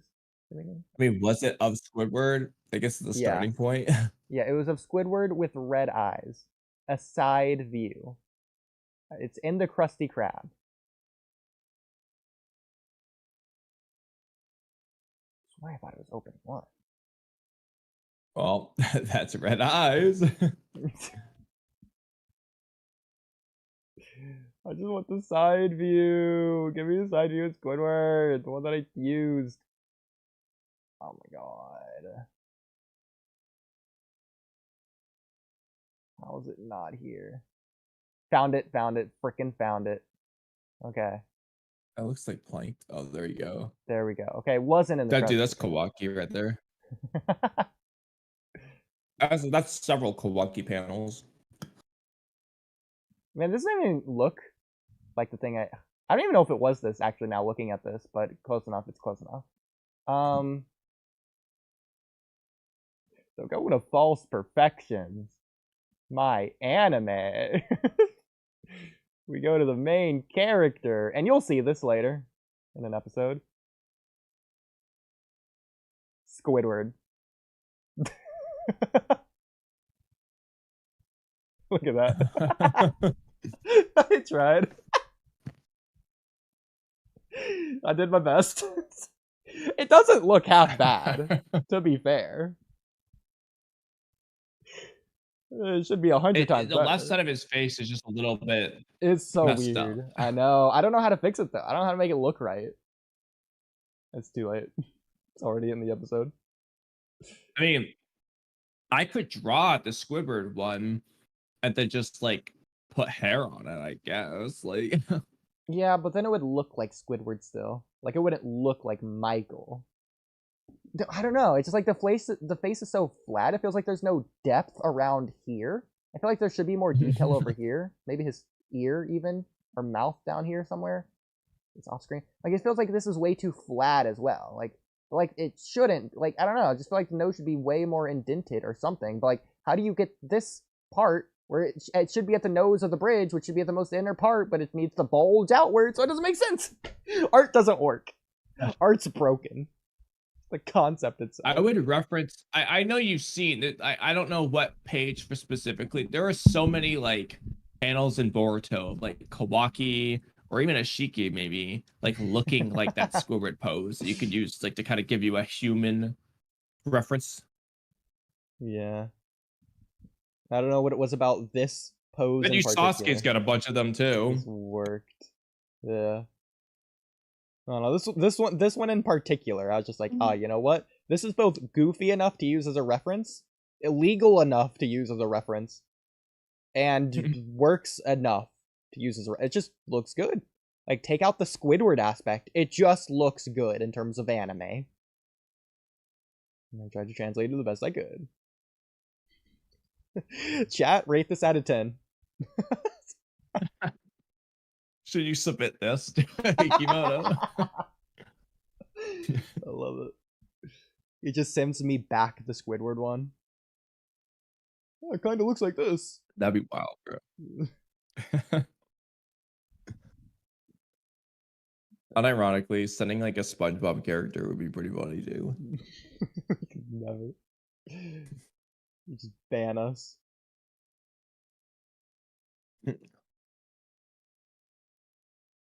Okay.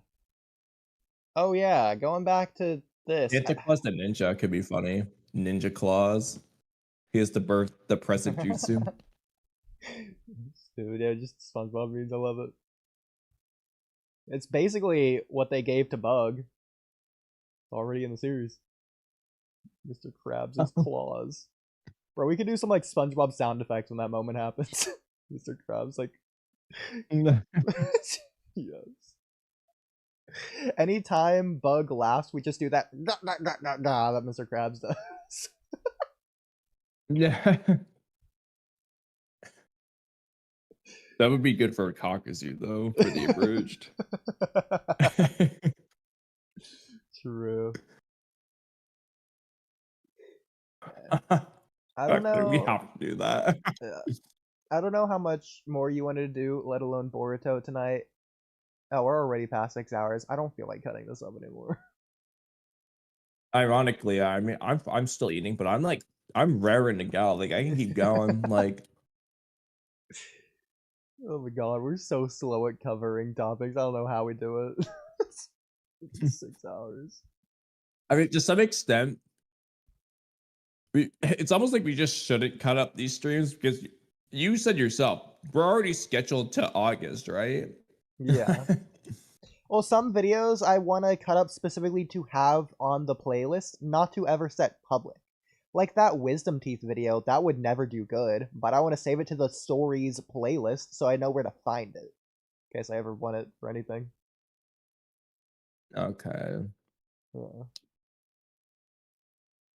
That said, some of these videos I probably should have not scheduled because like some of them I don't think work. Like one of them's about freaking school. Only reason I listed it because like I listed like right when school comes back or school ends or something. I don't know. Like that might pop off in the algorithm. Yeah. If not, I'll just unlist it. But only reason. And then like the Jake Paul versus Mike Tyson. That that's scheduled for the day the fight happens. So it's like, oh, perfect. Stuff like that. The riddles, I want to see how they perform. I'm probably going to end up unlisting them. I just want to see if they do. Yeah. Okay. It'd be cool if they perform well. It says we're not stuck in the Boruto algorithm, I guess. I don't know. But, okay. Going back to Boruto, the Cloud podcast had this conversation. And their last podcast. That's why I want to do this now, since this happened a few days ago. It's breaking news! So this was another Mello versus Bara argument. I feel like that just goes without saying at this point. Keto was there too. This is one of the rare instances where I'm not going to wholeheartedly hold on. defend Bara, but yeah. Mello spoke to Keto, the guy he would never associate with again. Well, to be fair, Keto was just there. Like, probably Free Game invited him. Like, I feel like, in fact, I'm not even sure if Mello has addressed Keto in this podcast yet. I'm like halfway through it. That's wild, bro. So it was really Bara versus Mello, and then Bara versus Keto, and then back again to Bara versus Mello. Again, one of the rare instances where I'm not going to wholeheartedly defend Bara on this one. There's some things he said where I can get behind, but we'll get into it. So, first question. Is Boruto a villain? Kamui, thoughts? My headphones said a weird thing. Did you say anything after is Boruto a villain? No. I said Kamui's thoughts. Okay. But... Okay, no, I know. There's a pause, so I didn't know if I just didn't hear it. You're good. No. Okay. Boruto is not a villain. I agree. Boruto has not affected the world or the characters in a way to push the plot forward or negatively impact the main characters to make them grow, or he hasn't done any villain thing. So I agree. Bara's reasoning, because actually this is funny. Kitomaki explained to Bara the difference between a protagonist and antagonist. We'll get to that later. And then how that differs from antagonist and villain. Those two are different roles. As well as main character versus protagonist. We can get to that too, because I don't think we've ever talked about that actually. There is a difference there. I don't know if you know it. I'm actually curious if you... I think we've said the differences without explaining the differences, if that makes sense. Okay. For example, when we say how Kawaki's the protagonist of the Code arc, we never really explained it. I feel like that makes sense. That, but in that instance, but I know what you mean. I know what you mean. Yeah. Bara's reasoning, he refused to look at it from a narrative aspect.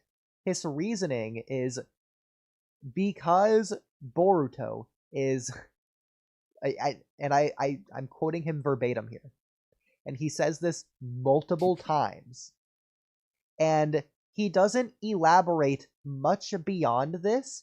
He basically just reiterates this in different words multiple times, including this thing exactly multiple times. Because Boruto is the same person as Momoshiki. So, thoughts? Calvin?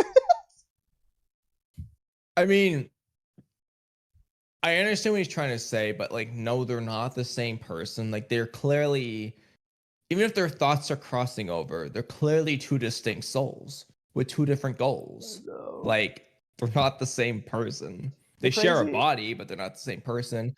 And like, by his logic, was Naruto a villain Bro, it's at so the funny. beginning of the story? It's so are you When reading Kurama that? was actively being the bad guy? So did you read that? Because that's the very next thing I wrote. Because that's the exact question, like verbatim, Oh, no, I didn't. that they asked them. No, I actually didn't. Verbatim, is That's Naruto a wild. villain at the start of the story? They asked them that follow-up question. That's so funny.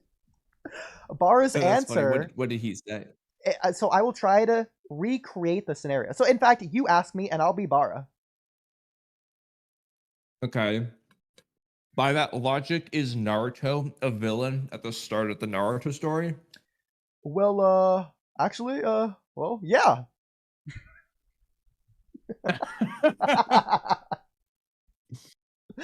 You heard it here first, folks. Bara thinks Naruto's a villain at the start of the story. So the funniest thing to me isn't that it's this is nitpicky. This is me just being nitpicky. The fact that he considers Momoshiki a person in the first place.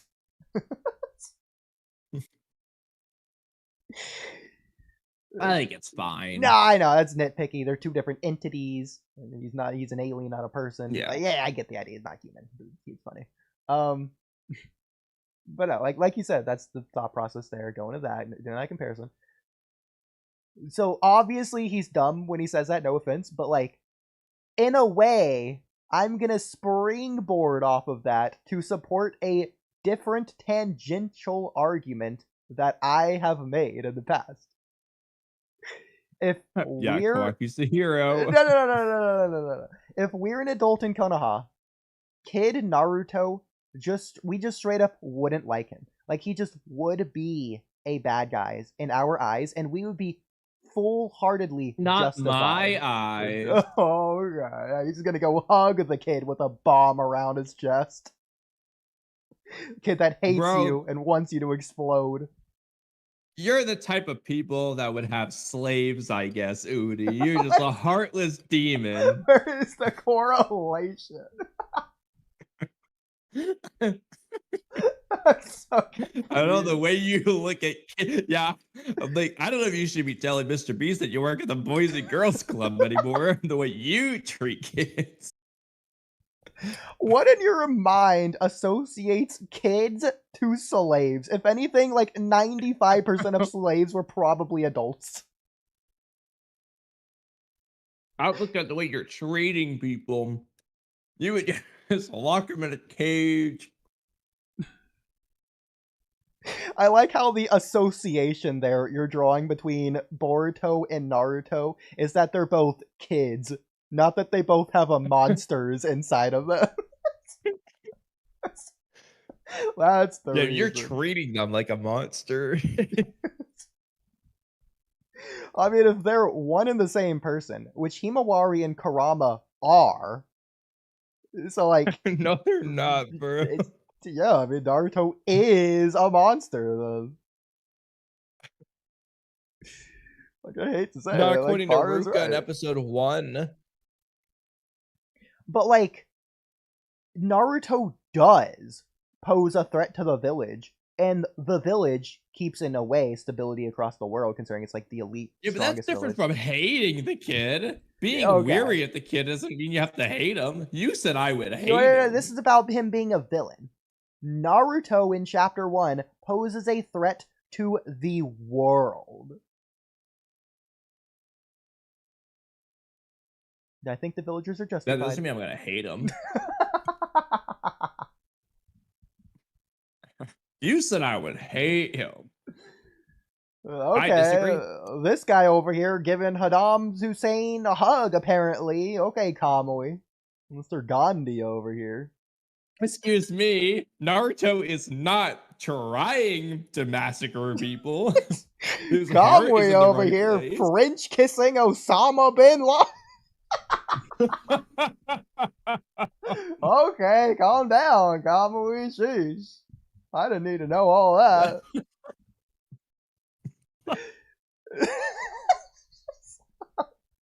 So I think at the end of the day, I think Bara has a point with the Naruto example. He has a point. Yeah. I just wouldn't say it's a good one. Oh, yeah, that's all I need is that it's an point. No, actually, that's funny. the villain with a point. There doesn't have to be a good point. There's any point. Hidari was a villain with a point. Yeah. Nobody agrees with his point, but he had a point. In this case, can we work backwards? Anyone with a point can be a villain. Depends how you look at it. It's all subjective at the end of the day. No, actually, all characters in Naruto are villains. Yeah. I mean, realistically, They're villains of the enemy's story. Yeah, Naruto was the villain of Kurama's story. realistically, can you be a villain with no point? Because, like, villain aside, can you, like, is it possible? Is it possible to make a character that has no point? There is Yes, no point. his name is Inojin.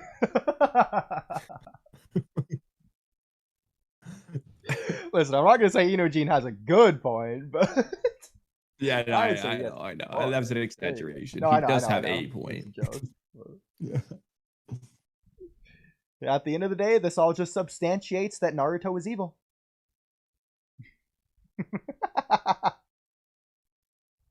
Yeah, he had a point, so that makes him evil. They also brought up a topic that they didn't really discuss, and we're not going to really discuss it, but the difference between... There was three things. It was evil, immoral, and I forget the third one. The third one might have just been villain. But yeah, I think that's interesting to draw that distinction as well. Not all villains are evil. I mean, Not all evil is immoral. Not all villains are immoral. The third, fourth one. I don't know. The next no, one. in fairness, it does depend on like what definition you're using. If you go look up definition of villain, it's gonna say something along the lines of a character whose evil actions move the plot forward or something like that. So it does depend on like, I guess, where you're pulling your definition of villain from. Actually, I think they did define it, funny enough. I'm pretty sure it's not like moving the plot forward. Because, like, keep in mind, villain isn't just like a story exclusive word. So it's one of those things where they give the definition of the thing, and then at the end, they're like, usually in stories. Or whatever. Yeah, like, I think they said that earlier for one of the words when we looked at, like, weak or fragile or whatever we looked up for code Zuzuhiko. Okay, here's I just looked it up. The first one from Oxford Languages. A character whose evil actions or motives are important to the plot. It's not even moves it forward, just are important. Okay. A character in a story or play who opposes the hero. That's the Webster's. So this one right here indicates that it doesn't really have to be evil. They just have to oppose the hero, which is very much like antagonist. It's just the difference between protagonist and hero. Yeah. Here's one that I Another think one, would Cambridge be Dictionary. more universal. The person or thing responsible for specified trouble, harm, or damage. Where'd you get that one from? Be a Google. I don't know. It's number 2. Okay, I have it. Or like a point, I guess, on here. It's a bullet point. Oh, I'm an idiot. I just scrolled past it. I just missed it. Okay. Yeah, that one actually is pretty broad enough to work for like outside of stories, obviously. The Webster one is a story. Bad person who harms other people or breaks the law, or a cool or evil character in a book, play, or film. This one's just saying if you do bad things or break the law, you're a villain. A wicked or malevolent person. A bad person, real or made up. That's funny. Poses the hero is interesting. So in terms of story, I think probably the best one to keep it broad is just the character who opposes the hero or the person responsible for trouble, harm, or damage versus the one that uses evil actions. Granted, evil actions, you could argue, is just, it's not that they are evil, their actions were evil, could be the distinction. Doing damage could be considered an evil action, even if you yourself are not evil. Yeah, I think the more broad one, as long as it can work just as well, is the one that you should go with. And so I think the universal one would be the quote-unquote better definition, even if it's less specific to this. Detail-oriented or whatever. Yeah. Yeah. It's the one responsible for the problems Yeah. in the topic.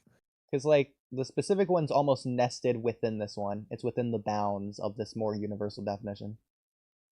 Yeah. I mean, granted, you could argue, I guess, if the character opposes the hero without causing trouble, harm, or damage. Are there any examples of that? How?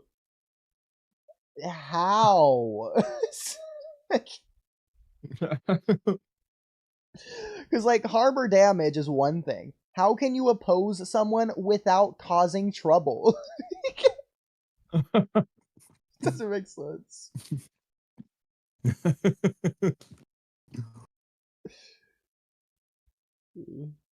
cannot think of any. There's probably one out there, but I don't know. Yeah. Well, this would be subjective trouble to the person you're opposing, but like hypothetically, if the hero, this wouldn't be much of a hero, the hero just wanted to like self-harm, and the person that opposes them, the villain, is like, no, don't do that. That's like the opposite of trouble. That's only from our perspective. But is it? But like, then you have to define what trouble is. Like, well, what if the hero in this case is just really agreeant with just everyone else? They just are very listening and like open to change, understanding. Yeah, so they get opposed. Somebody disagrees with them, but they don't consider it to be trouble. Yeah, they're still opposed. Not going to continue being opposed because they're going to agree, but it's not much of a story. Hey, you, stop that. Okay. And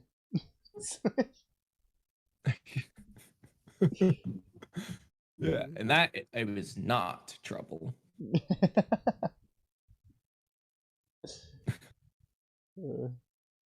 But yeah, I just find it hilarious that he sees Boruto and Momoshiki as the same person. And he was saying a lot of stuff, like he was justifying Kawaki for this. He's saying that Sarada's being immoral for supporting an Otsutsuki, etc., etc. Yeah, like, I mean, Kawaki sees Boruto and Momoshiki as the same person, but it's portrayed as like that's the wrong stance to take. Yeah. You could argue Boruto is a threat, and he's correct about that aspect. Yeah. But the viewing them as the same person it would be like narratively wrong. And that's his primary. Or it just is Kawaki. That's the primary way of him going about it. Like that's like the first thing he says, etc., etc. All this extra elaboration he does to try and justify that isn't related. It feels like it's just disconnected and doesn't make any sense at all. It's incoherent, if anything. But yeah, at least he tried. Sort of moving on past that. Is Kawaki a villain? Now that we looked up villain, and then also beyond that, is he evil? Is he immoral? Walky is not evil. Immoral, I think, is fine. In some aspects, to say he can do immoral things. He's definitely not evil, though. It's not like malicious intent behind anything he's doing. Yeah. Is he a villain? Well, he does do damage that causes trouble. Absolutely. So he is a villain for that. But because of omnipotence, Boruto's not the hero. Kawaki is. Yeah. But Boruto hasn't done any damage. So... well, he damaged Kawaki. I think he did. Did you not see last chapter? Would you consider that trouble? He was bad to the bone in that scene. No, he was really making fun of Kawaki there. That's emotional damage. Basically called him a joke. I'll take Matsuri calling me a clown over that.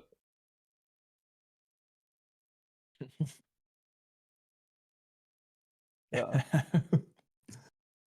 So, yeah, obviously me being the #1 Kawaki defender, I'll say none of these. If I had to say one, I would say immoral. But like I feel like it's immoral with an asterisk, like you said, only in some aspects. I feel like it's the thing. So first of all, I think some of his quote unquote immoral actions are justified. Because like, oh well, murder is immoral, but like in some contexts you can argue it's immorally good. In some contexts, like killing Eren Yeager, when, for example, like it's an immoral act, but like it's good, arguably. Again, it's arguable. Like you get that point. Yeah, and of course, like I'm gonna modify Eren for example. I know there's the whole he wanted to do aspect. Let's just pretend for a minute Eren only did it for his friend's sake. I wouldn't consider that to be an evil action, but it is most definitely immoral. No, I would consider it an evil action. It just doesn't have evil intent. Okay, yeah, that's fine. But I feel like that's kind of where the difference between evil and immoral is anyway. Yeah. In that case, I would like say immoral is that it's bad, but the evil is like the intent behind it. Yeah. If it was just for his friends strictly, I would say Eren is doing evil, but Eren isn't evil. I think you can do evil without being evil. I think vice versa might be true as well. Yeah, that makes sense. The vice versa can be true. You can be evil without doing evil. That one's definitely true. That one makes more sense. Yeah, you just don't carry out the evil things.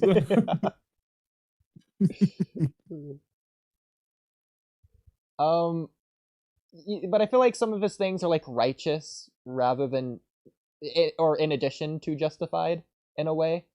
Again, I'm only saying some, not all.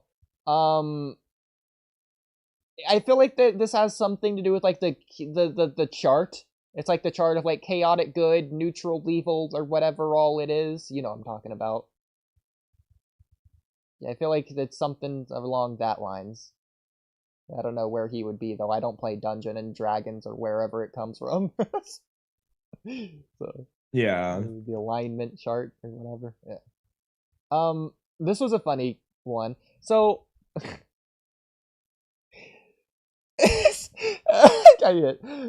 Is Kawaki a terrorist?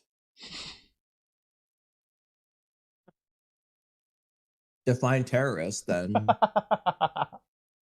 See, this is a problem that they never actually did. This is actually one of the things I was referencing earlier, of saying the Boruto universe operates under different standards from ours. Like, things that we consider disrespectful, they wouldn't. Like, even like Matsuri calling Code a clown. I don't think Matsuri meant that in a disrespectful way. I think she just was saying that. Nah, bro, there was disrespect. She's like, it's your fate to be a clown who always gets used by someone else. It's almost laughable. That's definitely teasing Code. It's fate. It's literally fate. He can't control that. That's not his fault. That's not making she's fun of him. clowning on him, no pun intended, for Oh my it. god. No, she's not clowning on him at all. Bro, yes, she his was. fate. Okay, so when Toneri was saying said it's almost Boruto's fate, laughable. what about when Toneri was saying Boruto's fate? Is that different now? With all of a sudden? Toneri laughing, saying it's almost laughable what Boruto's fate is. Did he call him a clown? No, exactly. It's almost laughable, meaning it isn't even laughable. So it's not laughable. It isn't. It's not. Bro, she's on the verge of laughing. But it's not laughable. It's not even. No, think about it. Like, think about how easy it is to make someone Naruto, laugh. You know that filler arc with Shino and Naruto's trying not to laugh? It was almost laughable that whole time. Everything was hilarious, and it was laughable. It just was almost laughable for Naruto No, because he was no, holding it in like a champ. that's not true. All of those instances were laughable. Naruto just wasn't laughing at them. It's like a try not to laugh challenge. All of those and things in that's the no, challenge and are that's what laughable. Matsuri's saying. She's not laughing because she's got that riz, but like it is laughable. Kamui, never say that again. Yeah, That's a good Matsuri enough definitely does. excuse to move on to the next topic as any. Okay, so the thing She of like definitely does. Kawaki terrorist, the way they went about it is, oh, well, if that's, I think it was Bara had this stance. If Kawaki, yeah, so Bara was saying, oh, if Kawaki's a terrorist, then every shinobi, not every, he said like almost every shinobi in Naruto is a terrorist too. Which that works for the real world. And so the reason he was making that claim is because, well, if that's the case, then Kawaki is just another one of like 98% of people. It loses all of its meaning to say, oh, he's a terrorist when he's a shinobi, and like all shinobi are terrorists. Doesn't mean anything at that point, is what he was saying. That's his argument. Yeah. It loses all of its worth by saying it. I mean, terrorist definition: a person who uses unlawful violence and intimidation, especially against civilians, in the pursuit of political aims. Unlawfully using that's the same thing. The adjective. Yeah, so like everyone in Naruto's attacking each other's villages. They're all terrorists. That was what he was saying. I mean, the problem though is, would you consider this a pursuit of political aims on Kawaki's part? I mean, if you stretch politics to social politics, yes. Or I guess the fact that he sealed away the political leader of the village, but That too, yeah. Because based on that, Kawaki did a criminal action. Like, that's inarguable. He's a criminal based on that. but is he a terrorist? See, this is why you can't compare it to real life, because it's not exactly the same as killing or taking away the president of the United States. It's just different. Yeah.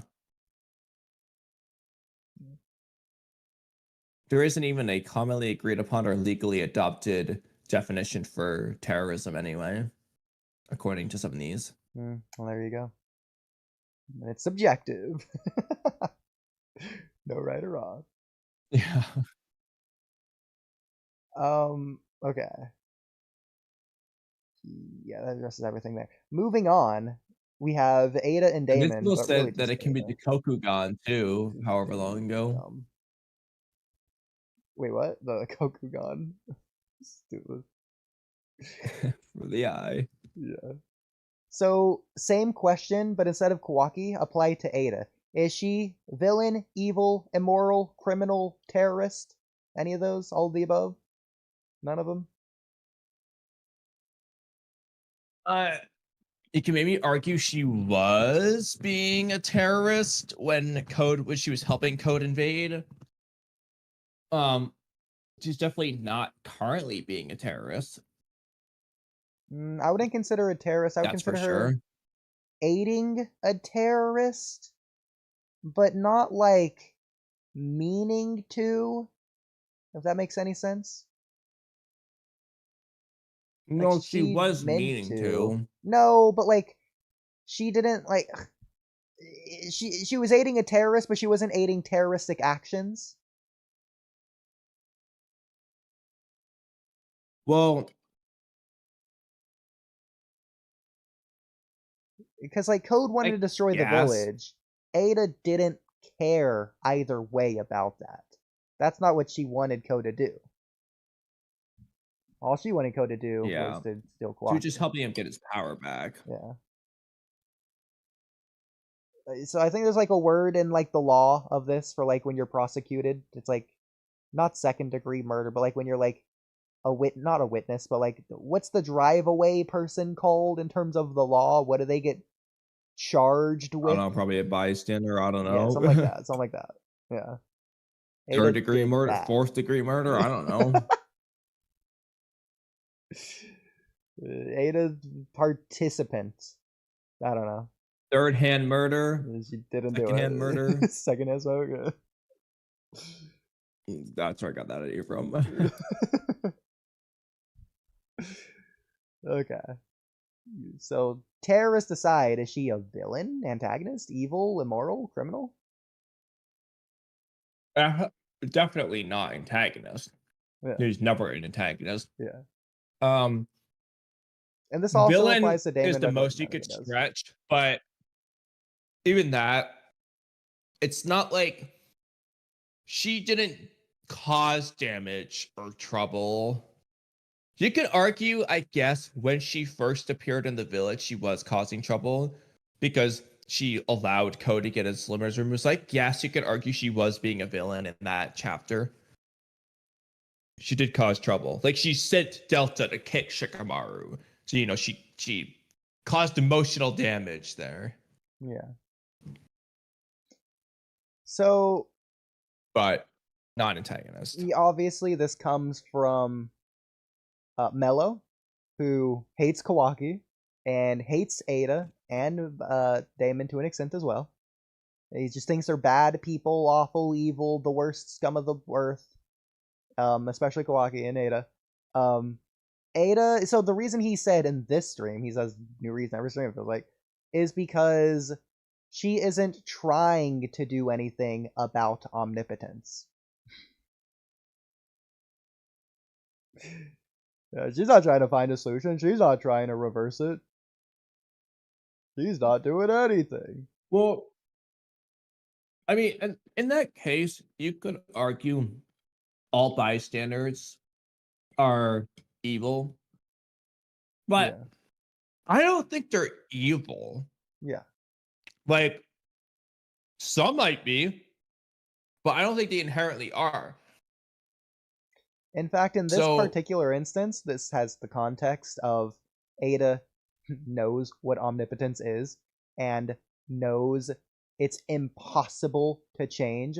And so you have to look at other aspects here. Like, is it more of an it might be theoretically possible, thing? but she's not able to just snap her fingers, fix it on the drop of a hat. Yeah, like, she doesn't think she can do anything. Like, if you want to use your argument. What do you want her to do? How do you want her to go about finding it? Same question he said with Naruto in training. Oh, what? He got stronger from a couple kicks and punches?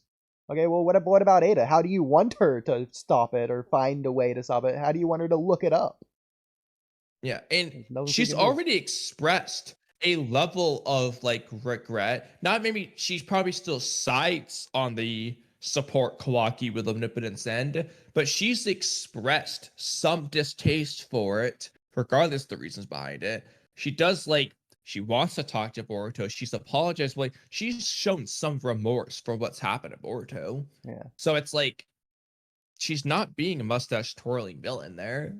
It wasn't malicious. She didn't quote unquote mean to do it. She can't just reverse it. It was doesn't literally know an how accident. to look it up. She knows it's impossible to stop. She's intelligent. If anything, because he loves Sarada so much, you can argue Sarada's a stupid dumb idiot right now for this. Yeah. Mello would just say that Sarada's being emotional because that's the great character thing, but, you know, it's whatever. Yeah, but if Naruto and Sasuke do it,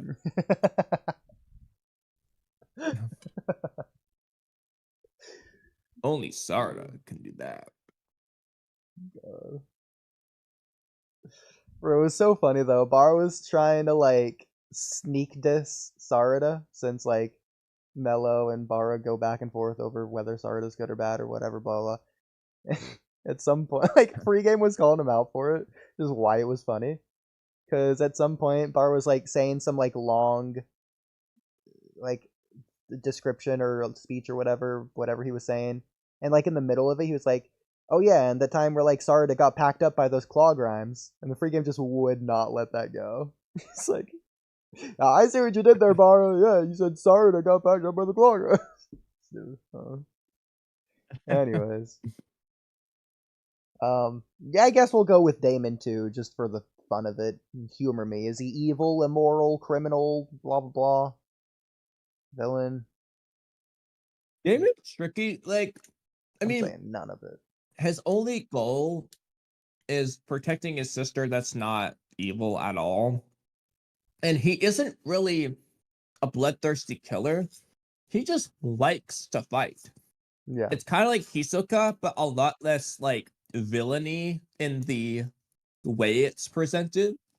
He just enjoys fighting people. I don't think that's because it's not like he wants to kill them. He just likes to fight. It's like Mike Tyson liking to box. Yeah. So, like Naruto and Rock Lee liked to fight. yeah. I know you haven't seen Dragon Ball, but Goku likes to fight. Hello loves Dragon Ball. Etc. Etc. So Goku's pure of heart. Damon, honestly, out of all the three, Damon really is the least evil. Yeah. Like, Even though he's the most like mischievous, he's like not evil. Yeah. So you're gonna love this word because you know this is a mellow word. But Kamui, they're complacent.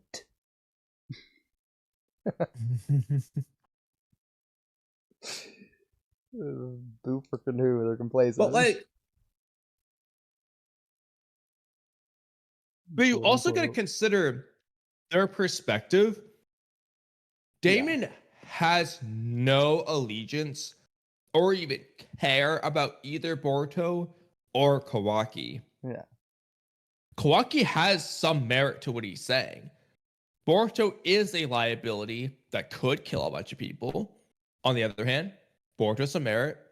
He is a good person who, even though he doesn't say this, he's a good person, and he does have the potential to stop Momoshiki from taking over. Even if they didn't present that very well, like, you know, that's fair. From Damon's perspective, just see what happens. I mean, like, I don't think that's evil because they both have a point. Why should Damon have to pick on a matter he doesn't even care about? That's like me voting on a dilemma I don't care about. I don't think I'm evil if I don't vote on something I'm A, uninformed on, and B, don't care about. Exactly. It's not evil.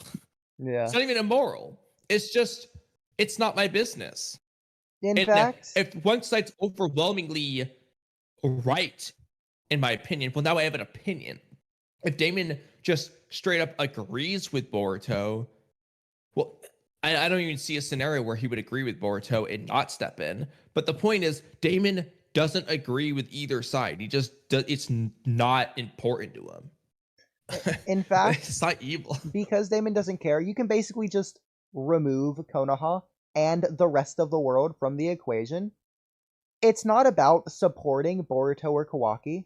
It's about choosing Boruto or Kawaki, which one he wants to villainize or antagonize or just go against. And that would be immoral if Damon's choosing. Like, if Damon chooses to reverse omnipotence, he's just being immoral to Kawaki. That just is immoral to Kawaki, in my opinion. Yeah.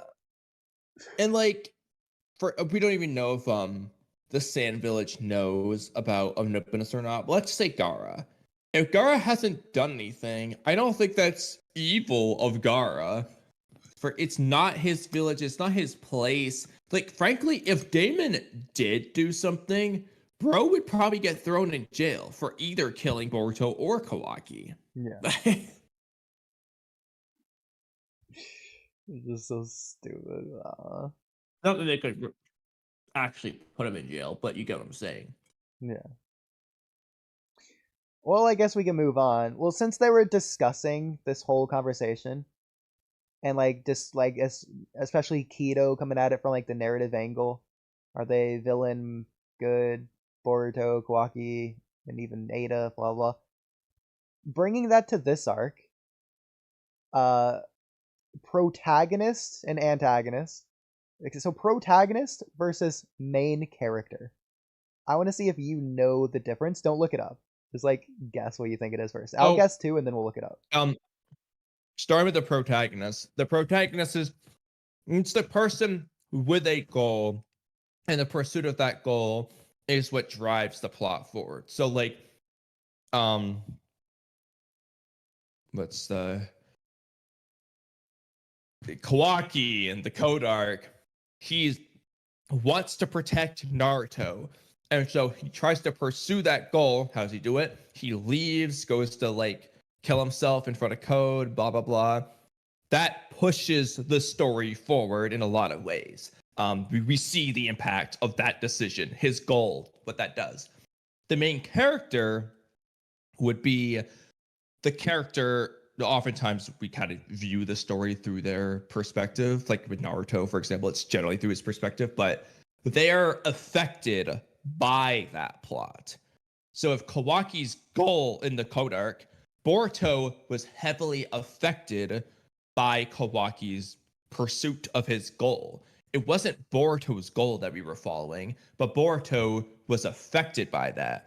How? Well, he had to go save Kawaki. Then Momoshiki pops out. Then Kawaki kills him, and everything happens at the Omnipotence arc. That'd be probably the best way to explain it. Yeah. I gotta change my headphones real quick. Okay. Well, I'm guessing you won't be able to hear me while you're doing that. I guess I'll read chat. What's up, chat? Well, hold on. I can hear you right now. Shoujo anime can be Kokugan too. Hope y'all okay. And we're caught up with chat.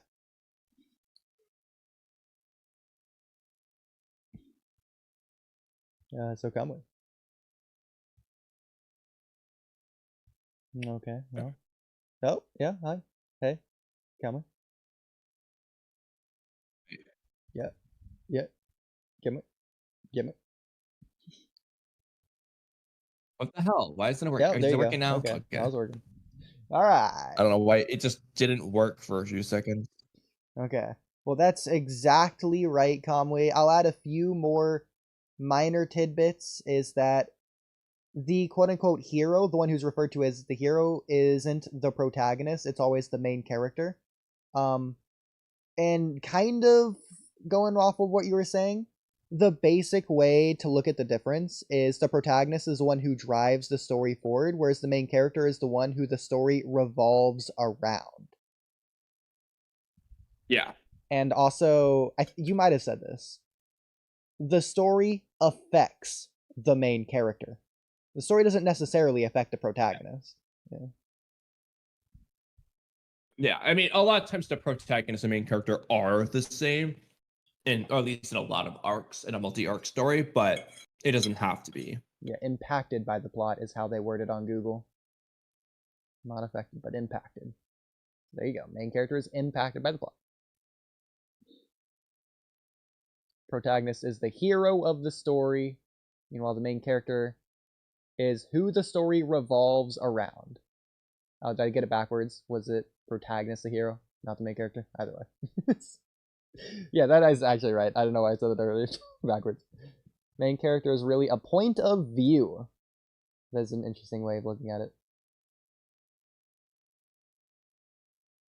Any character who has a ton of focus. Okay, that's not good.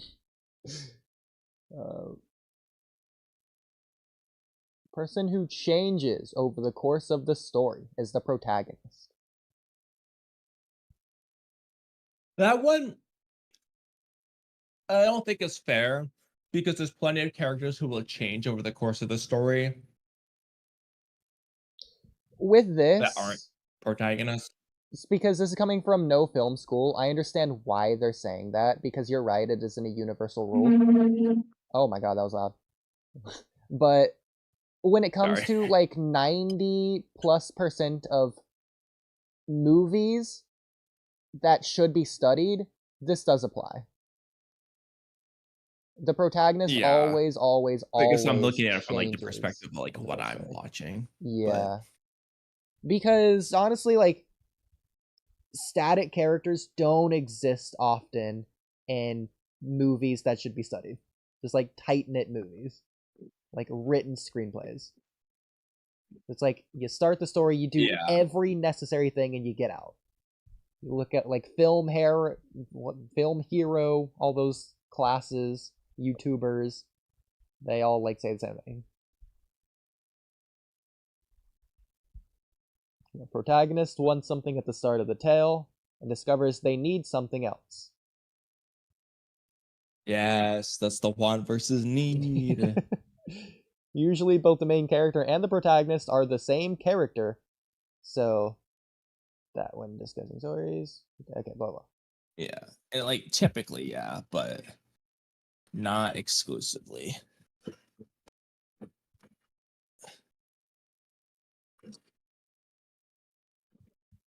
Also, I don't know how loud these noises are from me putting dishes away, but I apologize anyway. Okay. Let's go to r/screenwriting. The protagonist's choice pushed the plot forward. A main character simply is important to the plot, but their actions don't necessarily have to drive the plot. Yes. Yeah. And I think that's the most upvoted thing, but this isn't a very upvoted Reddit in the first place. But yeah.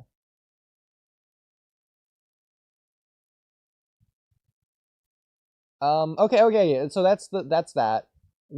I think you know the reason why I'm doing this. We're gonna have this discussion again. Who is the protagonist, antagonist, main character, villain of this identity arc?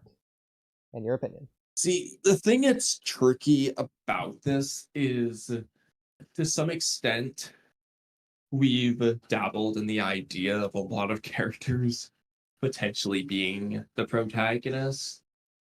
Because especially looking at the Kurama versus Jura aspect, the problem is, well, as far as we've been presented, Kurama, there's no character who's the only character with a goal that has driven the plot forward is Jura. And it feels odd for Jura to be the protagonist. That's the problem. Yeah. But like, he seems like the only answer that we can give, because Boruto hasn't done enough to really say he's the protagonist in terms of like goals. He's just, because he's being so reactive that it's hard to paint him as a protagonist. Like just the proactive protagonist, you know what I'm saying? Like, I like it's just weird. It's just like, it just feels wrong to pick any character besides Jura, but Jura feels wrong too. Kamui, where's that rule works? It's just so funny to imagine the opposite of that. Reactive reagonist. Yeah, the reagonist.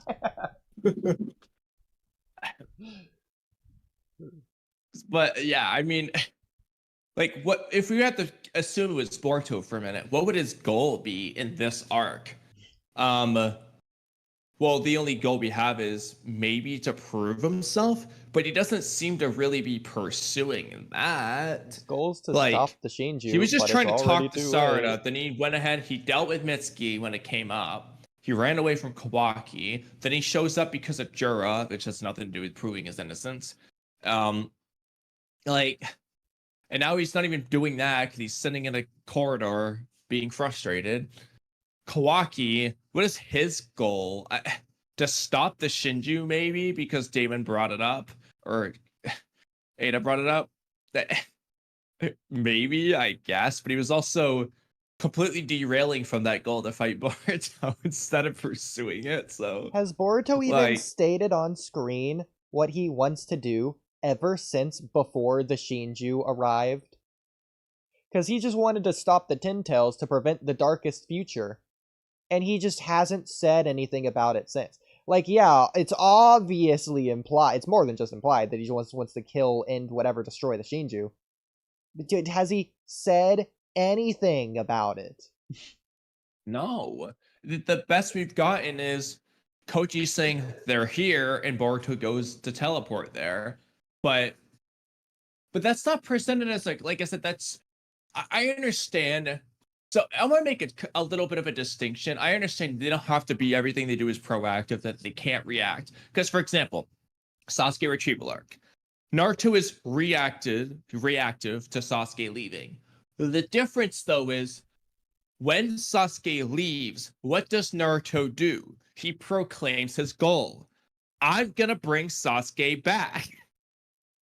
When Boruto arrives in the village, he doesn't state a goal. He doesn't indicate a specific goal. He's just there. Like, yeah, I guess Juro was here. There's wood style. It's not like I'm gonna kill all the Shinjuu, or I'm taking down their leader, or I'm gonna protect Himawari and get out of here. We don't know. We need something specific. Yeah, especially after killing 12 Konoha Shinobi in like cold blood in a gruesome way. You just seemingly doesn't care still. It's crazy.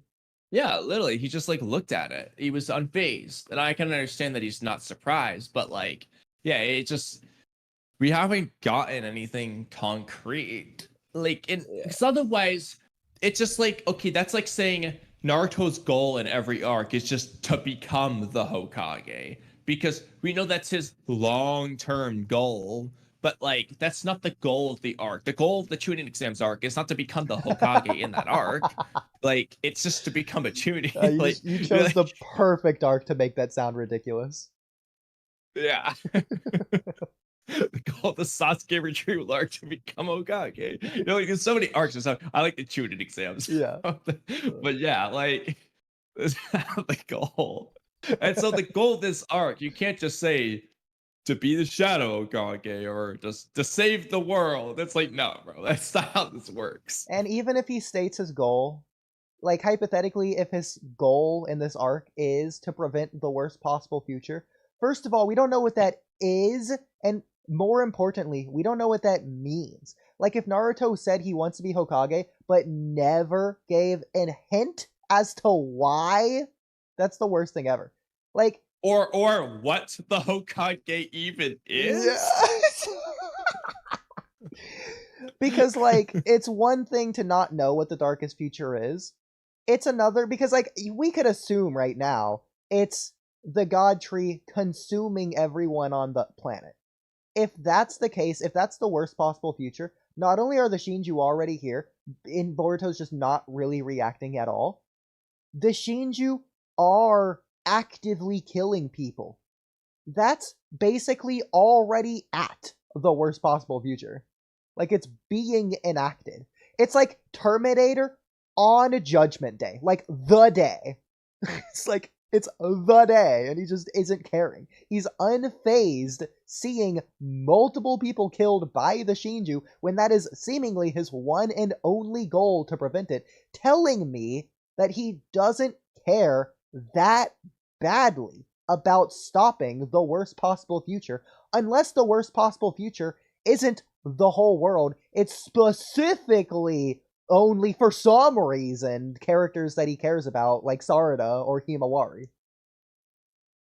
But that wouldn't even be for everyone, then that would be my worst possible future. It just doesn't make sense with Boruto's character either way. He shouldn't want those Konoha Shinobi to die, whether he knows about them or not. He should care. Yeah, and it's not to say that he needs to be breaking down in tears because he sees Sawagi, who he doesn't even know. It's more just like he should be frustrated, like, I gotta hurry. Like, damn it, they've already done this much damage. It's rather than just looking, I'd be like, huh, that's wood style. But there's a difference, like, in demeanor there. This sounds crazy. Boruto almost comes across as the same. In fact, you could argue this is brilliance and intended narrative overlap, blah, blah, blah. Boruto doing this is almost parallel to Jura looking at Inojin and thinking it's like aesthetics. Huh. It's almost the same thing. Boruto actually thinks it's just aesthetics. That's wild. Like, is this wood style? Is this aesthetics? It's not what you should be focusing on right now. That'd be wild if they actually had an aesthetics line from Boruto. Like, wait, wow, that's pretty aesthetic. Bro, he gets there with Inojin. Oh, that is aesthetics. He Yeah, joins like, Jura's whoa. side. That is so aesthetic. Jiro was right.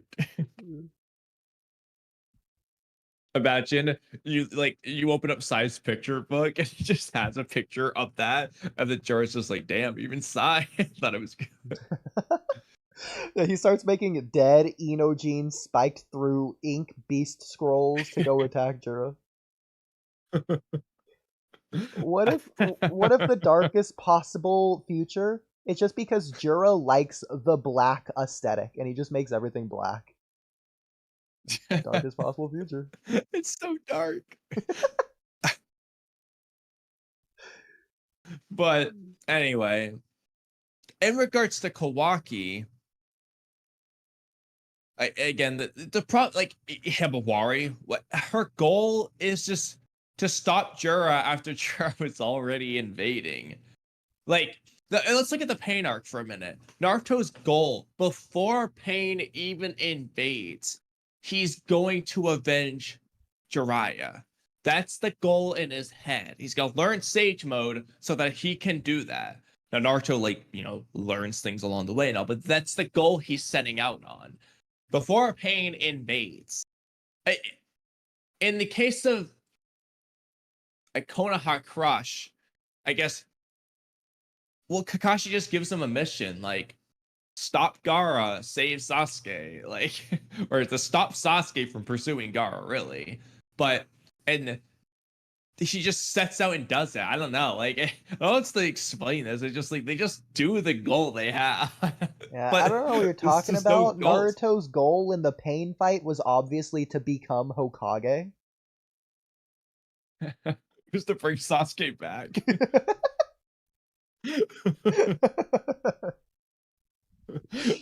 Yeah, that'd be a crazy No, that's win pretty- con for Naruto. No, actually, I got a good one. The goal of the training exam was just to bring Sasuke back. Hasn't even left yet. That's its goal. Kakuzu arc is to become Hokage by killing Kakuzu, who fought the first Hokage. Why does that work? But anyway, Okay. Okay. yeah, Himawari and Kurama is just like there isn't like a real goal. Same with Team Shikacho. Ironically, Gene might have had the most goal out of everyone. Protect Himawari. At least that's actually a goal that I could actually use. But Gene's presumably dead. I doubt he was the protect. I really don't think Gene's goal of protecting Himawari pushed the plot forward at all. Minus his death. So I'm not gonna call him protagonist. Sarada, nah, she ain't got no goal on screen. Samurai same. Hidari does not have a goal, clearly. His bro's just tagging along, going all over the place. Shikamaru, ironically, to figure out Boruto's truth could maybe work. Figuring out Boruto's identity, would that even work? It does push the plot forward, I guess. Kind of, but not really, because Boruto's the one that came to the village. Like, Shikamaru didn't seek out Boruto. Boruto came to him, basically. That's the problem, yeah. She just talked to him. Because that's when Mitsuki was on the way. basically the code arc. Because Kawaki left the village, that's driving the plot forward. But like, Yeah, Kawaki isn't the one that's like really it's code. Yeah, and Boruto coming to the village wasn't part of a goal. I guess his goal was to talk to Sarada. No, it's not an arc goal. And he does it immediately at the beginning of the arc. Never again. Imagine just Naruto brings Sasuke back in the Sasuke Retriever like before he leaves the village. Yeah.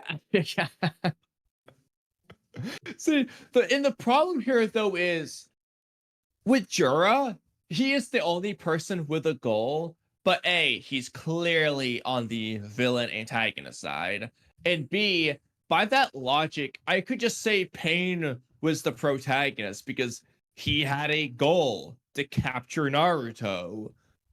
But like, no, that's not.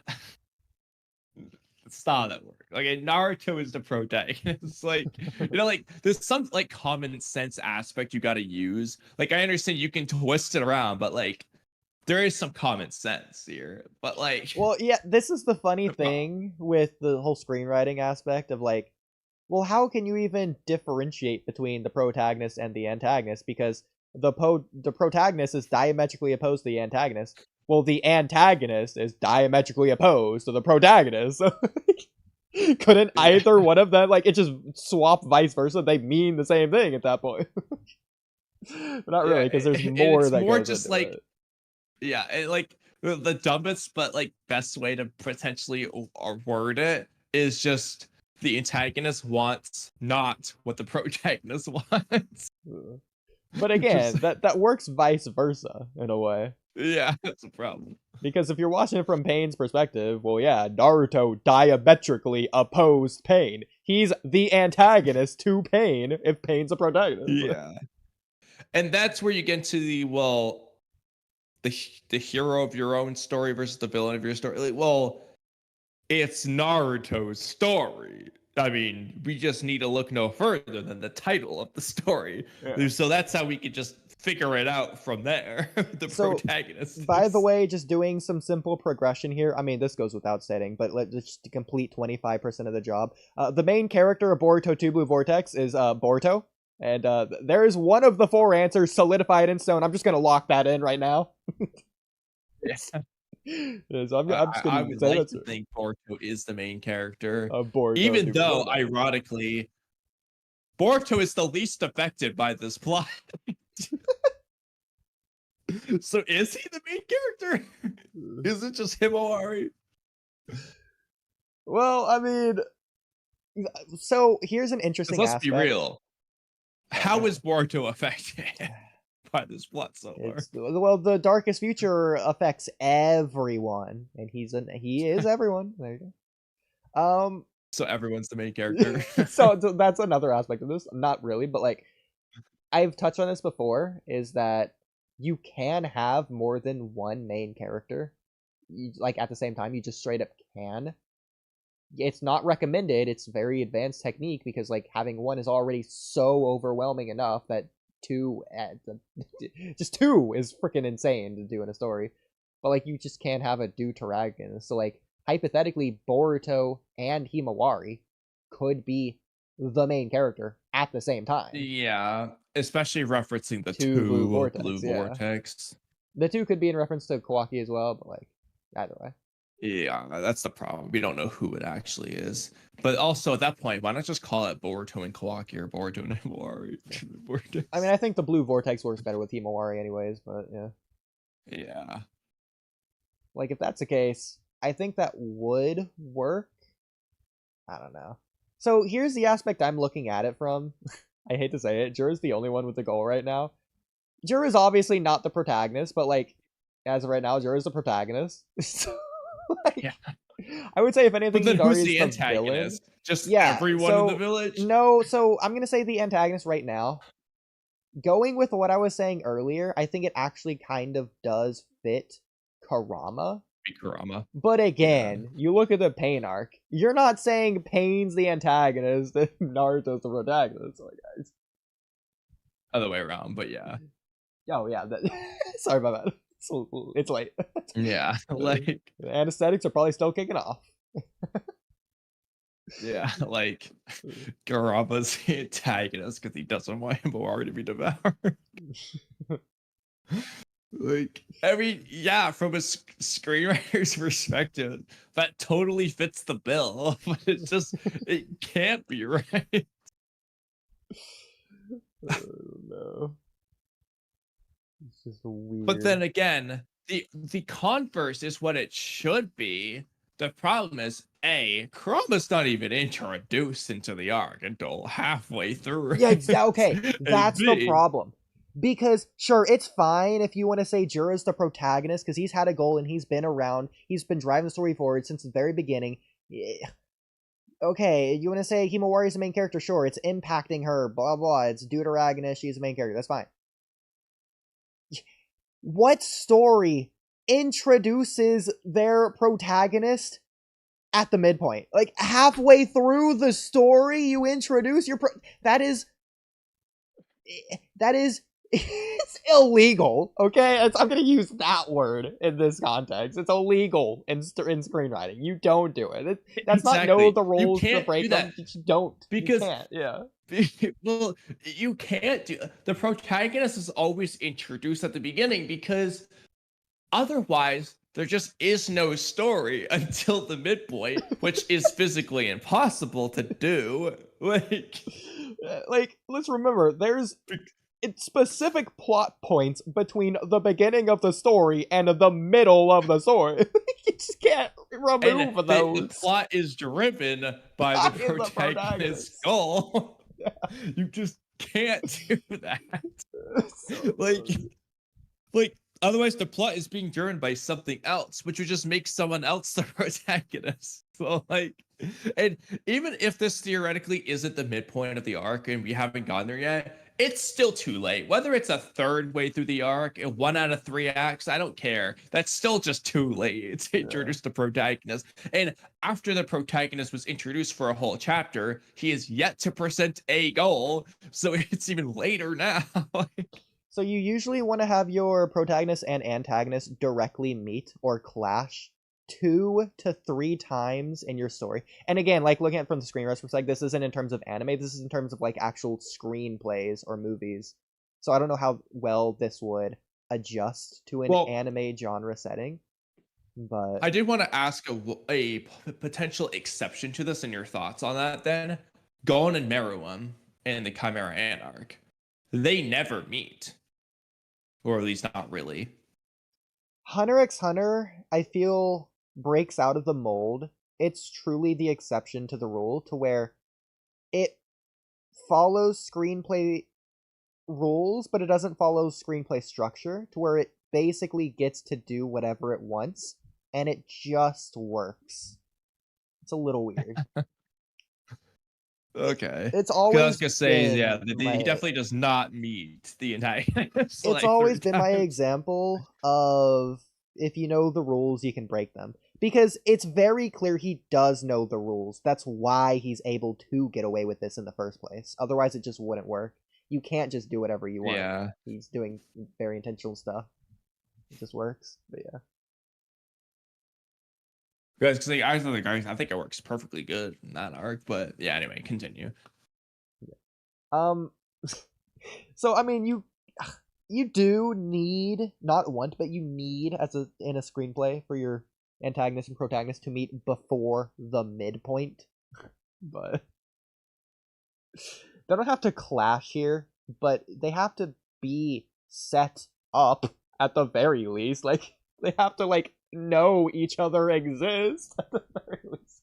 I'm trying to think of an example in Naruto that just might break that. I guess no, because I was gonna say the problem is in Hidan and Kakuzu, Shikamaru is really, I mean, Naruto has a goal to learn the Rasen Shuriken, but I don't know if that's the right goal here. Shikamaru would probably count as the protagonist over Naruto. Shikamaru is the protagonist of that arc. We've gone over this before. I think that's what I was the best gonna say. example of it. If Naruto was the protagonist, that would be an exception, but he's just not. It just is Shikamaru. And he meets Hidan before the midpoint. Yeah. Okay. So going back to so paralleling this to the Ishiki fight, because I'm doing a tons of Bargon mode parallels. I think it's very interesting because again, the protagonist and antagonist of the Ishiki arc would be Naruto and Ishiki, even though Boruto's the main character. And even though Kawaki is the one who defeats Ishiki, that's I forget the term, not poetic irony, it's not poetic symbolism, it's a poetic tool. He's a tool. What's the poetic tool called? Something like that. Anyway, I'm not sure what you're going for, but either way, it's because of Naruto's success. Naruto wins. The fact that Kawaki wins is a win for Naruto because Naruto won the fatherly battle of being a better dad. Yeah. That's why Kawaki gets the killing blow there. So In the plot, it's because that just is a Baryon win timed for him them. out. In the story, it's because of that. That yeah. too, but Yeah, you need both aspects, and they should be related, but not directly related. It's like interrelated, I think is how they usually word it. That said, bringing that back to here, yeah, okay, so regardless of who's the protagonist or antagonist between Kurama and Jura, I think that's interesting. If they go that route, that clash of ideals, the conflict there, dynamic between the two, whatever.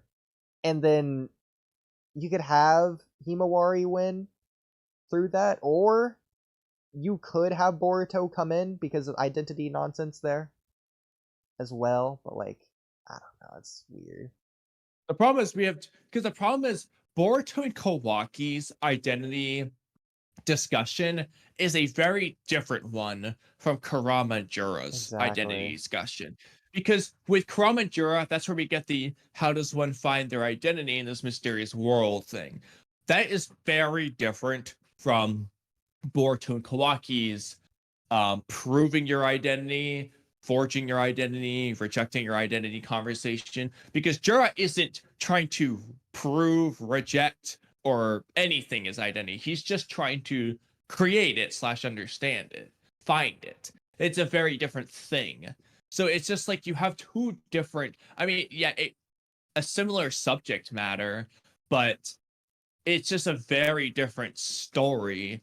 And it's fine to have these two things going on, but then you got to ask, okay, so anything with Boruto and Kawaki, though, is just a different story. So we got to pick who the protagonist, like, which is the story that we're following for now. Yeah. Are we following the Boruto Kawaki thing or the Jura Kurama thing? But this is more... The plot is definitely painting you to think the Jura won, but then Boruto winning kind of doesn't fit that. But this is why both of these can go on at the same time, this is just more evidence that it is a two main character situation of both Himawari and Boruto.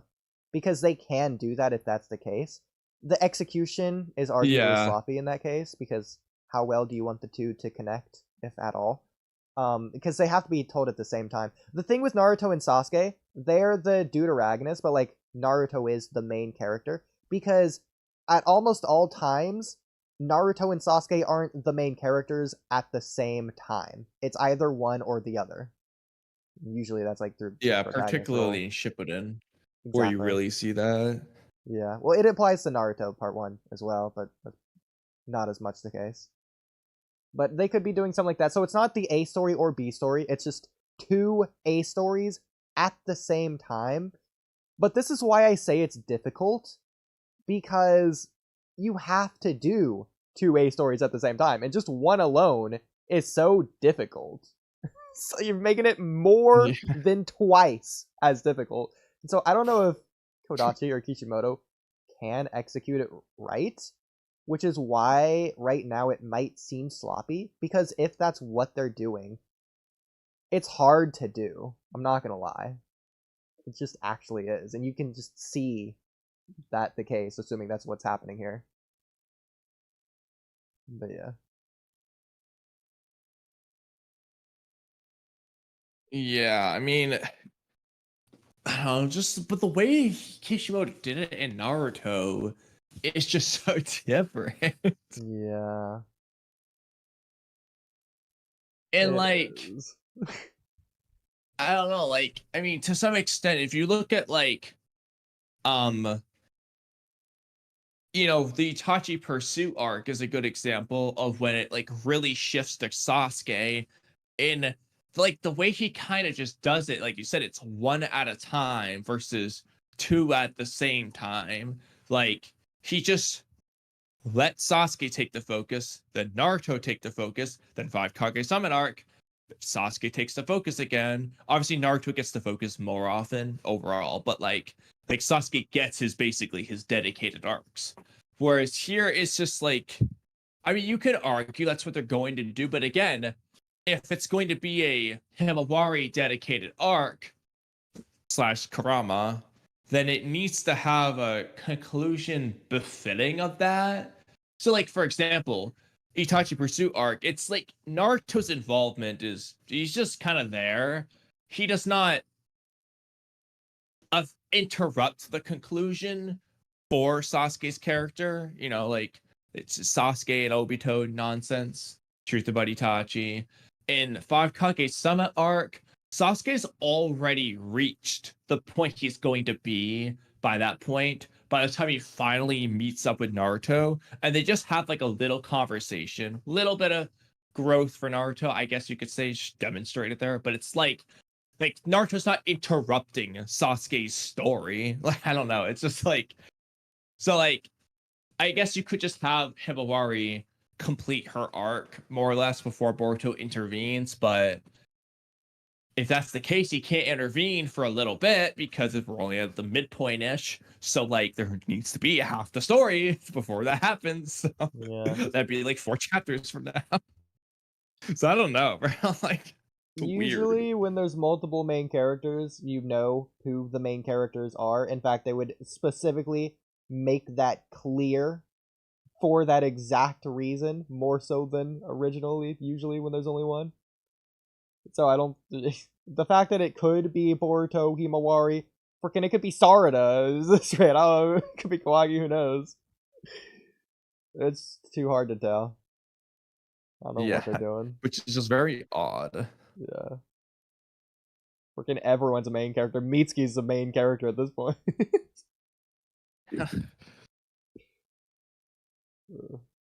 And that's the thing, like, the story. Mitsuki had a goal first. Oh my god.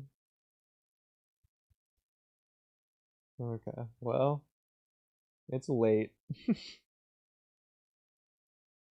I know, but I've still got it. You're crazy. Okay, well, did you have anything else you wanted to cover tonight? Well, I guess there's all those podcast topics. You are not randomly extending this at 6:40 a.m. just because you quote-unquote still got it, okay? We need meaning behind every minute we spend here right now. All right, let's start with the movie. Oh so my god. Okay, we need to cover this now. That's what you're saying. It's on my mind. So I didn't post the whole thread because there's a million, but I just specifically I saw this. The one said it was like a movie. We can cover it now just because it's kind of funny, just like briefly address it. I want to do this with Troy. For obvious reasons. Yeah. But yeah, if you want to do it now, we can, but let's do it with Troy. Hopefully this week. Okay, well, I never really... what's your reaction to this? I'm curious what he thinks a movie... It looks like a movie. What does that mean to you as a screenwriter? So, because he's using the word looks, I'm looking at that more of like from the cinematography angle than anything. Plus, that's what he's covering here. He's talking about the choreography and the fluid movement. Yeah. But what about that is specifically movie-like versus TV show-like or anime show-like? Why movie? There is a difference. It's hard to explain. He does say fluid movement. That is actually just a part of it. There is just a theatric lens you can look at it through. Usually it's done through camera perspective and dynamic camera shots. Not angles, but shots, so the camera's moving. They do this a lot in anime too, but it just is different usually in a movie. Like, for example, I'm thinking in Naruto the Last, when Naruto's in the Genjutsu realm, and Pain Shinra Tenseis him from the tuning exams arena to the Pain battleground. The camera follows Naruto. That's not an anime shot. That is a movie theatrical shot. It just like objectively is. It's just one example.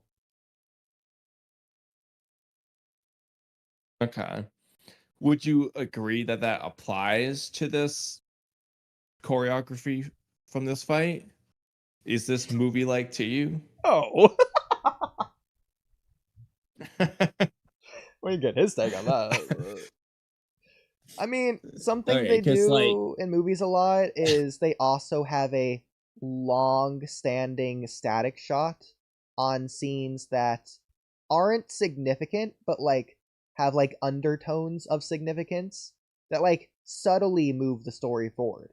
So like it's like the promise of the premise. They'll usually do this here, or even in the low point. So like in Naruto the Last, something that comes to mind is I think it's Naruto taking the cobwebs out of Hinata's hair. That's building something between the two characters that fundamentally needs to be there in some way, and by allowing the camera to stay still, it lets you sit in that moment and breathe with the characters. I feel like that's a good way of putting it. Mm-hmm. Yeah. And obviously they have like static shots all the time in anime, but usually it doesn't mean anything. Or when it does, it is different. Like the most famous example I can think of is the Naruto vs Sasuke final fight part 2 at the evening, where it's just like that minute long slow zoom in of Naruto and Sasuke just completely out of chakra, just punching each other right before Sasuke Yeah. takes Kurama's chakra. It's like, you're my only friend, and then tries to Chidori him at the very end. Yeah. That long montage. That's similar, and I don't know how I would describe the difference, but it is different.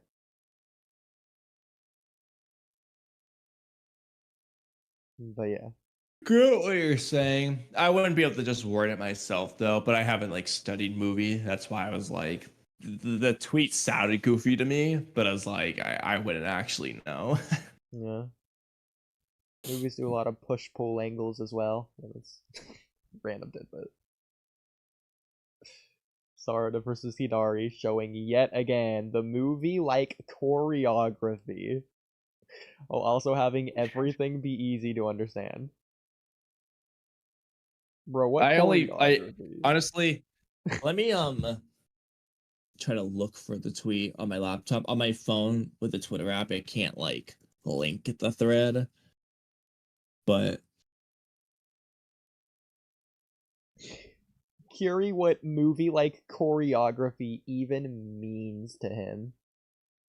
Because, like, regardless of how few pages, let alone panels, this scene is, in terms of choreography of Sarada versus Hidari, he appears behind her, she turns around, and they both do Chidori. okay, I found. Yeah, Okay, make it a little bit more basic than it actually is, but still. I'm posting a link in chat. I should put it in podcast topics. A link to that thread, the whole thing. I don't know how to read threads in the correct way, but it is Just- a thing about just paneling click on it. choreography. Interesting. And then you just scroll down. Bro, Ikimoto Art Evolution into Blue Vortex. Oh yes, look at that crazy difference from chapter 1 to chapter 10. It's like a whole different series. Yeah, it's downgraded. I know. And besides So- the covers, you can see the quality in the panels, especially for someone who doesn't seem to like digital tools, which many artists have just told you elevates art and makes it easier. Oh, but AI is just the boogeyman, apparently. Gege and Kishimoto being two big examples. Gege saying they wouldn't even have made it without switching. Not slander, just showing the difference. I don't feel like reading this whole stupid thing. Oh, we found the panel. It was his fingers. That was it the whole time. It was the fingers. Oh, that's where that came Yeah, from. yeah. Yeah. What panel is this? What were you guys talking about? Hello?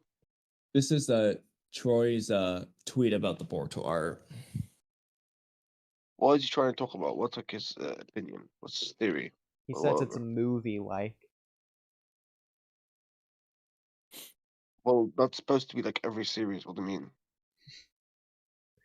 It's this manga art. It's movie-like. Yeah, that's very interesting. I've seen like every other manga be like that. I don't know. It doesn't really make it special, does it?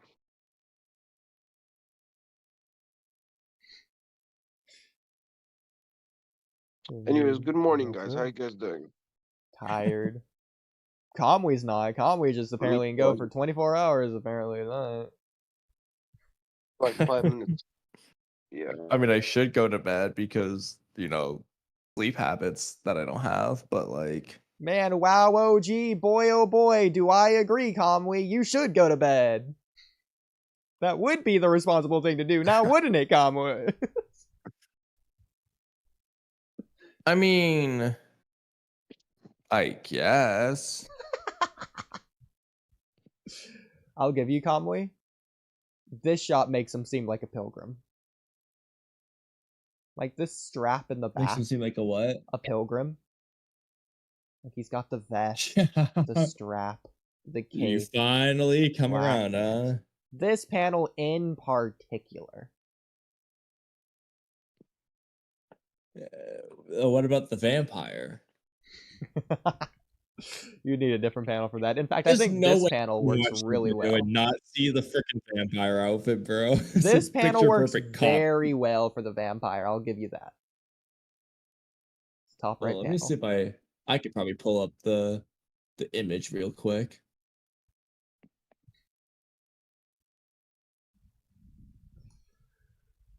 I will not be. I'm gonna show the whole Discord once this loads, because this shit was screaming pilgrim and vampire. All right, sorry, the vampire really, but the pilgrim image was pretty goofy. I'll admit it was the vampire one where I was just astonished when I found that. I was like, bro, there ain't no way Ikimoto just copied like this vampire outfit. It was too similar. Oh my goodness. Why does it have to be loading so bad? Want to search. Bro. Okay. Code. Well, I'm glad we're already past 6 hours, so I don't care anymore. That's good at the very least.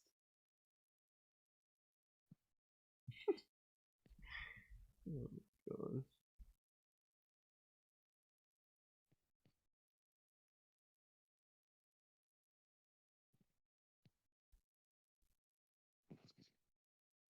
Bro, it has been almost 8 hours. You cooking right now. Shout out JR Droven. Hello. Yeah, I've got a question. Yeah. Okay, hold on. This might be it. Chapter. Long message. Next chapter. You think Sword? What do you think Sword does? Loses. Splinter says, speaking of movie quality, what's your opinion of Boruto coming back as seasonal anime in terms of animation, and maybe additional this time? Cool additional content that's not a filler, but perhaps tied with manga itself? I think the devil himself is going to make that decision if he makes it, and it's never going to happen. Wake up to reality. You're delusional, Splinter, living in your own fantasy fairy tale realm over there. Okay, go get a life and touch grass. At this point, I'm just randomly insulting for no reason. But real quick, go to chat. Oh my god. So stupid. And I'm just saying, can you not see the outfit resemblance to that vampire cloak? You're really gonna tell me you can't see it? The inside of his cape isn't even red. Bro, Never mind the colors. Oh my gosh. The buttons are too far apart. Oh yeah, you're nitpicking because you know it's freaking the same. Anyway, moving on. You know what, Kamui?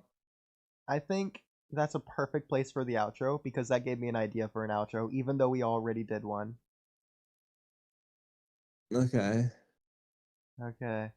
Thanks everyone for watching the Walky Talky podcast. We've been knitting Thank you, and everyone. you've been picking. And we'll see you next time when we do that again. See you guys. Yeah, nitpick it off away. This has been the Nitty Picky podcast. Where are we nitty? Are we picky?